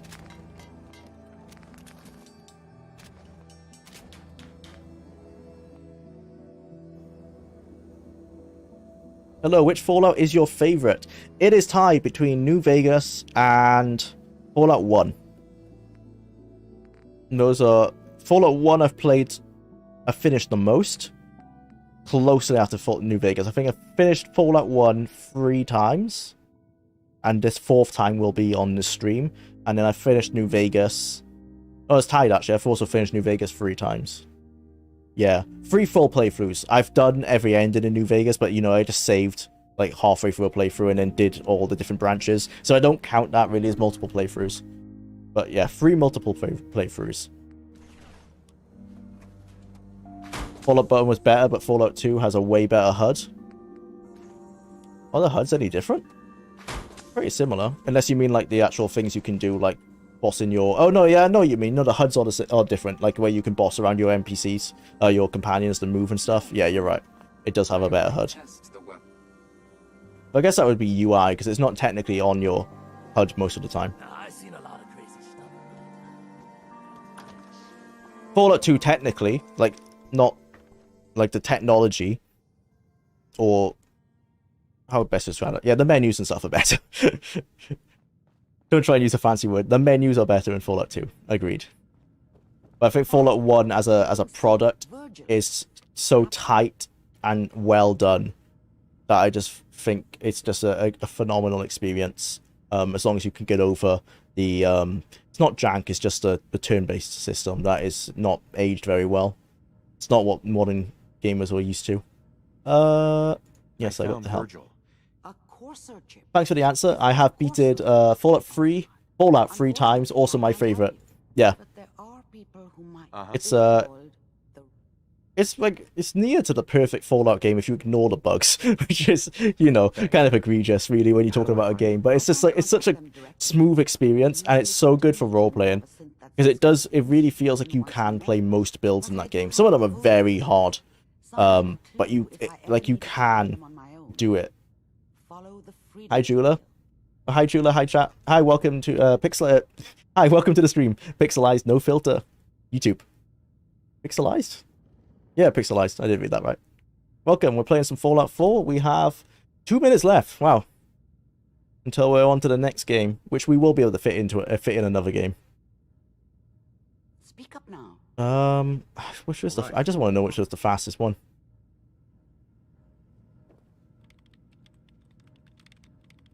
Come on. You're not doing anything. Your computer, it's bugged. Lady, the computer isn't working. Railroad can decode that Corsair chip. You just need to find them. Silly girl. So this is the one bit you don't have a quest marker for. I thought she gives you the quest marker to the first bit, right? The red. You've been through so much. Irma. Oh, enjoying yourself? Whoop, whoop, whoop, whoop. Nope. A heck of a town, ain't it? Don't want to shoot you. Okay, we need to find the first bit. It's very easy to find the railroad once... Find the first bit of the trail. The yellow brick road. Have you played the Wasteland games? I keep getting them recommended on Steam, but I've never looked into them. Oh, sorry. Derpaleeper, $2. Thank you for the donation. I have a pressing question. Do you know Zach? No, I still haven't found Zach. Sorry, do not know who he is. We'll find him one day, though. But back to... Thank you again, Derpaleeper, for the donation. Back to Kevin La, or KVN La's question, LA question. I've played Wasteland 1. Yeah, so we've talked about this on another stream. For Wasteland 1 is one of the games that is quite odd for me to say this because I normally play all the games. It's almost too old, or it's very un-user-friendly. I would need to spend time reading the manual to get into it. I've played it a little bit. It came free on Steam when I bought Wasteland 2. Yeah, Wasteland 1, I need to put time into it. So I've played it, but I didn't have much to say on the game. I have played more Wasteland 2. Lots of people like Wasteland 2, and they say it's harkening back to the era of Fallout 2 that they like. It didn't do that for me. I've not tried to sit down and figure out why, but for me, the world didn't grab me in the same way. And possibly that's just because I'm a Fallout fanboy. That might entirely be the case. But for whatever reason, I played through the game. I didn't even play through it. I got 12 hours into the game, and it just felt like a chore. I never felt excited to play it after the first time I did. And that's not well, it's not necessarily the game's fault. Maybe I was just in the wrong headspace at that time. Maybe I'll have to give it another shot. But for me, didn't do it. But it has good reviews. Wasteland 1 is kind of a slog, 2 is great, and 3 is nearly impossible to beat. Yeah, that's what I've heard, is that a lot of people like 2.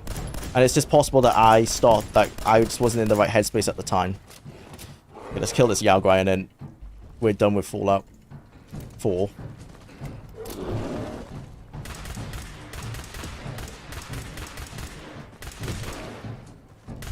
And I couldn't help but see the similarities to some stuff in New Vegas, which I'm sure is just because they had similar design documents from Interplay, from Black Isle. Like, there's a quest in Wasteland 2, sorry, that very similar to the plant vault in Fallout New Vegas. It's just stuff like that you see that it just feels like, okay, clearly you can tell it was like same members of the team, or like members from the same team coming to make their sequels to this game, and that is kind of cool. But I did feel like I've played it before. I don't know, the world didn't do it for me. But it's maybe because I just didn't get into the world of Wasteland, you know. I started these post-apocalyptic games with Fallout, and the Wasteland world is different to Fallout. It doesn't have the same aesthetic. Right, on to the next game. Let's see what we get. What are the thoughts, people? It's gonna be... Oh.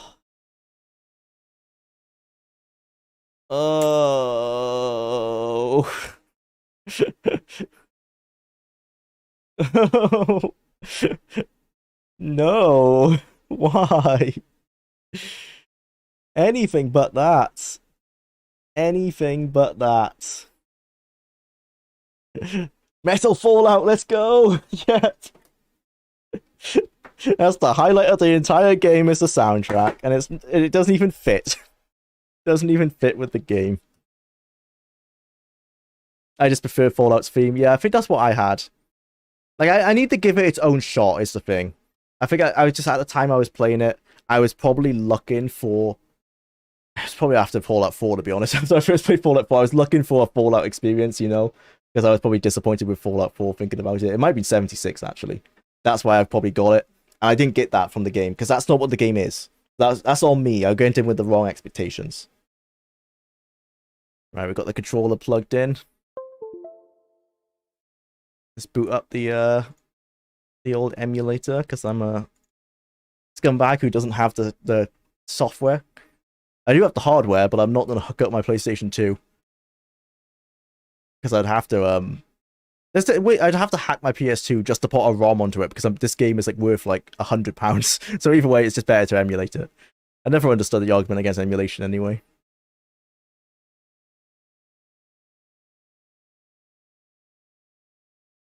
Right, load state.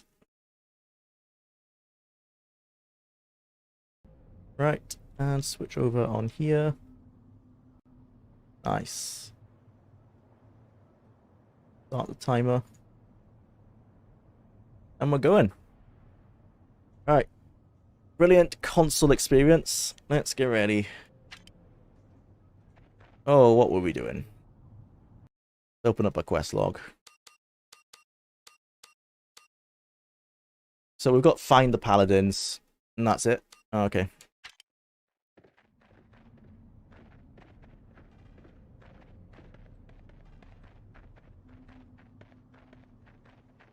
What did that say? Have we figured out? The Raider Matron said that the mutants and Brotherhood Paladins were heading for a ghoul city. Ask the townspeople where you can find the city. Sure thing.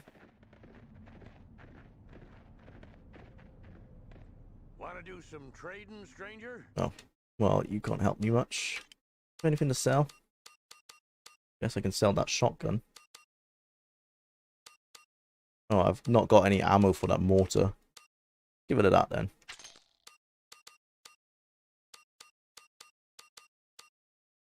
Did I try the dual double eagles? Dual desert eagles?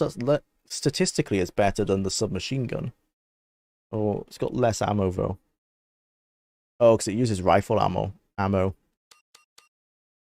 I'll keep those to try them out. Why am I not wearing this metal armor?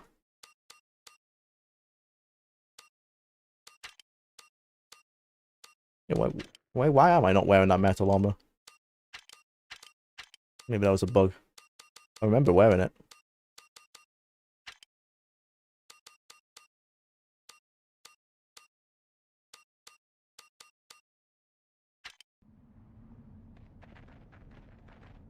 Oh, he doesn't Naruto run if you get the dual desert eagles out. Fix the animation.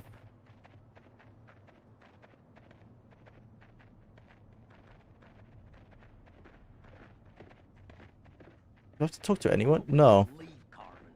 It is only people with an exclamation mark on the map that can help us. Perhaps there's someone inside the tavern. So glad the raiders are dead. It's too bad about that raider matron. She was a babe. Woo! What can I do for you? You able to help me? Nope, goodbye. Anything little Ruby can help you with? I've lived here in Carvin on anything little... Well, and I thought it was gonna be a slow day. Let's play the 10 cats for sex. Like, what is, does this give us healing or what? That run animation is so wobbly. I don't blame her. She did just have sex with a ghoul. Can't handle a little ooze, huh? How about some info then? Anything little Ruby can help you.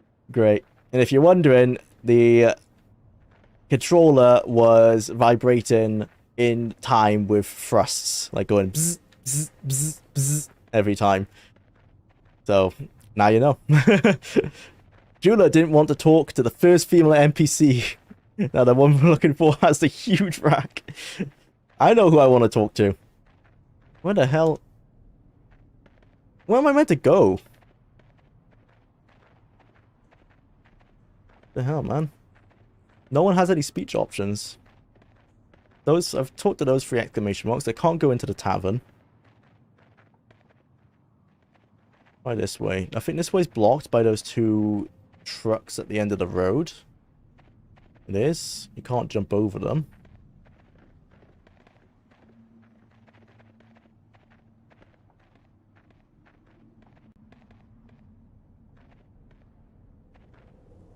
The map says we can't go that way. That guy doesn't want to say anything. People pay money for this?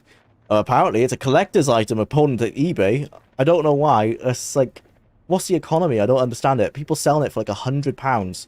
Who's buying that? I'm sure there are people who have Fallout collections, but... God damn. Talk about overpriced.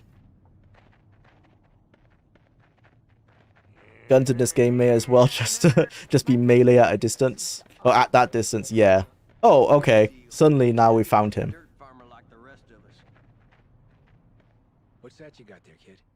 Oh, it's the... Is that a vault? This is the Fallout 2 protagonist. Call me a sentimental old fool, but I'll give you a few caps for it. Oh, well, yeah. Thanks, kid. You just made my day. And the old vault colors haven't even faded that much. Well, well. Here's those caps. Nice trading with you, Maybe you'll make it as a Brotherhood Knight after all. I've been helping these people figure out how they're gonna stay alive. I've dealt with mutants before. I still remember their master. Oh, wait, no, this is the Fallout 1 protagonist. Oh, okay, never mind, my bad. It's the Fallout 1 protagonist. If mutants are involved, you'll need So this all must the be help before you he can settled get. down in Fallout 2. Here, take this. What's on your mind, kid? Oh, the audio mixing. I can make it a bit louder. It might be too quiet. There's a ghoul city called Lost just over the mountains. I'll draw you a map. It reminds me of an old ghoul city called Necropolis. Shame about that. If you said that to me 30 years ago, Oh, I'd have shot I you must and have skipped sold you whatever gear said. for drinking money. But I'm too old for that stuff now. Let me buy you a drink. What's on your mind, kid? Can I get directions? Okay, loading screen, saving screen for some reason. Oh, we're fast traveling. I meant the NPCs. Oh, right, okay. Jackson McKinney, thank you for the $2. The master couldn't handle the use. They cannot. What is that sound high in the air? Murmur of maternal lamentation. Who are those hooded hordes swarming over endless plains, stumbling in Oh. Chapter 2. The city of Los, a shattered husk of the shining metropolis it once was. Decaying bodies and broken stones. It's definitely a Diablo clone. Like, this is so Diablo 2. Los is a ghoul city. And somewhere here, the Brotherhood Initiate hopes to find the lost paladins and learn more about this mutant army. The field test has become a far greater mission.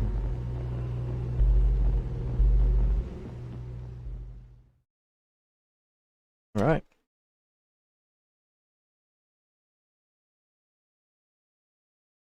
Let's do this.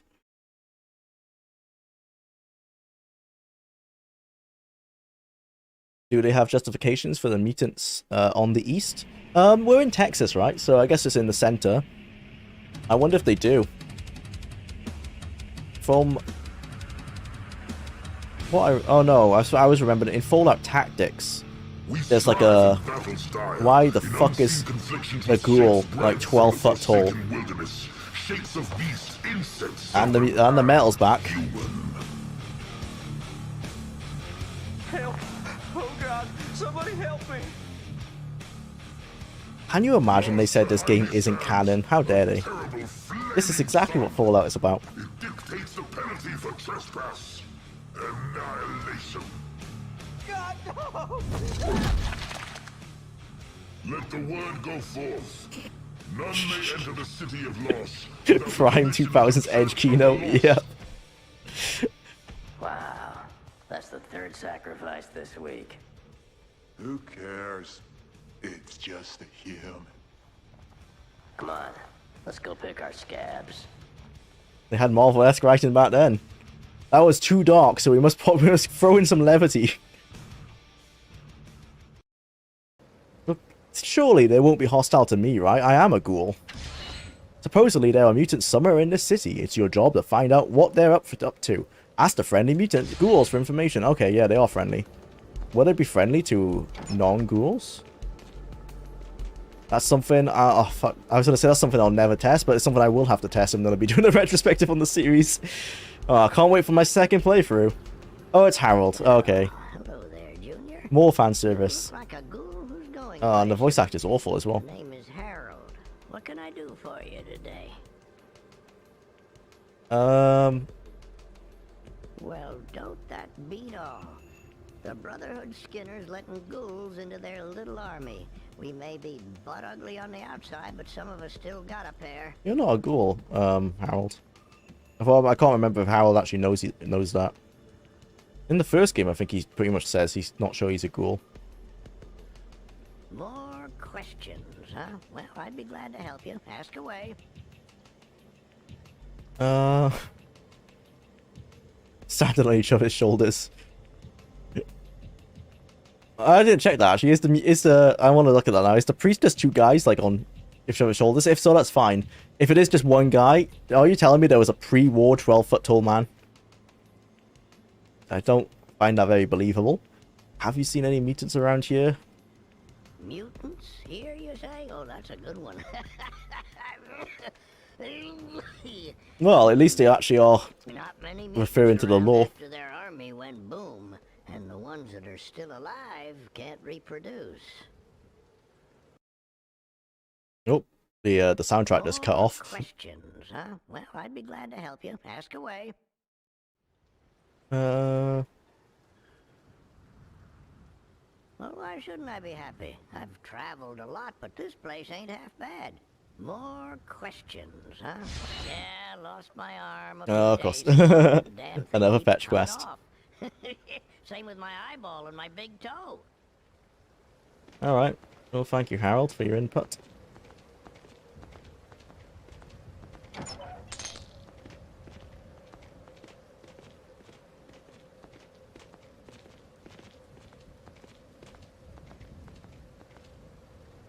Greetings, greetings. I am called Hieronymus.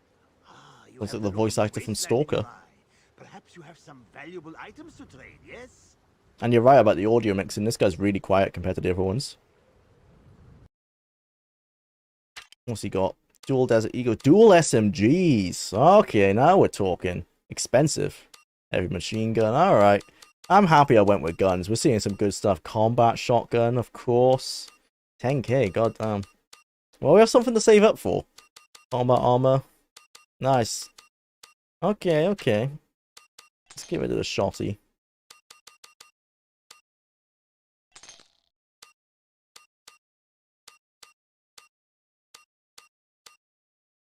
Do we buy a weapon now? Dual submachine gun sounds good, man. Use that to replace my normal submachine guns. Yeah, I think we're gonna do that. Let's get a load of ammo. Spend like all my money on ammo, I think.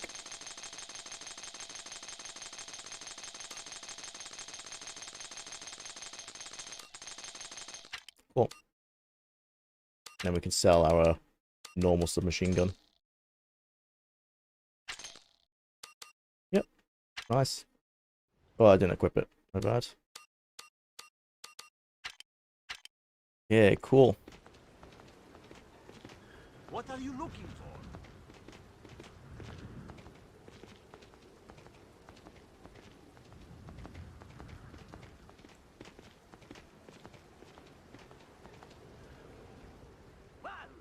Damn, you What the hell's going on with his mouth? That's your face. My name's Geese. How are you gonna mock my face when you look like that? For the visually challenged. That's rich coming from you, yeah. Me? None of your business. Yeah, why are you British? I don't get What up you too doing long, over so here, don't bruv? go looking in mine, Need any bottles of water? Right. So what you need? Yeah. Mutants, yeah, right. I've seen them down at the docks. But the crazy shit is, they weren't doing anything. They're just standing around. What you need? Brotherhood of what? What you need? Nothing for the I'm here to Brotherhood. help you. You got some old junk? Maybe I can Oh, make another something fetch quest. useful. No guarantees what you'll get though. Just what you need? I'm here to help you. Alright.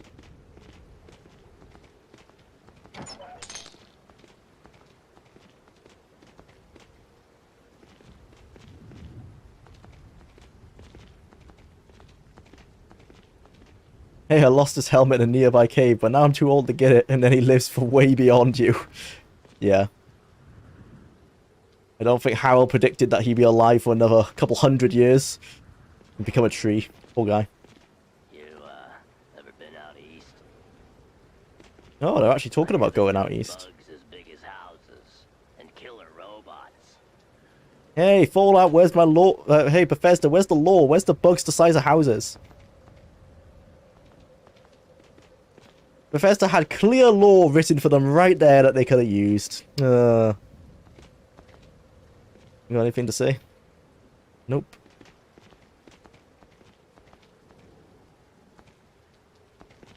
Reminder, water means water. Yes, that probably sounds the same in my accent actually, doesn't it? Water. Got any water?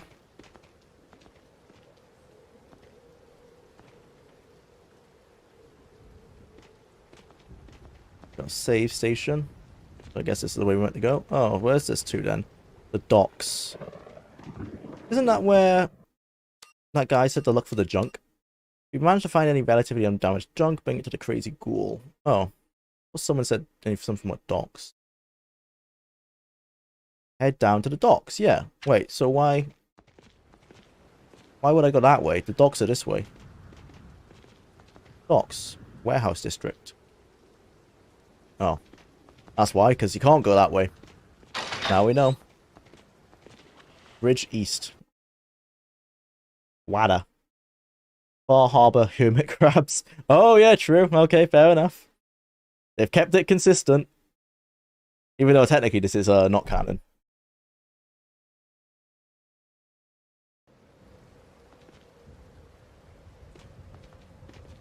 Let's save just in case.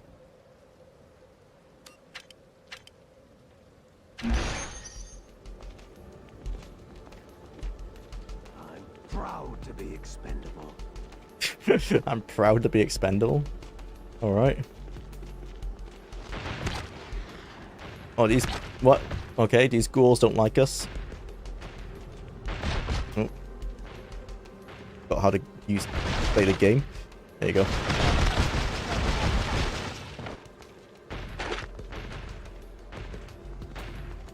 Oh, oh dear. Sorry.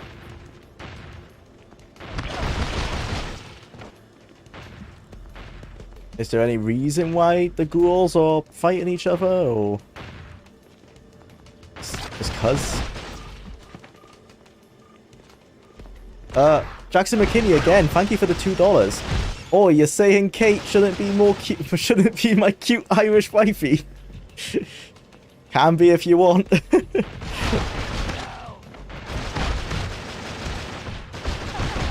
Oh my god. Stop shooting me. Fallout will eventually get the Chin treatment and make mods in console commands canon. Or the Kim treatment, yeah. Which should then make Brotherhood of Steel canon. God, I hope not. But seeing as what Tim Kaine was saying about moving normality, I forgot what he called it now. But how, yeah, they keep on implementing things that aren't Fallout, but because they've slowly done it, they can be like, oh, well, it fits because there was a synth in Fallout 3. So now there's more synths in Fallout 4. So yeah, they'll keep pushing it, keep pushing the boundary until it's essentially just like a 21st century game. Like as if the bombs went off in the 21st century rather than in the 50s. Or in a retrofuturism type 50s scenario. Just strange, because they kept quite close to that in Fallout 3.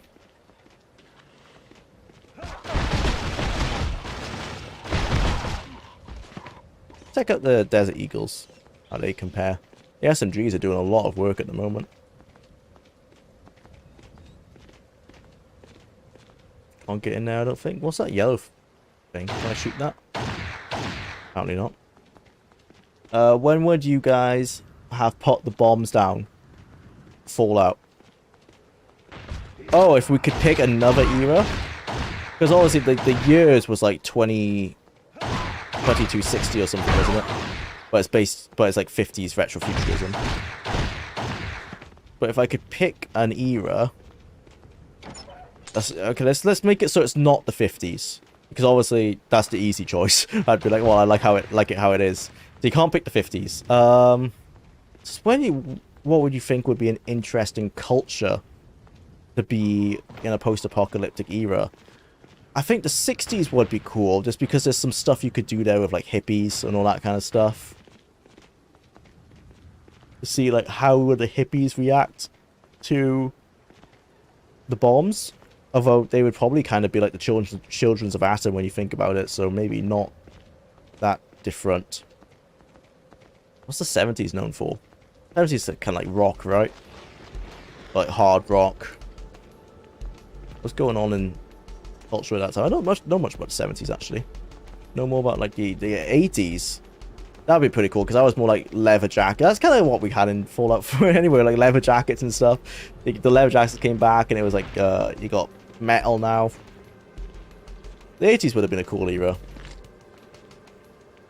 But any retro era, essentially. I don't think today's era would be very interesting.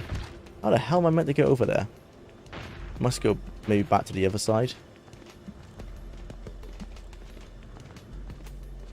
The advantage of our era is... Oh no, I was going to say there's like the smartphones and stuff, but the internet would probably go down if there was an EMP.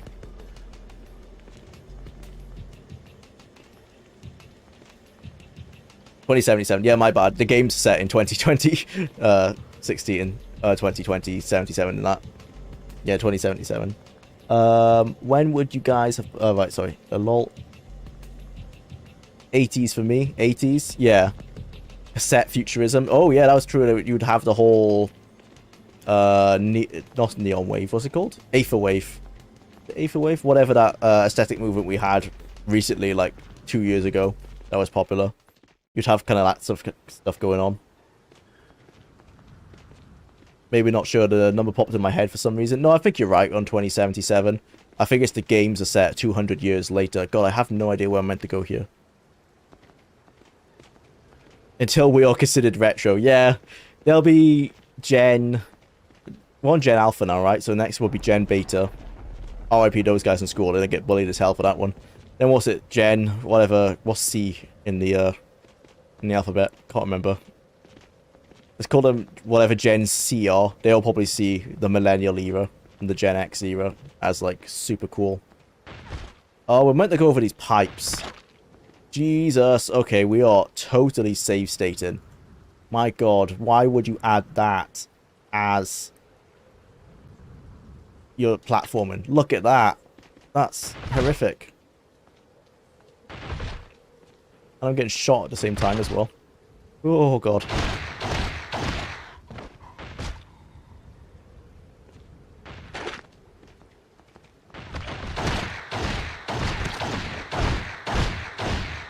Okay, the Desert Eagles kind of act as my shotgun now. Oh dear.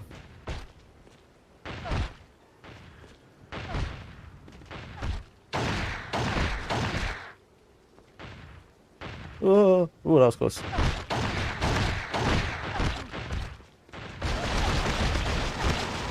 Oh, we need to, what button is Stimpack? What button is Stimpack? No! I forgot what button Stimpacks were! Oh, okay, well, that's why we save stated. I like the death music. It's just so reminiscent of, like, Call of Duty Zombies. Right, okay, what button is Stimpack? Oh, okay. Left trigger.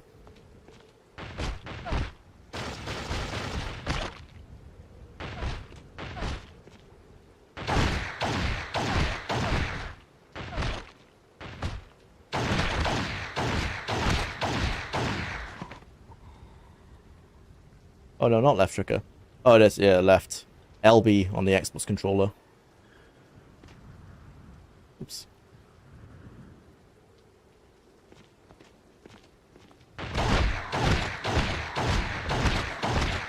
See his kappa.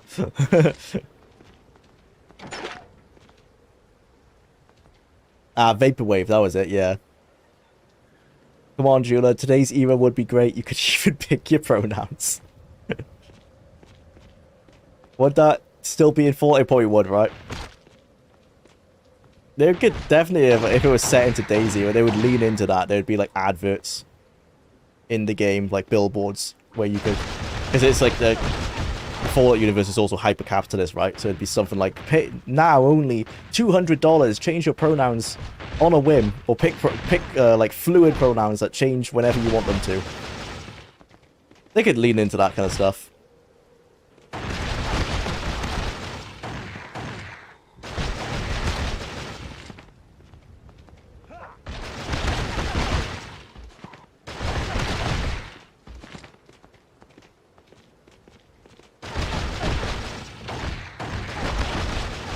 Still don't really know why people are living in this city if they're constantly fighting each other.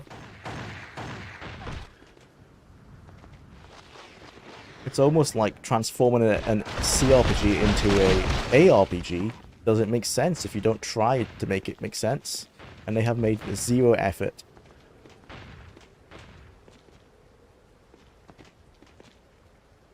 At least Fallout 3 was a hybrid of the two. To some degree. Still not great role-playing. Way better than this. It's not, I wouldn't say it's existent in this. Can't say there's any role-playing in this game. Really? Jwlar getting cancelled soon? I'm saying, no, I said that's what Bethesda would do, not what I would do. You see, it's Todd who should be cancelled.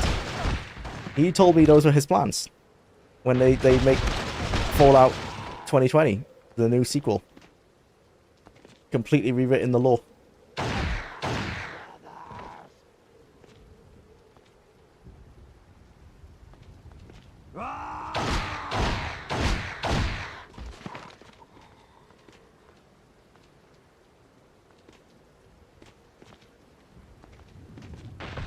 I feel like Harold's arm, or like that junk we have to find would be in one of these areas, on one of these islands maybe that I've missed.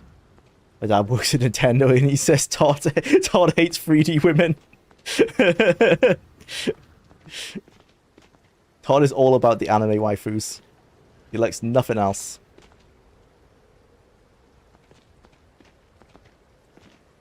There was on Discord yesterday, I posted an Esquire interview that they did with Todd Howard, and the writer, we came to the conclusion, must be like a fan service writer. The stuff he was writing was just so weird.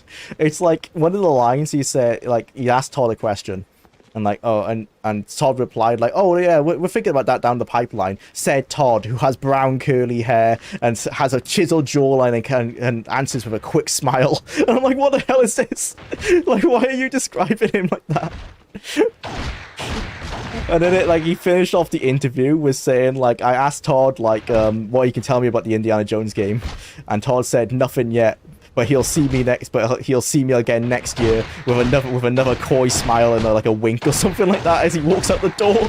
And I'm like, what the hell? It's such a weird article. It reads like fan fiction.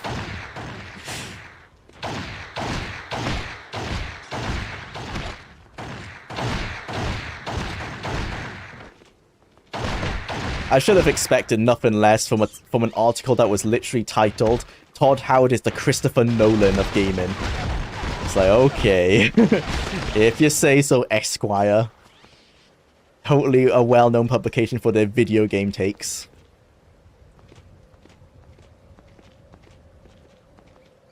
You laugh now, but my Todd Howard waifu pillow is in the mail. Are you the writer for Esquire? I wouldn't be surprised if he had one. Like it or not, God Howard is the peak male form. He does still have his hair in his 50s, so you might be right. That's admirable. Very admirable. Yeah, and in that article as well, they were like asking questions that are just very odd to ask. Like, he was saying like, oh, Todd won't give us much insight into his personal life, and I'm like, yeah, don't fucking blame him. Like, why should he? Like, they wrote it as if like, how dare this micro celebrity not tell us like about his family? It's like all we could find out is that he has 2 sons. And it's like it's weird. I guess Esquire is like known for like their Hollywood interviews and stuff, right? So people are more expectant for whatever reason of those celebrities divulging every little inch of their life. They seemed offended that Todd wouldn't do that for them.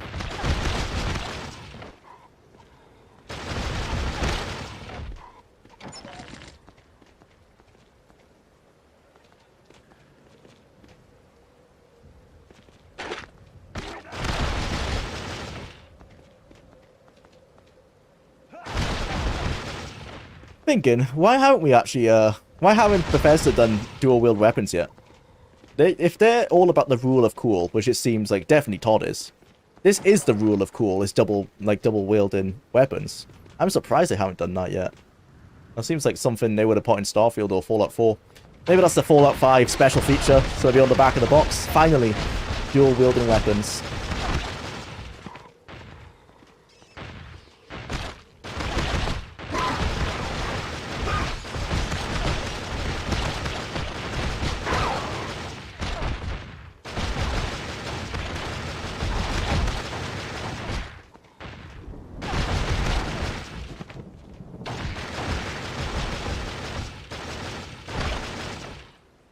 Todd can install Skyrim on my system anytime.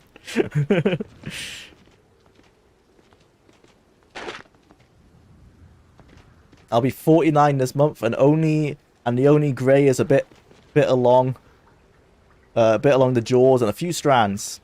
Eat more preservatives, kids.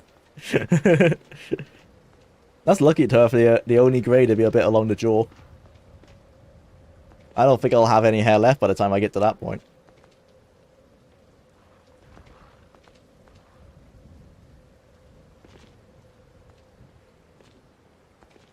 I wonder if Todd dyes his hair. I think it is going a bit grey from the looks of it.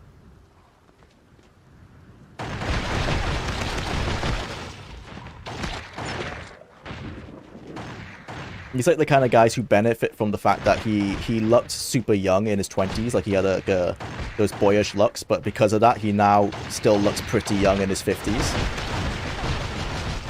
Even though he still has like the skin and everything that you'd expect to get at that age. He just overall has a young look to him. Where, according to my wife's friends, I already look like 40 now in my 20s, so God, I hope I don't look forward to what I look to when I get to that age. I'm hoping that because I look so old now, it just means that I'll look the same for a while.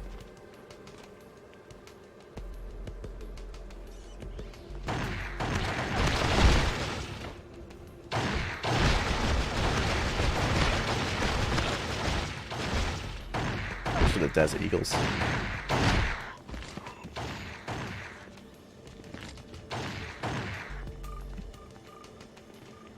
No, this is not the right way.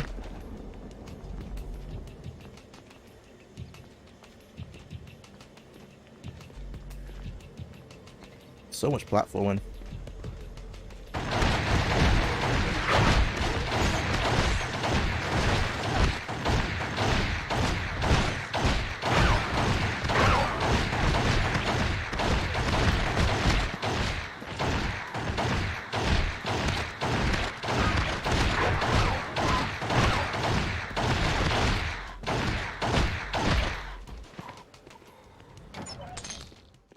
It's definitely leaning into the Diablo design more and more. Or the ARPG design, I should say. Just having tons of enemies just spammed at you.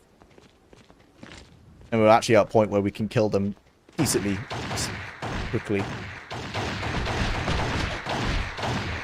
Not like when we had to kill those rad scorpions at the beginning of the game.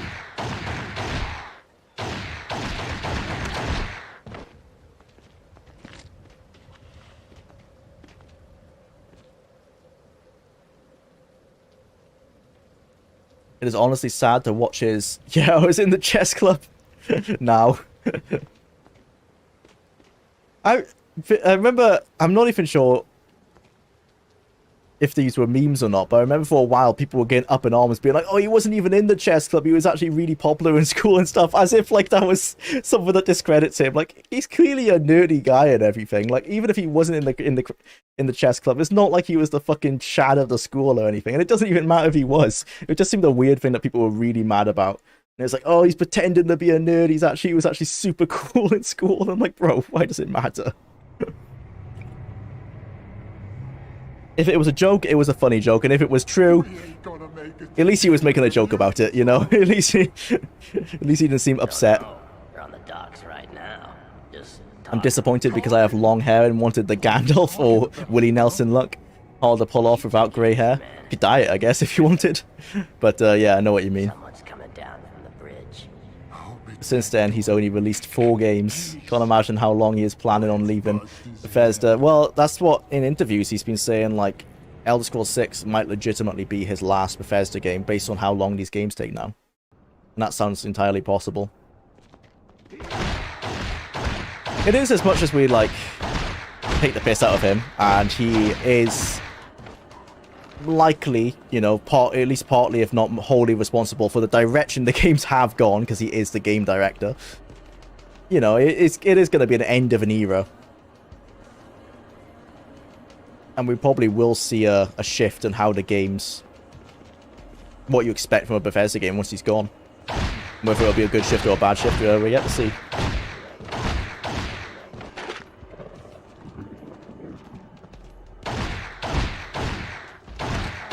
It will be sad for all the bad stuff that he's done, in terms of like the game directions. You know, he did some good stuff. He was the game director of all Morrowind. His, you know, the way they streamlined Daggerfall to make Morrowind was partly from his decision making. They just kept going too far. Didn't know when to stop. Whatever that massive thing I just killed looked like a werewolf. I have no idea what that was meant to be. They clearly did not want to make a Fallout game from the looks of it. That's a werewolf. Hell even is that meant to be? Like some sort of massive ghoul thing.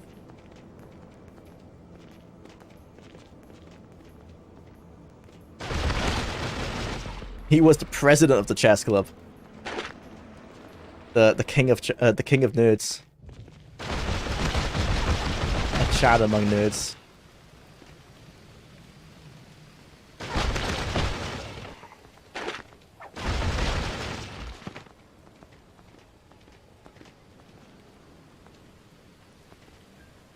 first boxes I've seen them destroy in a while.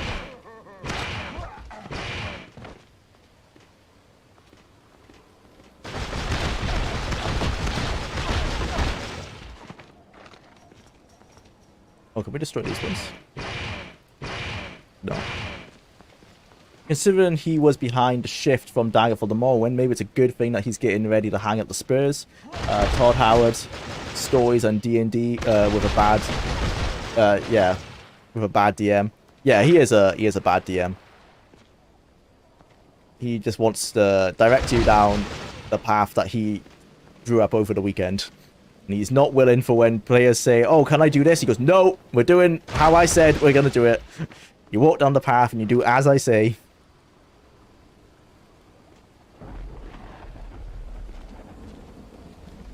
That is his main problem with his game design, is that they aren't, like what Larian did with Baldur's Gate 3. I saw some interviews yesterday or earlier today on YouTube Shorts. My YouTube Shorts algorithm has finally like fixed itself.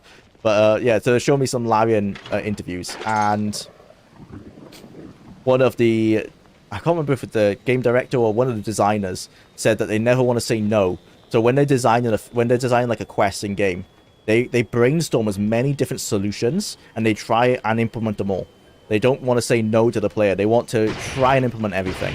There are points where they say they have to say no because it just isn't feasible to do something. You know, that's just game design and like video game design. Unfortunately, you're limited not only by your imagination but by what you can actually make happen. But yeah, you don't get that sense in an Elder Scrolls game that they thought of every solution. It feels like they've went, okay, we have these select builds like the warrior, the mage, the thief. How would these three characters get through this situation?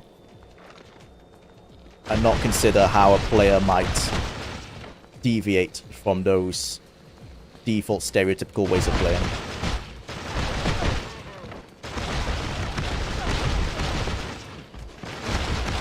Oh, I found Harold's arm. Easy enough.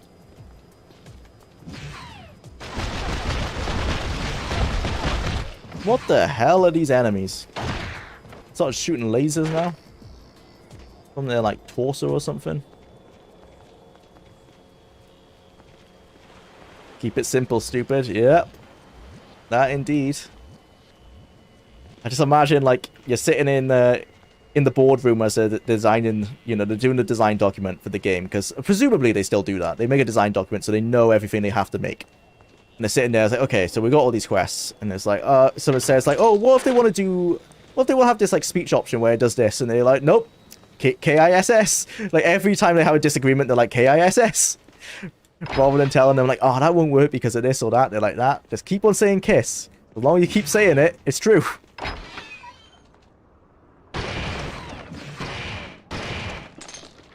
Must just be an office culture. Thinking about it now, I was wondering how certain things happened on Starfield. Like, did no one ever bring up that this was an issue? But if they did bring it up, they probably just said, nope, KISS, don't worry about it. Don't worry about the issue.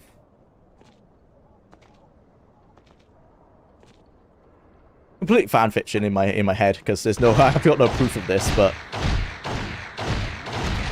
I won't be surprised if that was the, having worked in offices, in creative offices, I won't be surprised if there was a culture of doing that whenever someone tries to tries to implement something that would be too difficult to do, rather than rise up to the challenge.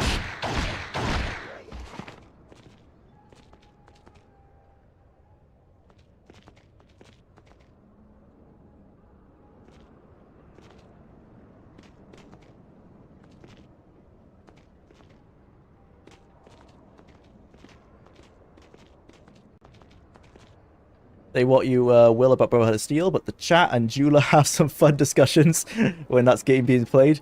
The game is mindless background fun. Yeah, it's a game that requires so little of my brain that I can actually hold a conversation better. In the other games, it's much harder. I do not have to think about much.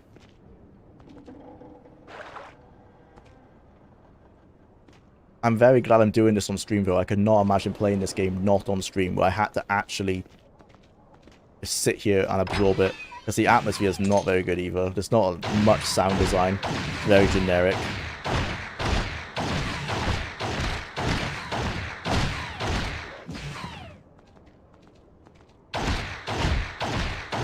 And what sound design there is doesn't really line up with the gameplay.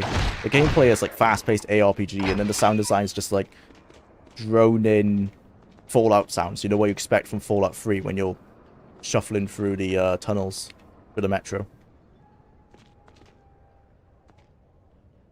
Why are they just spawning out of the radiation like that?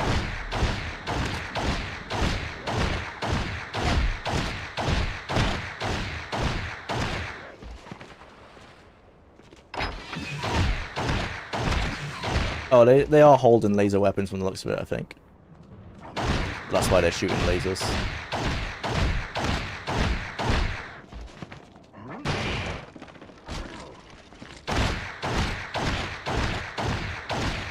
I'm enjoying the money and drive space I've saved in not fighting Starfield. I envy you, man.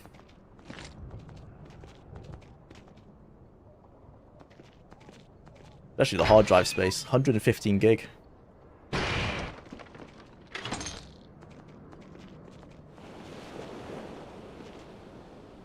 What's the exclamation mark for? I think it's telling me that I've leveled up. Die hard. 50 health. Yeah, seems good. 5 points to armor.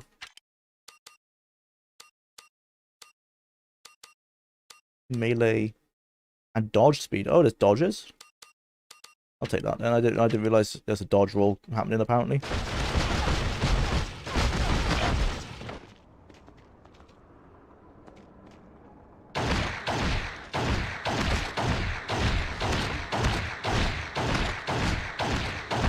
Every other NPC in Starfield brings up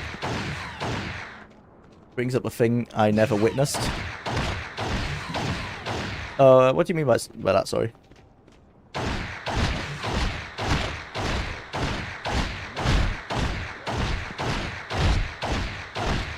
But like how they keep on bringing up the. I know when they always talk about the artifact, they keep trying to make a big deal out of that little rainbow cutscene you saw. You're like, oh my god, it's so amazing. And I was like, yeah, there's some rainbows. I mean, I guess I need to roleplay. Like, okay, if I saw that in real life, I probably would be like, whoa. But it didn't seem as crazy to me. Maybe I'm just jaded. Probably a bit jaded with the game, doesn't help. They obviously do expect you to be role-playing a bit and suspend your disbelief. Oh dear, I'm out of ammo. That's not good. Oh dear. Do I have any other guns I can switch to? Got homemade bombs, frag grenades. Okay, we're going explosive build. How does that work? Oh, like that, okay. So now that Starfield is out, they should be working on Elder Scrolls 6, right? At least that's what they said in the past. Yeah, I think someone confirmed, it might have been Pete Hines confirmed, they are now in development for Elder Scrolls 6. Like, officially, they're out of pre-production. Which doesn't bode well for Starfield, because that game needs some patches. And it doesn't sound like they've got many people working on patches.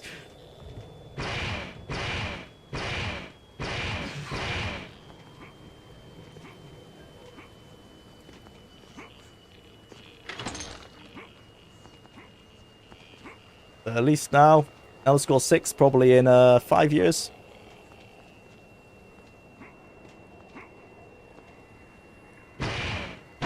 What's it at? 2027? Oh, that's they really care about the numbers, right? When the year comes out. I thought they did delay it to 2023, so maybe not. Like they would probably aim for 2030, because that sounds better as a number. But now that Microsoft are there, holding them accountable, maybe they're not going to be like, yeah, you can spend years trying to do everything.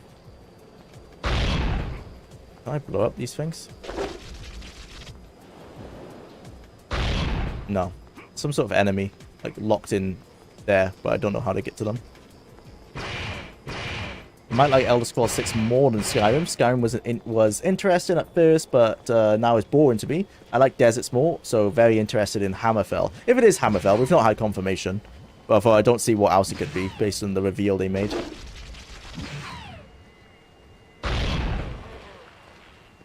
Oops.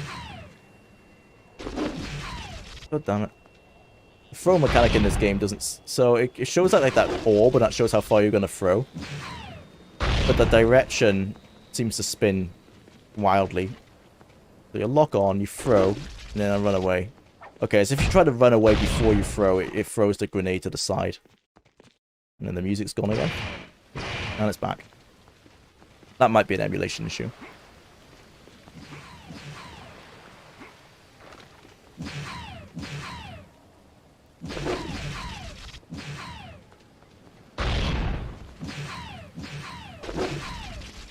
Like that. Because I was trying to run away at the same time I threw the bomb. I threw it to the side.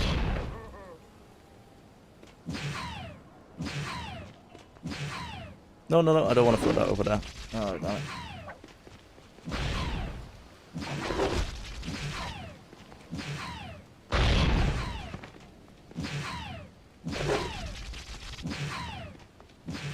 I'm precisely the opposite. I can't stand deserts in real life and prefer snow. Maybe that's why my first character in the Elder Scrolls game has always been Nords. Yeah, everyone always has their preferences, don't they? It's like when Oblivion came out, I thought it was beautiful because I didn't know it was meant to be a rainforest at the time either. I thought it was just like, wow, it looks like a temperate forest, which is what I grew up around, so that's what I like personally. But now, in hindsight, I can say I was disappointed that it's not a rainforest. That would have been much more visually interesting. But still, it's quite a nice-looking game from a mid to late 2000s perspective for video games in that era.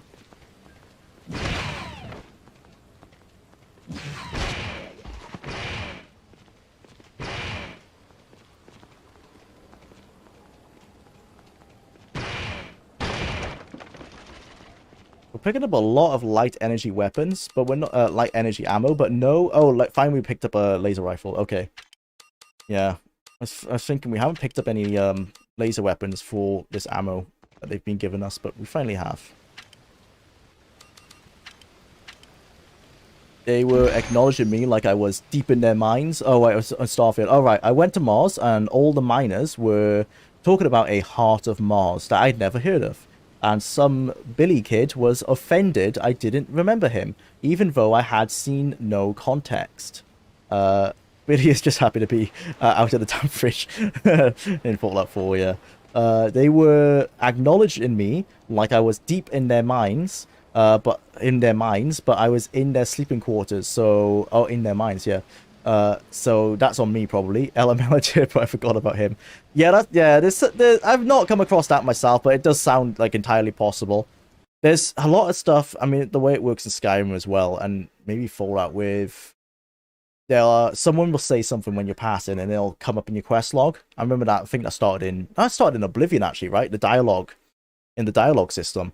Yeah, I've had stuff like that, where some NPC has probably said something, but I was running past, and I maybe caught the last word, and like the subtitles flicked for a second, and then suddenly in my activities, it's like, oh, visit this place because so-and-so said, and I'm like, I didn't even hear what they said.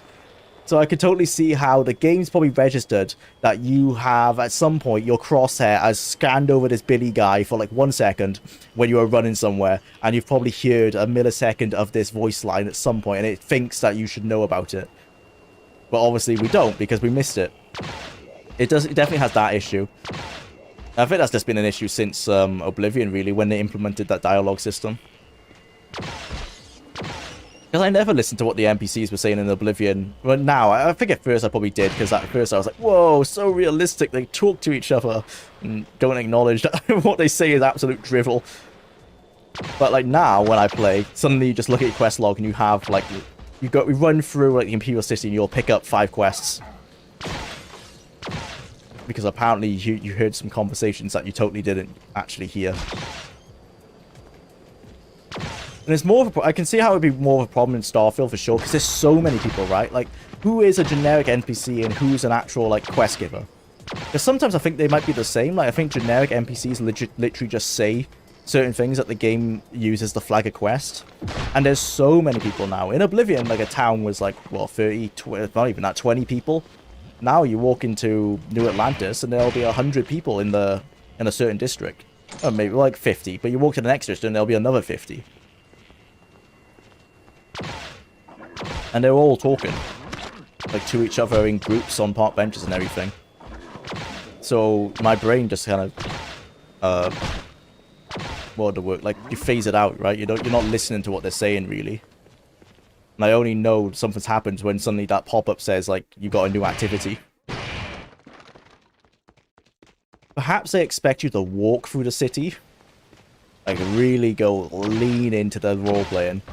And I can get that. Like, I used to do that in Morrowind when I was way younger and, like, a teenager and had time to do that. But now I'm like, bro, I'm not walking through a city. I do not have time for that.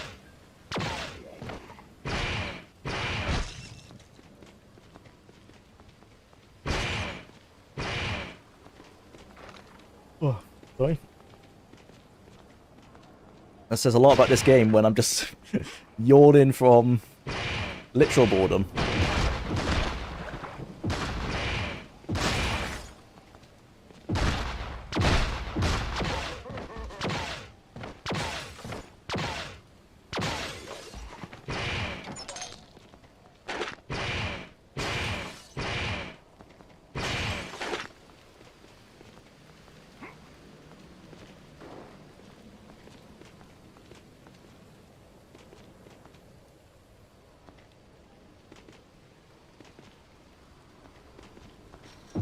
Game is missing one of, like, the main things that makes our ARPGs like Diablo 2 so addictive as well, and that is the loot. Like, there's just nothing. The only thing you're ever picking up is mostly ammo and, like, caps. It's like they've missed all the reasons why those kinds of games are so addictive to play. Oh god, sorry. I can't stop yawning. Fuck me. That's all you need to say in a review of this game, really. I played it and it made me yawn uncontrollably.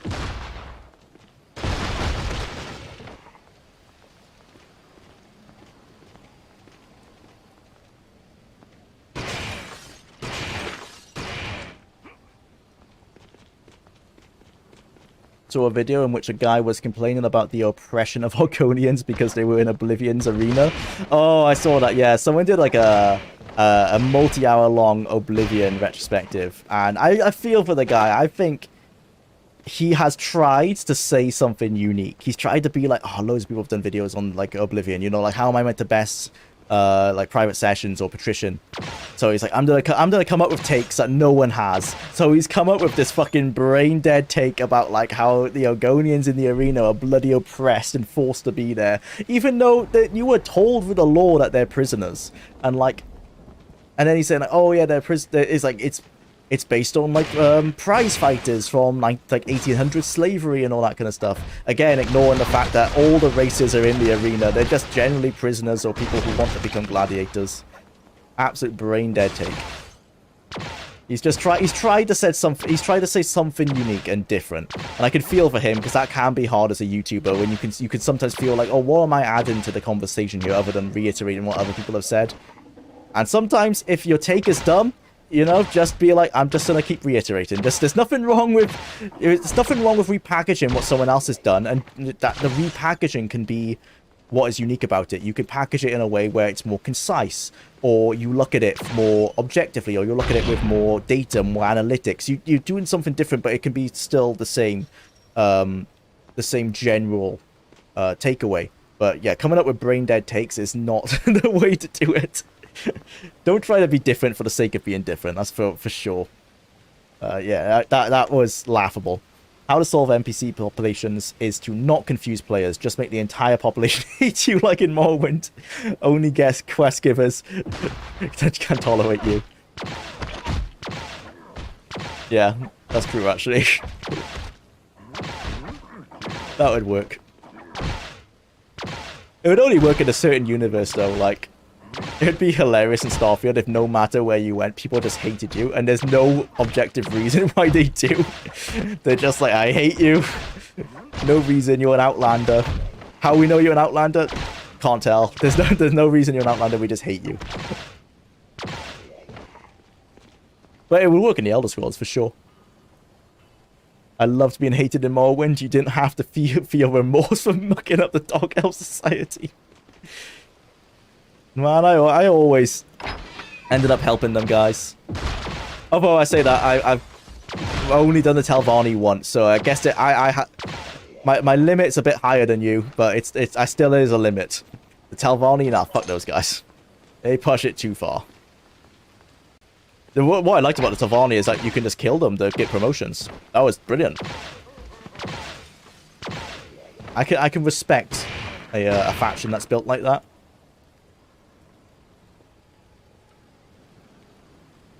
Or like in Daggerfall, how some groups just hated how you asked. Yeah, like the street people will generally not like you being polite and so forth because they'll see it as like you being too classy and stuff like that. Yeah. Sometimes you disgust me, Paul. It's getting to the point that I've pondered making a Elder Scrolls retrospective video just so there would be one that isn't crying about capitalism and oppression. I mean, I think that's Patrician's take, right? If he ever mentions that kind of stuff, it's just mention it because it is actually used in the story. But I don't think he cries about it. I think Patrician seems to be quite right-wing. More right-wing than I am. In his takes, at least. I wouldn't say I have many takes in my videos. I try not to apply much real-world stuff to them, essentially. I'll just tell the story how it is. Unless it's a prominent part. Like, I don't know, if Daggerfall, the reason the Red Gods hated the Bretons, if that was the reason was because one was communist and one was capitalist, obviously you must bring that up, right? Like, that's obviously a key part of the story. So I'd bring that up. But no, I want to try to apply it to places where it doesn't exist, or you're trying to interpret it where it might... Maybe it's meant to be interpreted, but in most of the time I've seen those takes, I'm just like, what? Like, I don't see what they're talking about, you know? I feel like they're reading into it a bit too much. It's that issue that, like, the people make the meme about English class. Like, in English class, they, you know, people read into, like, oh, the color of the curtains too much.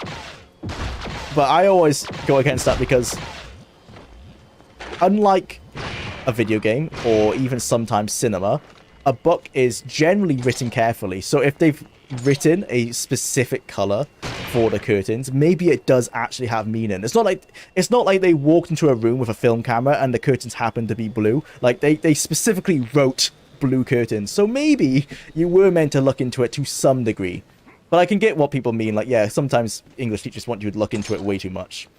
And I think people apply that to too many things. They look into too many things too deeply, especially in video games where they sometimes just don't have that much thought put into them.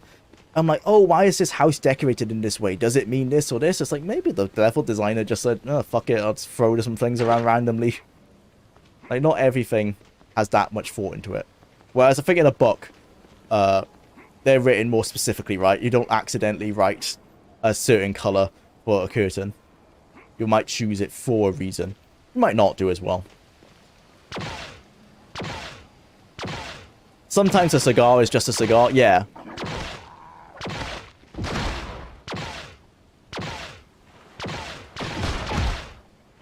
The curtains are white because they're white.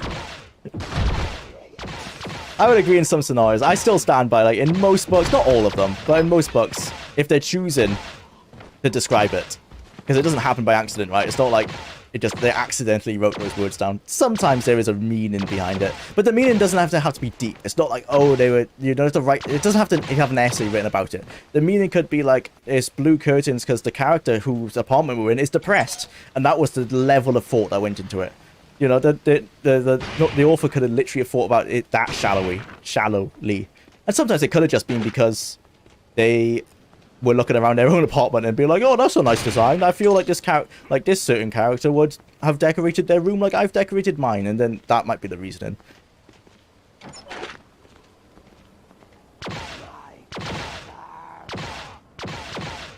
Sometimes this random location is just set in the scene. Yeah, but that's what I'm saying. If they just said, like, oh, the apartment was laid out this way, blah, blah, blah, blah, blah, but then they specifically said, like, they brought up a specific thing, that's why I feel like, well, maybe that's more into it, right? They want you to read into that. Not deeply, again, there is a little bit more to it, because they wouldn't have wrote it otherwise. Months ago. Yours? Like, if they're setting the scene like, oh, it's a dark room, like, obviously you're not meant to read into it that much. But some things are written specifically. They don't happen by accident.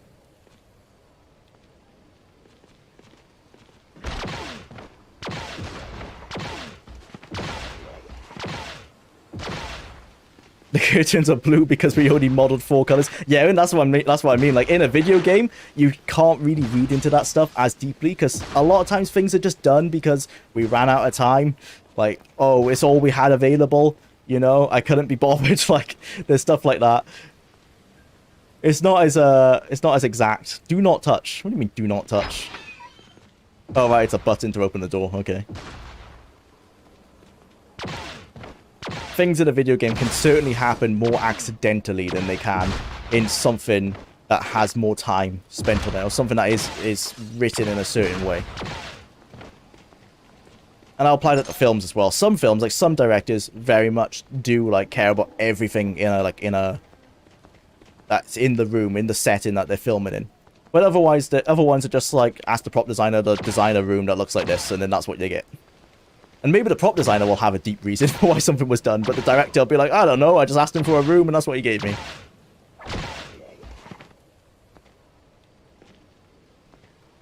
It's always good to look at the... That's why you should always look at the team making something to see how much care they put into it. Because I'm sure some games, probably from smaller teams, maybe do have that level of care put into it. But I don't think Bethesda do. It's such a fucking big company. Like, they aren't...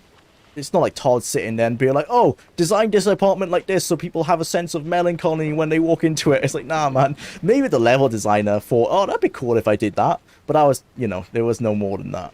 It's not a big, grand thing that applies to the game as a whole. And it certainly probably won't have any political... That's what at the start of this conversation, right? It won't have any political meaning to it. It's not like, oh, it's because all the parts of this city look like this, it means it's showing that Bethesda think capitalism bad.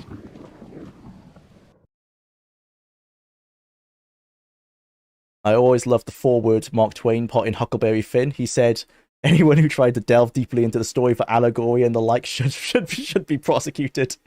Which is why we had to analyze and critique the novel in grade 10. There's yeah, that's definite. There's a little bit of reverse psychology there. Where I would think he's doing that almost a little bit on the nose. Again, that's probably reading too much into it. But I'm just thinking, as someone who has written stuff, I've never written things by accident. I've never like, oh, how did that end up into my script? Everything has a reason behind it.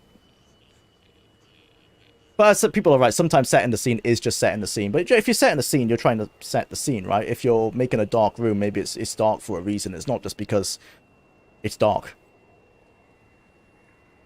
It's just not a deep reason. It doesn't need, again, it doesn't need an essay. I hate when the English teacher's just like, write an essay based on this one page. I'm like, no, like, I could write an essay based on the book, maybe. That's going a bit too much. It could have a sentence, you know? That blue curtain gets a sentence. The curtains might be blue to represent this. That's it. It's fucking end of sentence. Done. Like, move on. You don't need to go any deeper than that. It has no other meaning. $5 from Derpa Leaper. Thank you so much for the donation. You've been suffering through Brotherhood Steel. Have a beer on me. I repeat myself. I repeat myself that these Thursday morning streams for me are something I look forward to now. I'm glad that you like them, Derpa Leaper. And yeah, thank you. Thank you so much for the donation. I really appreciate it. And Brotherhood of Steel is still Brotherhood of Steel. It's a game. As far as I was saying on Discord yesterday, where it feels like Starfield is such like an okay to slightly good game that it feels like Bethesda saw that meme where people are like, oh, this game is the game of all time. Like, they've left out the word best or worst or whatever. It's like they looked at that game, they looked at that meme and like, we're going to do that. We're going to make a game that you play it and you'd be like, Starfield is a game of all time. Yeah, it's a game. For sure. I feel bad about it because it's a game that's so easy to critique that I almost feel bad for the game. Oftentimes, I'll try and look at something from both sides, right? And I'll be like, this has a lot of issues, but they might be because of X, Y, and Z. Like, why is it done that way? A lot of times with Starfield, you think, why is it done that way? And it'll be just like, because I just don't think they fucking cared. Like, I think like they were just like, yeah, it's fucking fine, I don't care. It doesn't feel like the thought went into it. Like with the conversation system, I think it was literally because there was too many bugs with the Fallout 4 system. I can't understand why else they've done it. It's not more immersive. That's the only reason I could give them. It's like, oh, maybe they thought it was more immersive. And it immediately falls flat because it's not true. It's just not. So, I don't know why they've done it. I just think it was because they couldn't be bothered to fix any bugs. Easiest way to fix the bugs is just to hide them all, which is what it does. It's not more cinematic.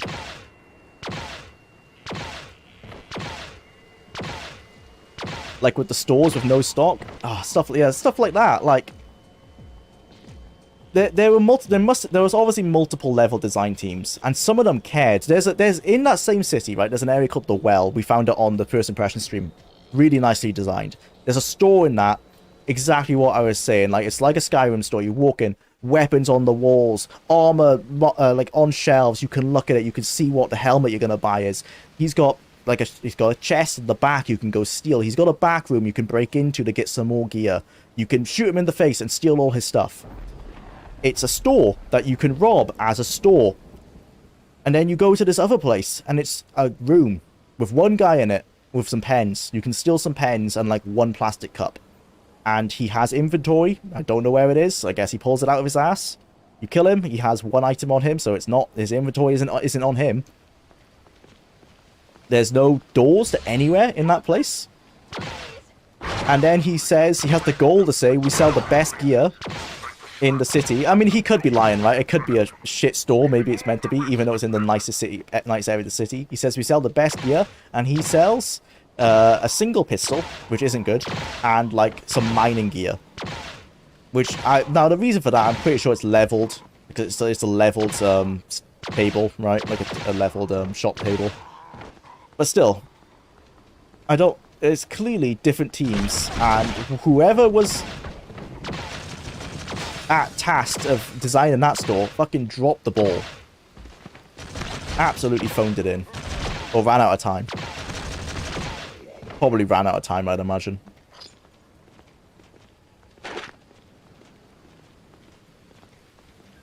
That's what I was mainly disappointed, and I'll bring that up. It's like the world design is so inconsistent. There are times where you're like, yeah, this is a Bethesda game. This is what that's what I still like about games like Skyrim and even Fallout 4. That you can still crawl around the world, and it's beautifully, or not necessarily beautifully designed. Sometimes it's not meant to be beautifully, but really well designed. That there's always something to look at, and everything feels like real or lived in. In Starfield, there were times where it's like that, and other times where you're just like, what the fuck's going on here? That's something that the Outer Worlds, for example, didn't do to me. The Outer Worlds, you could see that their level design team weren't as experienced as Bethesda's. They would have loads of loot on the shelves and stuff, but when you're looking around, it didn't have that impact of feeling like a real lived-in place. Sometimes it did, but it never hit that mark for me as much. And that's what I get from Starfield sometimes. It's a shame. But then other times, they really do an extremely good job. Especially because on Twitter, people have been like replying to this, especially there's a modder who she did mods for, I think it's a she, sorry, I might be wrong on that. I think she's been referred to as she on Twitter, but let's just use they, because I'm not sure if it's a guy or not. But what I was saying, I think they did mods for Fallout 3 and Fallout maybe New Vegas, but their mods were like all like clutter mods, right? They put loads of clutter into the worlds, And that's what they were hired to do. They were hired by Bethesda to do that. And you can see that in places, especially in the outposts, like basically the dungeons of this game. Loads of clutter. The place feels like, yeah, this is an outpost that was once a science base. You have that like sciencey feel, but then the pirates moved in, and now there's booze everywhere, and there's like drugs thrown around, and it just, yeah, very well done. And in other places, it just feels like they just didn't care.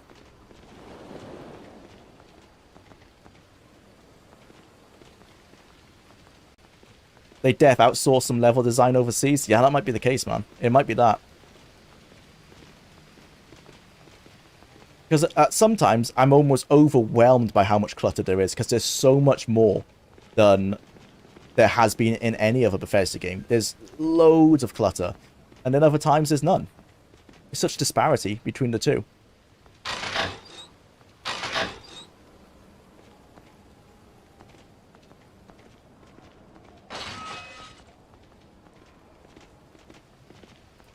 Don't you love when there's no voice lines? Female prisoner, thank you. I find it hilarious. They are still trying to hire vendor containers. They're still trying to hide vendor containers underground still. Yes, glitches already exist to access them in at least one city. I know, right? That's so annoying. Like, I don't necessarily even care about where the inventory is. I just want it to look like there is an inventory. The inventory doesn't have to line up exactly with what they sell, but it has to look like in the world that this person actually has an inventory that stocks their shop. Like, there has to be things on the shelves. There has to look like a shop, for one. And there has to be a back room where they store stuff. Again, it doesn't have to be necessarily what they are technically selling in the menu, but it has to look like some stuff that's worth selling. But I'll be fair to them. That is at the moment the worst example I've found of it. It shouldn't have existed in the first place. Most stores have something, even if it is still way less than what you might be used to in a Bethesda game.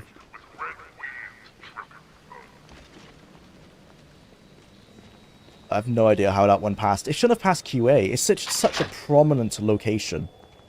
It's one of the first shops you see when you go to this rich area of New Atlantis. It's got a massive gold sign. The entire building is adorned in Art Deco, like bronze gold aesthetic. I immediately went into it because I thought, like, this must be a prominent, like, place where I'm going to get quests or something.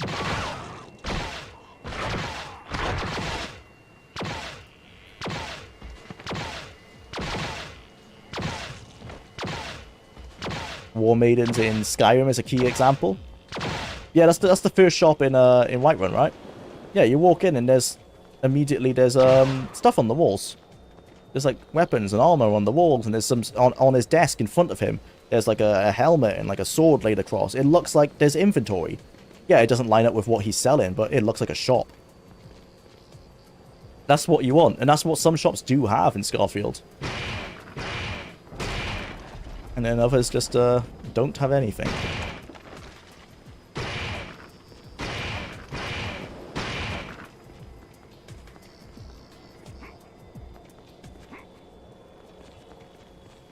I find it hilarious. It was still... Oh, right, yeah, sorry. Read that. Oh, yeah, Todd bragged about his clutters. Yeah. He did, and in some places, he's right to brag. It's fucking loads. The amount of objects... I'm surprised the engine's not blowing up, to be honest. Insane. It actually makes looting the places like how you would in Fallout 4. You're like, sometimes you almost don't want to because you're just overwhelmed with how much stuff there is. Especially because a lot of the junk doesn't have a use anymore. Maybe it has a use if you unlock a skill. I haven't checked that yet. But unlike in Fallout 4 where junk has materials, that doesn't seem to be the case in Starfield yet. Again, maybe that changes with a skill point. They do like to hide things behind skill points now. That used to be default. But I've not found a use for the materials.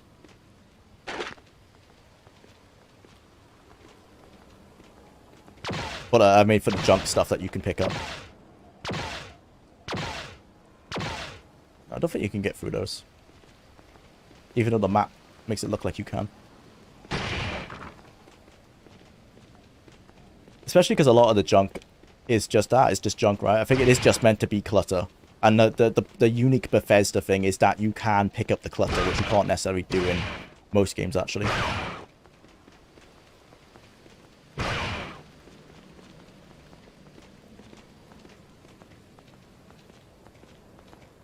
Some of it's worth a bit of money. It's very heavy, though. I think that's why a lot of people, a common complaint is how everyone's over-encumbered all the time. And I think it's because we're playing it from the wrong perspective. We're so used to playing it like other Bethesda games, where most of the time the junk is quite rare. And if it does exist, it has a use, like in Fallout 4. In Starfield, a lot of the junk is just junk. I don't think you're necessarily meant to pick it up. It's just like, you can pick it up if you want to, but you probably shouldn't. Like, why are you lugging around 4 versions of the same board game? You know, like maybe you shouldn't be doing that. It weighs quite a bit. I think that's the case, and that's why a lot of people have that complaint. And it's like, bro, you're just not meant to pick up that stuff, I think. Someone outside working a forge and one in the store with stuff lining the shelves. They could actually produce, yeah, exactly. It feels like a lived-in, like a real store, which is all you want from it. I haven't found a use for junk yet, but they mix it with misc. Like how potted plants count as food items, but a paper cup counts as nothing. I did not know potted plants count as food items. That's cool. Yeah, generally, and I've got to the point now, the only junk I pick up, if it's worth 500 credits or more, and if it has a crafting use. So they all tell you that. They all say like, oh, this is a unique piece of junk that can be used in crafting. Those are the only ones I pick up now. Everything else I just ignore. It's when I realized I had like 25 coffee cups, and I'm like, yeah, why am I picking this stuff up? I'm just a kleptomaniac. I see if it's just like I can pick it up, so I must. And that's just stupid. Like, why am I carrying around 25 coffee cups? Of course, no one wants to buy them. Like, you sell them for 20, like the lowest amount, which is 1 credit each, which is worthless. So you've like wasted 2% of your inventory carrying around something that's only worth 25 credits.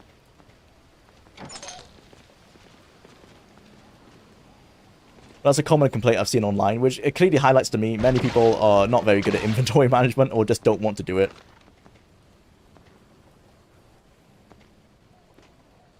Then again, the first thing I did do when I could afford to do some ship upgrades, immediately I put some extra storage on my ship. I bulked out the cargo a lot. Fucked up my ship in the process, though. I ruined the maneuverability. Put way too much mass on it. So, and tried to make the mass work, I added more engines, and now the thing is like a tank. It's so unwieldy to use. I've essentially made a merchant vessel. But I need to dogfight in it sometimes, because quests require you to. It's a nightmare. I need to try and get another ship, I think.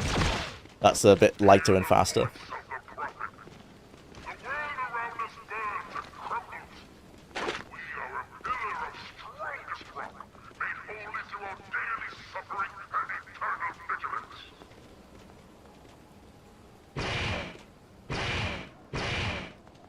I'll destroy the epitaphs. Buying stuff off the shelf is cool. I think a New Vegas mod does that. Oh, that's cool. I know, even though not the entire store inventory in Skyrim... Oh, what was this Skyrim? Maybe this is Morrowind. But this might be Morrowind. In Morrowind, the shelf inventory is mixed with the actual inventory. So if you buy certain items, it will actually disappear off the shelves. That was either Morrowind, or perhaps it was Skyrim. I think it was Morrowind, because I remember there's a girl who sells diamonds in Balmora, and you need to steal these diamonds for the Thieves Guild quest, but you can just buy them. If you buy those diamonds from the shop UI, it disappears on the from the bookshelf that's like stored on. I thought that was really cool.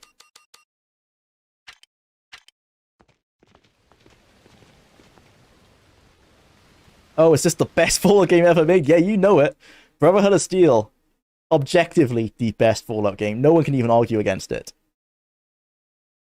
Brotherhood of Steel is the most underrated game to ever exist. Oh, for sure. For sure. I love my generic Diablo 2 clones that remove everything that makes that game fun and addicting. And I especially love it when it gives you like an FOV of 20. Where have you hidden the key, human? You will Oh no, is that the Fallout 1 protagonist? Oh no, it's the Brotherhood guys. Wait, why are their armor is like proper medieval armor. I guess did they steal it from a museum? We are not the same. Doesn't look like power armor. And when a squad of Brotherhood knights arrive, they will tear through your precious city, digging up all your secrets. You will die tomorrow, howling. Ghoul cult priest. Yep, and he's 12 foot tall. Has a deep, like, magical voice.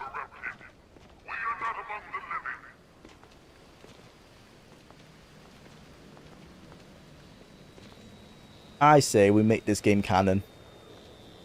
It deserves it.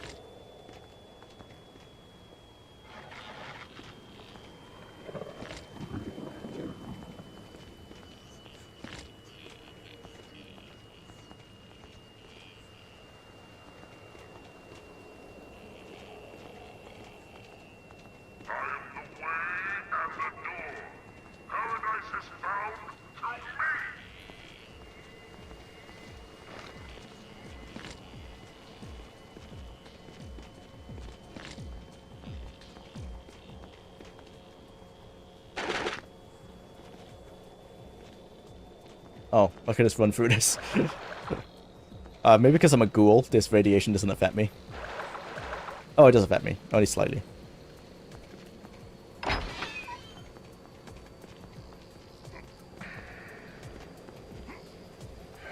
Anything in there to steal?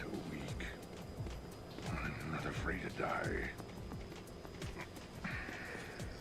Come to torture me, ghoul. Oh, well, yeah, the audio mixing's really poor. Whoever brought that up earlier, I think it might have been Shed Ring. Yeah, very bad. So quiet. You'll be exterminated along with the rest of your accursed kind. Torture you, tempting. I'm from the Brotherhood. Ghoul? In the Brotherhood of Steel? You? You're the only one? Those idiots on the Brotherhood. I warned them that this region contains significant activity, and they sent a... Well, you've got sand, Initiate. Good for you. But this bickering is pointless. This is no time for conversation, Initiate. You must... How dare you? You have no right to question me.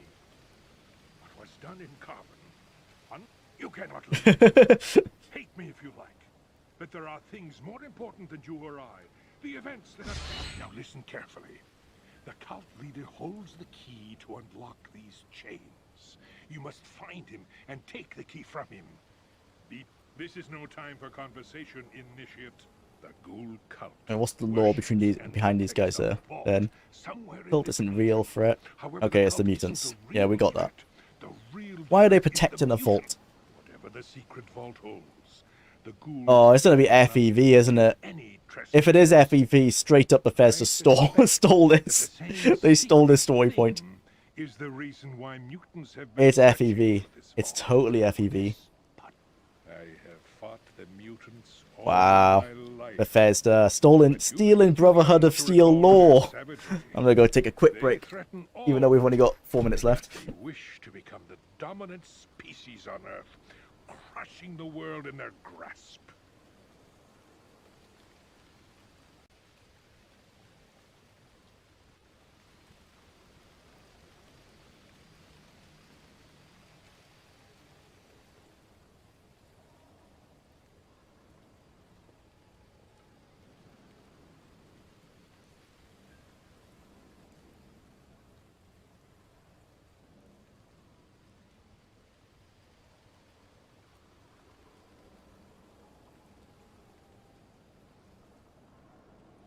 Ask you something else. No, I don't want to. Let's get the key. Playing Starfield, I just hear Todd constantly saying you can get straight into the fun. Yeah, that's a lie. Like, when he says that, yeah, I'm gonna... actually, in the retrospective, I want to play that as soon as the first tutorial you do is mining some rock. It's just Todd going, you can get straight into the fun. I just can't believe that in my first impressions. The first thing the game tells you to do, mine rock. It was like, did they not play No Man's Sky? Did they not see the backlash that game got for having no content on release? And the first thing they make you do. It's just, chef's kiss. It's perfect. It's Todd's masterpiece. I need the key. What are you, some kind of reject of the Renaissance fair? That's perfect. At least the writers, I think, understood how silly this kind of stuff was. I've bought tomatoes from Carlotta and they disappear from her stall. Okay, so it isn't Skyrim. I suppose it might be in Starfield then, actually. I need to test that. In the stores that have inventory, that is the actual ones that do have something on the shelf. Wow, a zombie with a gland disorder. I wouldn't dream of fighting you. Oh, so he has, the... What was it? Giantitis or whatever they call it. The thing where your body produces too much HGH. They thought about this more than you would think. It's like the designers created some cringy looking stuff and the writers tried their best to make it work. That's pretty funny. Tell me about the secret vault. Carlotta is Skyrim.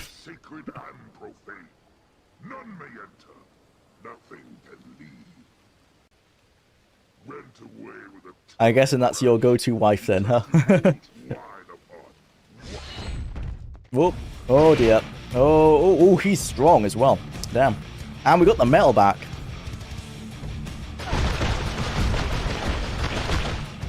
And we're out of ammo. Right. Immediately killed the immersion. And switch weapons. Some Desert Eagles. Ooh, rocket launcher. Okay, yes, please. And a heavy machine gun. Now let's use the rocket launcher. 1825. Desert Eagle does more damage. And a frag grenade? Yeah. Right, let's go with that.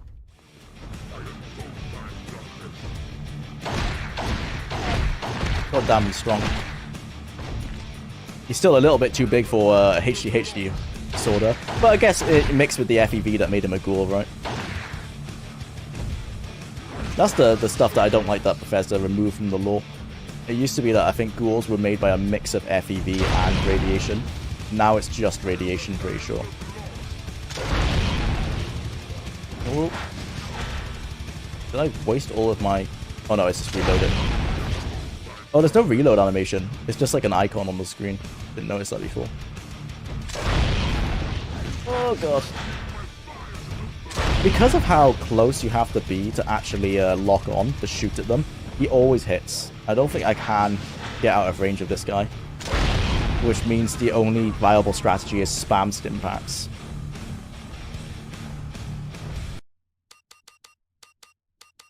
Looks like we're going to have to use the laser rifle. I don't want to use grenades because I feel like by the time I throw the grenade and it goes off, he would have already been on top of me. Like I won't be able to predict it. Let's get the melee weapon out just in case. Alright. Yeah, you don't have time to like turn around, lock on, shoot before he's in range. Oh, that's the time up. Can we save here? We can. We're totally gonna do it because I don't want to play this game anymore. We're save stating. There you go. You can vibe out to some metal as we move on over. Oh, we've got some bloody blast beats as well going on. Some kick drum action. I respect whoever they got to do the metal music. Not too bad, actually. I think earlier I said it felt like copyright-free music you get in an advert, but like, no, this is pretty decent. Very reminiscent of Call of Duty Zombies, which kind of was that like early 2000s metalcore era, right? So yeah. But we are done for today. We've done 3 games. That's pretty good going. There's still Brotherhood of Steel refuses to die. But thank you, everyone, for tuning in. Thanks again for the many donations today. That was amazing. Thank you so much to everyone. Really appreciate it. Metal is sadly missing from Fallout. I don't think the entire US would listen to big bands swing for centuries. Yeah, you would think there'd be some sort of music progression. And we even we worked out on one of the previous streams that you could get some early, very early, like hard rock into Fallout using the cutoff date, which I think is around the JFK era. Like the JFK assassination is more or less the cutoff date for music in Fallout New Vegas. So using that, you can get some very early metal, like hard rock, could technically fit. So maybe one day we'll see it. The Brotherhood will never die. Oh, I hope we don't get it next time, but we probably will actually. Thanks again, everyone. Yeah, have a good day. Have a good weekend.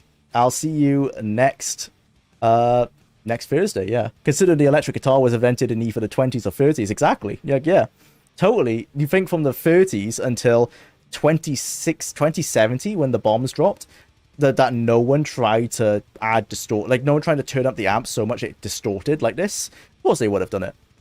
They might have never done a double kick drum like that, like that drum sequence, but who knows?